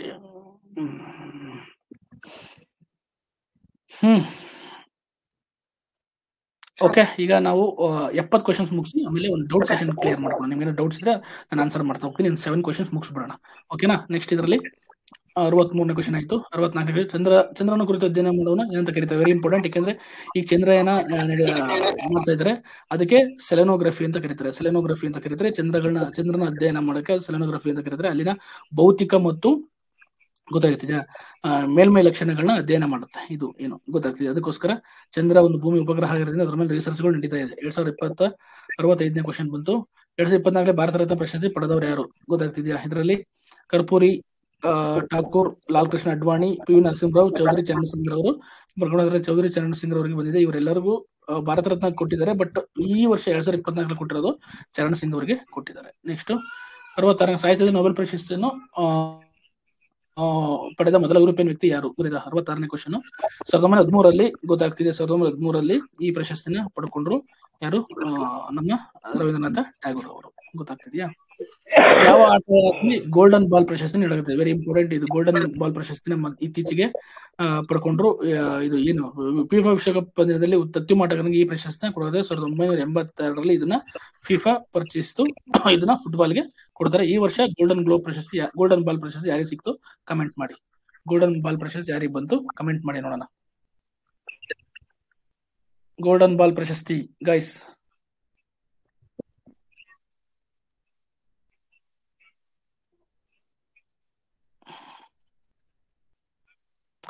ಸ್ವಲ್ಪ ನೆಟ್ವರ್ಕ್ ಸ್ಲೋ ಇದೆ, ಹಾಗಾಗಿ ಅಡ್ಜಸ್ಟ್ ಮಾಡ್ಕೊಳ್ಳಿ ಇವತ್ತೊಂದು ದಿವಸ. Okay, Messi, very good, super. Next 1906ರಲ್ಲಿ ಮೊದಲ ಅನಿಮೇಟೆಡ್ ಚಿತ್ರವನ್ನು ಯಾರು ಮಾಡಿದರು? 1906ರಲ್ಲಿ ಮೊದಲ ಅನಿಮೇಟೆಡ್ ಚಿತ್ರ ಯಾರು ಮಾಡಿದ್ರು ಅಂದ್ರೆ ಗೊತ್ತಾಯ್ತಾ? ಇದಕ್ಕೆ J Stuart Blackman. J Stuart Blackman two is the right answer. Next Dada Saheb Phalke ಪ್ರಶಸ್ತಿ ಯಾವ ವರ್ಷದಲ್ಲಿ ಪರಿಚಯಿಸಿದ್ರು? Very important. ದಾದಾ ಸಾಹೇಬ್ ಫಾಲ್ಕೆ ಪ್ರಶಸ್ತಿ ಬಗ್ಗೆ ಕ್ವಶನ್ಸ್ ಕೇಳ್ತಾ ಇರ್ತಾರೆ. ಇದು ಸಿನಿಮಾದಲ್ಲಿ ಅತ್ಯುತ್ತಮ ಪ್ರಶಸ್ತಿ ಆಗಿದೆ. 1969ರಲ್ಲಿ ಇದನ್ನ ಏನ್ ಮಾಡಿದ್ರು? ಸ್ಥಾಪಿಸಲಾಯಿತು. ಗೊತ್ತಾಗ್ತಿದ್ಯಾ? ಇದನ್ನ ಏನು ಭಾರತೀಯ ಸಿನಿಮಾದ ಪ್ರವರ್ತಕ ದುಂಡಿರಾಜ್ ಗೋವಿಂದರಾಜ್ ಫಾಲ್ಕೆ. ಗೊತ್ತಾಗ್ತಿದ್ಯಾ? ಫಾಲ್ಕೆ ಪ್ರಶಸ್ತಿ ಕರೆದವರ ಫುಲ್ ನೇಮ್ ಅವ್ರದ್ದು ದುಂಡಿರಾಜ್ ಗೋವಿಂದ ಫಾಲ್ಕೆರ್ ಅವರ ಹೆಸರಿನಲ್ಲಿ 1969ರಲ್ಲಿ ಸ್ಥಾಪಿಸಲಾಯಿತು. ಏನು ಚಲನಚಿತ್ರ ಕ್ಷೇತ್ರದಲ್ಲಿ ಅತ್ಯುತ್ತಮ ಸಾಧನೆ ಮಾಡಿದವರಿಗೆ ಇದನ್ನ ಕೊಡಲಾಗುತ್ತದೆ. ಗೊತ್ತಾಗ್ತಿದೆ? 1913ರಲ್ಲಿ ಭಾರತದ ಮೊದಲ ಚಲನಚಿತ್ರ ರಾಜಾ ಹರಿಶ್ಚಂದ್ರ ನಿರ್ದೇಶಿಸಿದ ಈ ಪ್ರಶಸ್ತಿಯನ್ನು ಪಡೆದವರಿಗೆ ಒಂದು ಅದನ್ನ ಇವರು ನಿರ್ದೇಶನ ಮಾಡಿದರೆ. ಒಂದು ಫಸ್ಟ್ನೇ ಸಿನಿಮಾ ಏನಿದೆ ರಾಜಾ ಹರಿಶ್ಚಂದ್ರ, 1913ರಲ್ಲಿ ಇದನ್ನ ಇವರು ಚಿತ್ರೀಕರಣ ಮಾಡಿದ್ದಾರೆ ದಾದಾ ಸಾಹೇಬ್ ಫಾಲ್ಕೆ ಅವರು. ಇವ್ರಿಗೆ ಏನೇನ್ ಸಿಗುತ್ತೆ ಪಡೆದವ್ರಿಗೆ, ಈ ಪ್ರಶಸ್ತಿ ಪಡೆದವ್ರಿಗೆ ಅಂದ್ರೆ ಒಂದು ಶಾಲು, ಕಮಲ, ಸ್ವರ್ಣದ ಫಲಕ ಮತ್ತು 10 ಲಕ್ಷ ರೂಪಾಯಿ ಕ್ಯಾಶ್ ಪ್ರೈಸ್ ಇದೆ. ನೆಕ್ಸ್ಟ್ ಲಾಸ್ಟ್ ಕ್ವಶನ್ ನೋಡೋಣ. IUCN ಪ್ರಾಕೃತಿಕ ಮತ್ತು ನೈಸರ್ಗಿಕ ಸಂಪನ್ಮೂಲ ಅಂತಾರಾಷ್ಟ್ರೀಯ ಒಕ್ಕೂಟ ಪ್ರಧಾನ ಕಚೇರಿ ಎಲ್ಲಿದೆ ಅನ್ನೋದು ಗೊತ್ತಿರುತ್ತೆ. ಇದೆಲ್ಲ ಏನು ಇನ್ಸ್ಟಿಟ್ಯೂಟ್, ಇಂಪಾರ್ಟೆಂಟ್ ಇನ್ಸ್ಟಿಟ್ಯೂಟ್ ಬಗ್ಗೆ ನಿಮ್ಗೆ ಗೊತ್ತಿರಬೇಕು. ಗೊತ್ತಾಗುತ್ತೆ? 70 ಕ್ವಶನ್ಸ್. ರೈಟ್ ಆನ್ಸರ್ ಇಸ್ ಏನು ಗೊತ್ತಾಗುತ್ತೆ.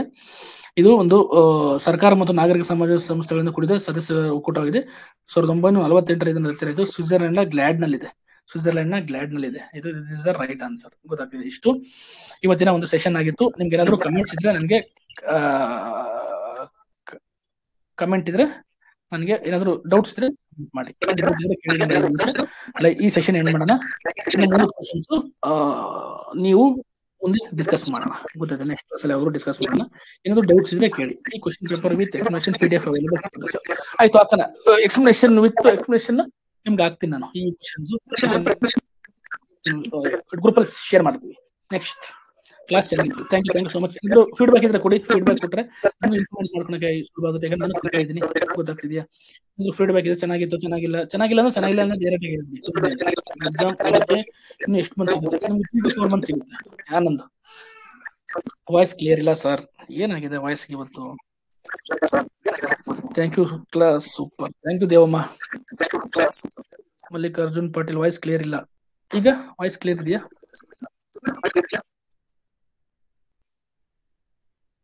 Thank you super class sir. ಒಂದು ವಾಟ್ಸ್ಆಪ್ ಗ್ರೂಪ್ ಇದೆ ಆಲ್ರೆಡಿ. ವಾಟ್ಸ್ಆಪ್ ಗ್ರೂಪ್ ಜಾಯಿನ್ ಆಗಿಲ್ಲ ಅಂದ್ರೆ ಅಡ್ಮಿನ್ ಕೇಳಿದ್ರು ನಂಬರ್ ಕಾಲ್ ಮಾಡಿ ಕೇಳಿ ಮಾಡ್ತಾರೆ. Super class sir. Thank you so much. Abhishek class super sir. ಸುಮ್ಮನೆ ಹೇಳ್ಬೇಡ್ರಿ ಕಣೋ, ನೆಗೆಟಿವ್ ಕ್ರಿಟಿಸೈಸ್ ಮಾಡಿ. ನನ್ನ ಕ್ರಿಟಿಸೈಸ್ ಮಾಡ್ಬೇಕು. ಕ್ರಿಟಿಸೈಸ್ ಮಾಡಿದಾಗ ಇನ್ನೂ ಚೆನ್ನಾಗಿ ಹೇಳ್ಕೊಡ್ತೀನಿ ನಾನು, ಯಾಕಂದ್ರೆ ನಾನು ಕಲ್ತ್ಕೊಂಡ್ ಬರ್ತೀನಿ ಅವಾಗ. ಎಕ್ಸಾಮ್ ಓದಕ್ಕೆ super sir. Thank you so much. ಆಯ್ತಪ್ಪ, ಎಲ್ಲರಿಗೂ ಒಳ್ಳೇದಾಗ್ಲಿ. ನೆಕ್ಸ್ಟ್ DSCT ಟೆಸ್ಟ್ ಇದೆ, ಅದನ್ನು ಅಟೆಂಡ್ ಮಾಡಿ. ನೆಕ್ಸ್ಟ್ ವಾಯ್ಸ್ ಏನ್ ಪ್ರಾಬ್ಲಮ್ ಇದೆ ಅದನ್ನ ಕ್ಲಿಯರ್ ಮಾಡ್ಕೊಂಡು ನಾನು ಬರ್ತೀನಿ. ಗೊತ್ತಾಗ್ತಿದೆ? ನೆಕ್ಸ್ಟ್ PSI ಕ್ಲಾಸ್ದು ನಾನು ಅನಾಲಿಸಿಸ್ ಮಾಡ್ತೀನಿ, ಅದನ್ನು ನಾವು ಡಿಸ್ಕಸ್ ಮಾಡೋಣ. PSI ಎಕ್ಸಾಮ್ ನಡೀತಲ್ಲ ಮೊನ್ನೆ, ಅದ್ರದ್ದು ಡಿಸ್ಕಸ್ ಮಾಡೋಣ. ಓಕೆನಾ? ನೆಕ್ಸ್ಟ್ ಕ್ವಶನ್ ಯಾವ ಸಾಲ್ವ್ ಮಾಡ್ತೀನಿ ಬೇಗ, ಆದಷ್ಟು ಬೇಗ. ಗೊತ್ತಾಗ್ತಿದೆ? ನೆಕ್ಸ್ಟ್ ನಾಳೆ ಎಲ್ತೋ ನಾಡಿದ್ರಲ್ಲಿ ನೆಕ್ಸ್ಟ್ 30 ಕ್ವಶನ್ಸ್ ನ ಸಾಲ್ವ್ ಮಾಡೋಣ. ಗೊತ್ತಾಗ್ತಿದ್ಯಾ? ಈ ಎಕ್ಸ್ಪ್ಲನೇಷನ್ ನಾನು ಎಕ್ಸ್ಪ್ಲನೇಷನ್ ತುಂಬಾ ಏನ್ ಮಾಡ್ತೀರಾ ಗಿರೀಶ್? 30 ಕ್ವಶನ್ಸ್ 3 ಕ್ವಶನ್ಸ್ ಸಾಲ್ವ್ ಮಾಡ್ಬೇಕು. 4 ಆಪ್ಷನ್ಸ್ ಇನ್ನು ಡಿಸ್ಕಷನ್ ಮಾಡಿ. ತುಂಬಾ ಟೈಮ್ ತಗೊಂಡ್ಬಿಡುತ್ತೆ. ಒಂದೊಂದು ಕ್ಲಾಸ್ಗೆ 1 hour 2 hours ತಗೊಂಡುತ್ತೆ. ಅದಕ್ಕೋಸ್ಕರ ಅದನ್ನ ಮಾಡ್ಕೊತೀನಿ. ನೆಕ್ಸ್ಟ್ ಏನ್ ಪ್ಲಾನ್ ಇದೆ, ಏನು ಓದ್ಬೇಕು ಅಂತ ಹೇಳಿ ಸರ್. ಒಂದು ಟೈಮ್ ಟೇಬಲ್ ಮಾಡ್ಕೊಡ್ತೀವಿ, ಅದ್ರ ಬಗ್ಗೆ ಡಿಸ್ಕಸ್ ಮಾಡೋಣ ಮುಂದೆ. ಫಸ್ಟ್ ಬೇಸಿಕ್ಸ್ ಬುಕ್ ಮುಗಿಸಿದ್ದೀರಾ ಅದು ಕನ್ಫರ್ಮ್ ಮಾಡಿ. ಬೇಸಿಕ್ಸ್ ಬುಕ್ ಓದ್ಕೊಳ್ಳಿ ಫಸ್ಟ್. ಗೊತ್ತಾಗ್ತಿದೆಯಾ? ಎಕ್ಸ್ಪ್ಲನೇಷನ್ PDF ಹಾಕ್ತೀವಿ, PDF ಹಾಕ್ತೀವಿ, ಎಕ್ಸ್ಪ್ಲನೇಷನ್ PDF ಹಾಕ್ತೀವಿ. ನೆಕ್ಸ್ಟ್ 30 ಕ್ವಶನ್ಸ್ ಅಥವಾ ನಾಡಿದ್ದು ಮಾಡ್ತೀನಿ. ಓಕೆನಾ? ಮತ್ತೇನಾದ್ರು ಡೌಟ್ ಇದೆಯಾ?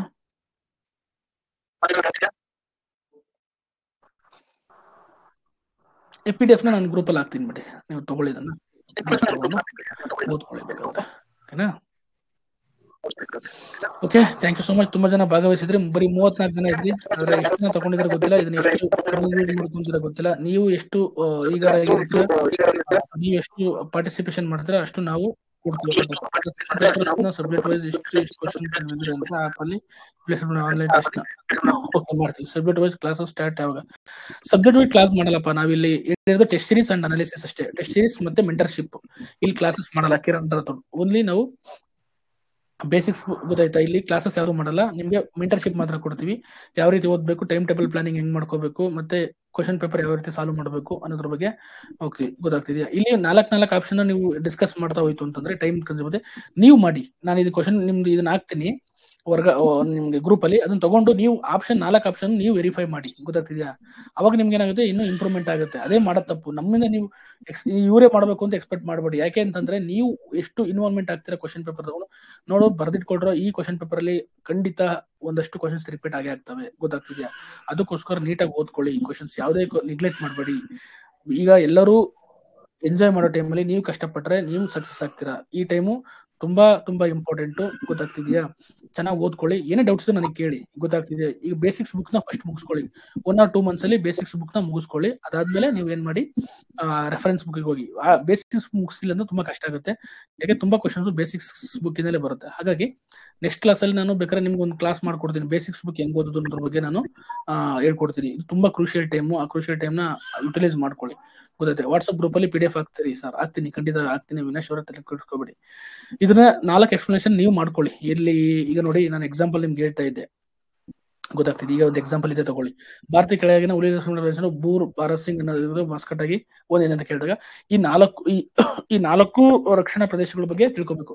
ಎಲ್ಲೆಲ್ಲಿ ಕಂಡು ಬರುತ್ತೆ, ರಣತಂಬೂರ್ ಎಲ್ಲಿ ಕಂಡು ಬರುತ್ತೆ, ಪನ್ನ ಎಲ್ಲಿ ಕಂಡು ಬರುತ್ತೆ, ಕನ್ನಡ ರಕ್ಷಣಾ ಪ್ರದೇಶ ಎಲ್ಲಿ ಕಂಡು ಬರುತ್ತೆ ಅನ್ನೋದ್ರ ಬಗ್ಗೆ ನಿಮಗೆ ಗೊತ್ತಿರಬೇಕು. ಗೊತ್ತಾಗ್ತಿದೆ? ಅವಾಗ ನಿಮ್ಗೆ ಏನಾಗುತ್ತೆ, ಈ ಕ್ವಶನ್ ಇನ್ನೊಂದು ಯಾವ್ದೋ ಎಕ್ಸಾಂಪಲ್ ರಿಪೀಟ್ ಆಗೋ ಚಾನ್ಸಸ್ ಇರುತ್ತೆ. ಗೊತ್ತಾಗ್ತಿದೆ? ಅದಕ್ಕೋಸ್ಕರ ಅರ್ಥ ಮಾಡ್ಕೊಂಡು ಚೆನ್ನಾಗಿ ಓದಿ. ವಾಟ್ಸ್ಆಪ್ ಗ್ರೂಪ್ ಅಲ್ಲಿ ನೀವೆಲ್ಲ ಹಾಕ್ತೀನಿ. ಮತ್ತೇನಾದ್ರು ಡೌಟ್ಸ್ ಇದ್ರೆ ಕೇಳಿ ಬೇಗ. ಒಂದು 5 minutes ಟೈಮ್ ಇದೆ ನಿಮ್ಗೆ. ಆ 5 minutes ಅಲ್ಲಿ ನಾನು ಡೌಟ್ ಕ್ಲಿಯರ್ ಮಾಡಿ ನಿಮ್ಗೆ ಎಂಡ್ ಮಾಡ್ತೀನಿ. ನೆಕ್ಸ್ಟ್ 30 ಕ್ವಶನ್ಸ್ ನಾವು ಮುಂದೆ ಡಿಸ್ಕಸ್ ಮಾಡೋಣ. ಗೊತ್ತಾಯ್ತಾ? ನಾವು ಡಿಸ್ಕಷನ್ ಮಾಡಿದ್ದಲ್ಲಿ ನಿಮ್ಗೆ ಅರ್ಧ ಏನಾಗುತ್ತೆ, ನೀವು ಇನ್ನೂ ಇನ್ವಾಲ್ವ್ಮೆಂಟ್ ಆಗಿ ಈಗ ತುಂಬಾ ಚೆನ್ನಾಗಿ ಭಾಗವಹಿಸಿದ್ರಿ. ಎಲ್ಲರೂ ತುಂಬಾ ಚೆನ್ನಾಗಿ ಏನೋ ಕರೆಂಟ್ ಅಫೇರ್ಸ್ ಅದಕ್ಕೆಲ್ಲ ನಾನು ಕ್ಲಾಸ್ ಮಾಡ್ಕೊಡ್ತೀನಿ. ಮೋಹನ್, ಕರೆಂಟ್ ಅಫೇರ್ಸ್ ಹೆಂಗ್ ಓದ್ಬೇಕು, ಬೇಸಿಕ್ಸ್ ಬುಕ್ ಹೆಂಗ್ ಓದ್ಬೇಕು, ಪ್ರಜಾವಾಣಿ ಪೇಪರ್ ಹೆಂಗ್ ಓದ್ಬೇಕು, ಎಲ್ಲದೂ ಹೇಳ್ತೀನಿ. ನೆಗೆಟಿವ್ ಮಾರ್ಕಿಂಗ್ ಅವಾಯ್ಡ್ ಮಾಡ್ಬೇಕು. ಇದೆಲ್ಲ ಕ್ವಶನ್ಸ್ ನಾನು ನೆಕ್ಸ್ಟ್ ವಿಡಿಯೋಗಳಲ್ಲಿ ಬರುತ್ತೆ. ವೆರಿ ಗುಡ್, ಒಳ್ಳೊಳ್ಳೆ ಕ್ವಶನ್ಸ್ ಕೇಳ್ತಾ ಇದ್ದೀರಾ. ಈ ನೆಕ್ಸ್ಟ್ ವಿಡಿಯೋಗಳಲ್ಲಿ ಬರುತ್ತೆ. ನೀವು ಅದ್ರ ಬಗ್ಗೆ ತಲೆ ಕೆಡಿಸಿ ಬೇಸಿಕ್ಸ್ ಬುಕ್ ನ ಓದಕ್ಕೆ ಸ್ಟಾರ್ಟ್ ಮಾಡಿ. ಈಗ ಹೆಂಗ್ ನೋಟ್ಸ್ ಮಾಡಬೇಕು ಹೇಳ್ಕೊಡ್ತೀನಿ ನಾನು. ಗೊತ್ತಾಯ್ತು? ಡಿಸ್ಕಷನ್ ಕ್ಲಾಸ್ ಚೆನ್ನಾಗಿತ್ತು. Rakesh, thank you so much. ಇದೇ ರೀತಿ ನೀವು ಇನ್ವಾಲ್ವ್ಮೆಂಟ್ ಆಗಬೇಕು. ನೀವು ಇನ್ವಾಲ್ವ್ಮೆಂಟ್ ಆದ್ರೆ ಏನಾಗುತ್ತೆ, ರಿವಿಷನ್ಸ್ ಆಗುತ್ತೆ ನಿಮ್ಗೆನೆ. ನೀವು ಓದಿದ ರಿವಿಷನ್ ಆಗುತ್ತೆ. ನನಗೆ ಗೊತ್ತಿರೋದು, ನಾನು ಎಕ್ಸಾಮ್ ಪಾಸ್ ಮಾಡಿದ್ದೀನಿ ಕಂಡ್ರು, ನೀವು ಪಾಸ್ ಮಾಡ್ಬೇಕು. ಈಗ ನೀವು ಇನ್ವಾಲ್ವ್ಮೆಂಟ್ ಜಾಸ್ತಿ ಆಗಬೇಕು. ನಾನು ಒಂದು ಕ್ವಶನ್ ಹೇಳಿ ನೀವು ಒತ್ತ ಆನ್ಸರ್ ಹೇಳಂಗಿರ್ಬೇಕು. ಗೊತ್ತಾಗ್ತಿದೆಯಾ? ಸರ್ ನಂದು okay sir also guessing method ಹೇಳಿ. ಅದೆಲ್ಲ ಹೇಳ್ಕೊಡ್ತೀನಿ ನಾನು. ಎಲಿಮಿನೇಷನ್ ಮೆಥಡ್, ಗೆಸ್ಸಿಂಗ್ ಅಲ್ಲ, ಎಲಿಮಿನೇಷನ್ ಮೆಥಡ್ ಹೇಳ್ಕೊಡ್ತೀನಿ. ಗೆಸ್ಸಿಂಗ್ ಯಾವತ್ತೂ ಮಾಡಬಾರ್ದು ಎಕ್ಸಾಮ್ ಅಲ್ಲಿ. ಗೊತ್ತಾಗ್ತಿದೆ? ನಿಮ್ ಮೇಲೆ ನಂಬಿಕೆ ಇದೆ ಸರ್ ನನಗೆ. Rakesh, thank you so much. ನೀನ್ ನಾನು ನಂಬಿರೋದಕ್ಕೆ ಐ ವಿಲ್ ಥ್ಯಾಂಕ್ ಯು. ಗೊತ್ತಾಗ್ತಿದ್ಯಾ? ನಾನು IAS ಗೆ UPSC ಮೆಂಟರ್ಸ್ ಇರೋದನ್ನ ನೋಡಿದ್ದೆ. ಇದೇ ಫಸ್ಟ್ ಟೈಮ್ KSP ಡಿಪಾರ್ಟ್ಮೆಂಟ್ಗೆ ಮೆಂಟರ್ಸ್ಗೆ ಆಗಿ ನೀವು ಸಿಕ್ಕಿರೋದು. ನೋಡೋ ಮಲ್ಲಿಕಾರ್ಜುನ್, ಏನಾಗುತ್ತೆ ಗೊತ್ತಾ, UPSC ಲಿ ತುಂಬಾ ಜನ ದುಡ್ಡು ಕೊಟ್ಟು ಹೋಗ್ತಾರೆ. ಲಕ್ಷ ಗಟ್ಟಲೆ ದುಡ್ಡು ಕೊಟ್ಟು ಹೋಗ್ತಾರೆ. ನಾನು ಹೆಲ್ಪ್ ಮಾಡಕ್ ಬಂದಿರೋದು ನಿಮ್ಮಂತ ಮಿಡಲ್ ಕ್ಲಾಸ್ ಫ್ಯಾಮಿಲಿಗಳು, ಬಡವರು. ನಾನು ಯಾಕಂದ್ರೆ ಅದೇ ಟ್ರ್ಯಾಕ್ ಅಲ್ಲಿ ಬಂದಿರೋದು. ಅದಕ್ಕೋಸ್ಕರ ಹೆಲ್ಪ್ ಮೆಂಟರ್ಸ್ ನೀವು ಸಕ್ಸಸ್ ಆಗ್ಬೇಕು. ಈಗ ತುಂಬಾ ಕಾಂಪಿಟೇಷನ್ಸ್ ಇದೆ. ನೀವು ಸಕ್ಸಸ್ ಆಗಿ ಮೆಂಟರ್ಸ್ ಬೇಕೇ ಬೇಕು. ಅದಕ್ಕೋಸ್ಕರ ಈ ರೀತಿ ನಾವು ಮಾಡ್ತಾ ಇರೋದು. ಗೊತ್ತಾಗ್ತಿದೆ? Don't worry. ನಾನು ಹೇಳ್ದಾಗ ಕರೆಕ್ಟಾಗಿ ಫಾಲೋ ಮಾಡಿ, ನೀವು ಖಂಡಿತ ಸಕ್ಸಸ್ ಆಗ್ತೀರಾ. ಬೇಸಿಕ್ಸ್ ಬುಕ್ ನ ಓದಿ ಫಸ್ಟ್. ಇನ್ನೂ 3-4 months ಟೈಮ್ ಇದೆ. 1 or 2 months ಅಲ್ಲಿ ಏನ್ ಮಾಡ್ಕೊಳ್ಳಿ, ಇದು ಮುಗಿಸ್ಕೊಳ್ಳಿ, ಬೇಸಿಕ್ಸ್ ಮುಗಿಸ್ಕೊಳ್ಳಿ. ಆಮೇಲೆ ನಾನು ನನಗೆ ನೆಕ್ಸ್ಟ್ ಈ ವೀಕಲ್ಲಿ ಒಂದು ಮಾಡ್ತೀನಿ, how to read Prajavani, how to read magazine and how to read. ಮತ್ತೆ ಇನ್ನೊಂದು ಇಂಪಾರ್ಟೆಂಟ್ ವಿಷಯ ಏನಂತಂದ್ರೆ, ಈಗ ನಾವು ಒಂದು ಇಂಪಾರ್ಟೆಂಟ್ ಮ್ಯಾಗಝೈನ್ ಮಾಡಿದೀವಿ. ಅಂದ್ರೆ ಲೈಕ್ ನಾನು PC ಗೆ ಅಂತ ನಾವು ನಮ್ಮ ಟೀಮ್ ಒಂದು ರೆಡಿ ಮಾಡಿದೀವಿ. ನಿಮಗೆ ತೋರಿಸ್ತೀನಿ. ಆ ಒಂದು ಏನು ನಿಮಗೆ ಕಾಣಿಸ್ತಾ ಇದೆ ಅನ್ಕೊಂತೀನಿ. ಕರೆಂಟ್ ಅಫೇರ್ಸ್ ಮಾಡಿದ್ವಿ ನಾವು. ತುಂಬಾ ಚೆನ್ನಾಗಿರೋ ಕರೆಂಟ್ ಅಫೇರ್ಸ್ ಮಾಡಿದೀವಿ. ಆ ಕರೆಂಟ್ ಅಫೇರ್ಸ್ ನೋಡಿ. ಯಾಕೆಂತಂದ್ರೆ ಕರೆಂಟ್ ಅಫೇರ್ಸ್ PC ಗೆ ಯಾಕಂದ್ರೆ ನೀವು ಎಲ್ಲಾ ಮ್ಯಾಗಝಿನ್ 120 150 ಪೇಜ್ ಇರುತ್ತೆ. ನಾವು ಈ ಮ್ಯಾಗಝಿನ್ ನ ನಿಮ್ಗೆ ಫ್ರೀಯಾಗಿ ಕೊಡ್ಬೇಕು ಅಂತ ಪ್ಲಾನ್ ಮಾಡಿದೀವಿ. ನಾವೇ ಮಾಡಿರೋದು ಇದನ್ನ. ಅಂದ್ರೆ ಪಿಸಿ ಎಕ್ಸಾಮ್ಸ್ಗೆ ಎಷ್ಟು ಇಂಪಾರ್ಟೆಂಟ್, ಪಿಸಿ ಮತ್ತೆ PSC ಎಕ್ಸಾಮ್ಸ್ಗೆ ಎಷ್ಟು ಇಂಪಾರ್ಟೆಂಟ್, ಅದನ್ನ ಮಾತ್ರ ನಾವು ಇಲ್ಲಿ ಹೈಲೈಟ್ ಮಾಡಿದ್ವಿ. ಮತ್ತೆ ಎಲ್ಲಾ ಮ್ಯಾಗಝಿನ್ಸ್ ಎಲ್ಲಾ ಇವ್ನು ಕವರ್ ಮಾಡಿದ್ವಿ ಇದರಲ್ಲಿ ಕ್ವಶನ್ಸ್ ಬರೋ ಚಾನ್ಸಸ್ ಇರುತ್ತೆ. ಇದನ್ನೇ ಓದೋದಲ್ಲ, ಇದನ್ನ ನೀವು ಒಂದ್ಸತಿ ರಿವೈಸ್ ಮಾಡೋಕೆ ತುಂಬಾ ಒಳ್ಳೇದು ಅಂದ್ಕೊಂತೀನಿ. ಅದಕ್ಕೋಸ್ಕರ ಇದನ್ನ ನಿಮಗೆ ಫ್ರೀಯಾಗಿ ಕೊಡ್ತೀವಿ ನಾವು. ಮತ್ತೆ ಅಕಸ್ಮಾತ್ ಇದನ್ನ ಯಾರು ಪರ್ಚೇಸ್ ಮಾಡಿಲ್ಲ ಅವ್ರಿಗೆ 10 ರೂಪಾಯಿ ತುಂಬಾ ಕಡಿಮೆ ನಾವು ಏನಂದ್ರೆ ನೀವು ಇದನ್ನ ಪರ್ಚೇಸ್ ಮಾಡಿರೋದಂತೂ ಎಲ್ಲರಿಗೂ ಫ್ರೀ ಆಗಿ ಸಿಗುತ್ತೆ. ಅಂದ್ರೆ ಇಂಪಾರ್ಟೆಂಟ್ ಕರೆಂಟ್ ಅಫೇರ್ಸ್, ಎಕ್ಸಾಮ್ ಅಲ್ಲಿ ಬರೋ ಕರೆಂಟ್ ಅಫೇರ್ಸ್ ಇದು ನಾಳೆ ಕ್ವಶನ್ಸ್ ಗೆ. ಅಂದ್ರೆ ನಾವು ಈಗ ಎಲ್ಲ ಕ್ರಿಸ್ಪ್ ಆಗಿ ತುಂಬಾ ಸಿಂಪ್ಲಿಫೈಡ್ ಆಗಿ ಒಂದು 30 ಪೇಜಸ್, 1 ಮಂತ್ಗೆ 30 ಪೇಜಸ್ ಅಥವಾ 25 ಪೇಜಸ್ ಟು 30 ಪೇಜಸ್ ನೀವು ತಗೊಂಡು ನೋಡಿ. ಗ್ರೂಪ್ ಅಲ್ಲೂ ಶೇರ್ ಮಾಡ್ತೀವಿ. ನಿಮ್ಗೆ ಏನಾದ್ರು ಇಷ್ಟ ಆಯ್ತು ಅಂತಂದ್ರೆ ಇದನ್ನ ಗ್ರೂಪ್ ಅಲ್ಲಿ ನಮ್ಮ ಟೆಲಿಗ್ರಾಮ್ ಆಪ್ ಅಲ್ಲಿ ನಮ್ಮ ಆಪ್ ಅಲ್ಲಿ ಹಾಕಿರ್ತಾರೆ. ನೀವು ಅದನ್ನ ತಗೊಂಡು ನೋಡ್ಕೊಳ್ಳಿ, ಗೊತ್ತಾಗ್ತಿದ್ಯಾ? ಹಾಗಾಗಿ ನಿಮ್ಗೆ ಏನಾದ್ರು ಬೇಕು ಅಂತಂದ್ರೆ ಅದನ್ನ ತಗೊಳ್ಳಿ, ಗೊತ್ತಾಗ್ತಿದ್ಯಾ? ತುಂಬಾ ಚೆನ್ನಾಗಿದೆ. ನಾವೇ ಮಾಡಿರೋ ಒಂದು ನಿಮ್ಗೆ ಇಷ್ಟ ಆದ್ರೆ ತಗೊಳ್ಳಿ, ನಾವೇನ್ ಫೋರ್ಸ್ ಮೇಲೆ ಇಲ್ಲ.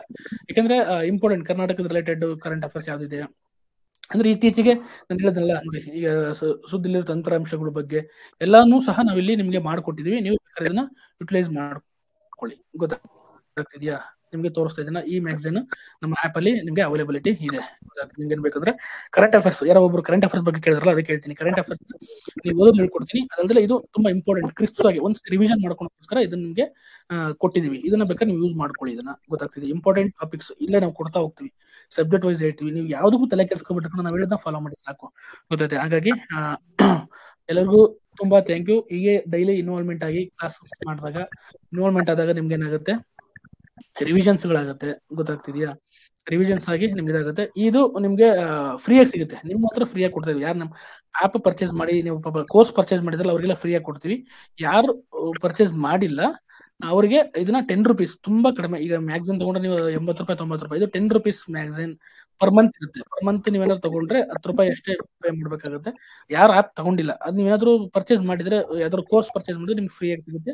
ನೀವು ಅದ್ರ ಬಗ್ಗೆ ತಲೆ ಕೆಡಿಸ್ಕೊಳ್ಳೋ ಅವಶ್ಯಕತೆ ಇಲ್ಲ. ನಿಮ್ಮ ಫ್ರೆಂಡ್ಸ್ಗೆ ಹೇಳಿ, ಶೇರ್ ಮಾಡಿ ಇದನ್ನ, ಗೊತ್ತಾಗ್ತಿದೆ? ಶೇರ್ ಮಾಡಿ, ಗೊತ್ತಾಯ್ತು? ನಿಮ್ಗೆ ಯೂಸ್ಫುಲ್ ಆಗುತ್ತೆ ಖಂಡಿತ. ಒಂದ್ ದಿವಸ ಯೂಸ್ಫುಲ್ ಆಗೇ ಆಗುತ್ತೆ.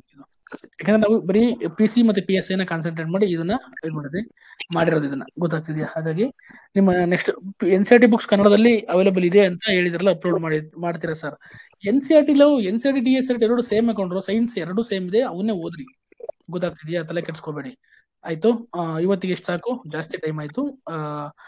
ನೆಕ್ಸ್ಟ್ ಒಂದು ನೆಕ್ಸ್ಟ್ ಅನಾಲಿಸಿಸ್ ಅಲ್ಲಿ ನಿಮ್ಮನ್ನ ಭೇಟಿ ಮಾಡಕ್ ಬರ್ತೀನಿ. ಅಲ್ಲಿವರೆಗೂ ಎಲ್ಲ ಚೆನ್ನಾಗಿ ಓದ್ಕೊಳ್ಳಿ ಅಂತ ಹೇಳ್ತಾ ಎಲ್ಲರಿಗೂ ಒಳ್ಳೇದಾಗ್ಲಿ. ಈ ಸೆಷನ್ ಏನ್ ಮಾಡ್ತಿದ್ದೀನಿ, ಭಾಗವಹಿಸಿದ್ಕೆ ಎಲ್ಲರಿಗೂ ಥ್ಯಾಂಕ್ ಯು ಸೋ ಮಚ್.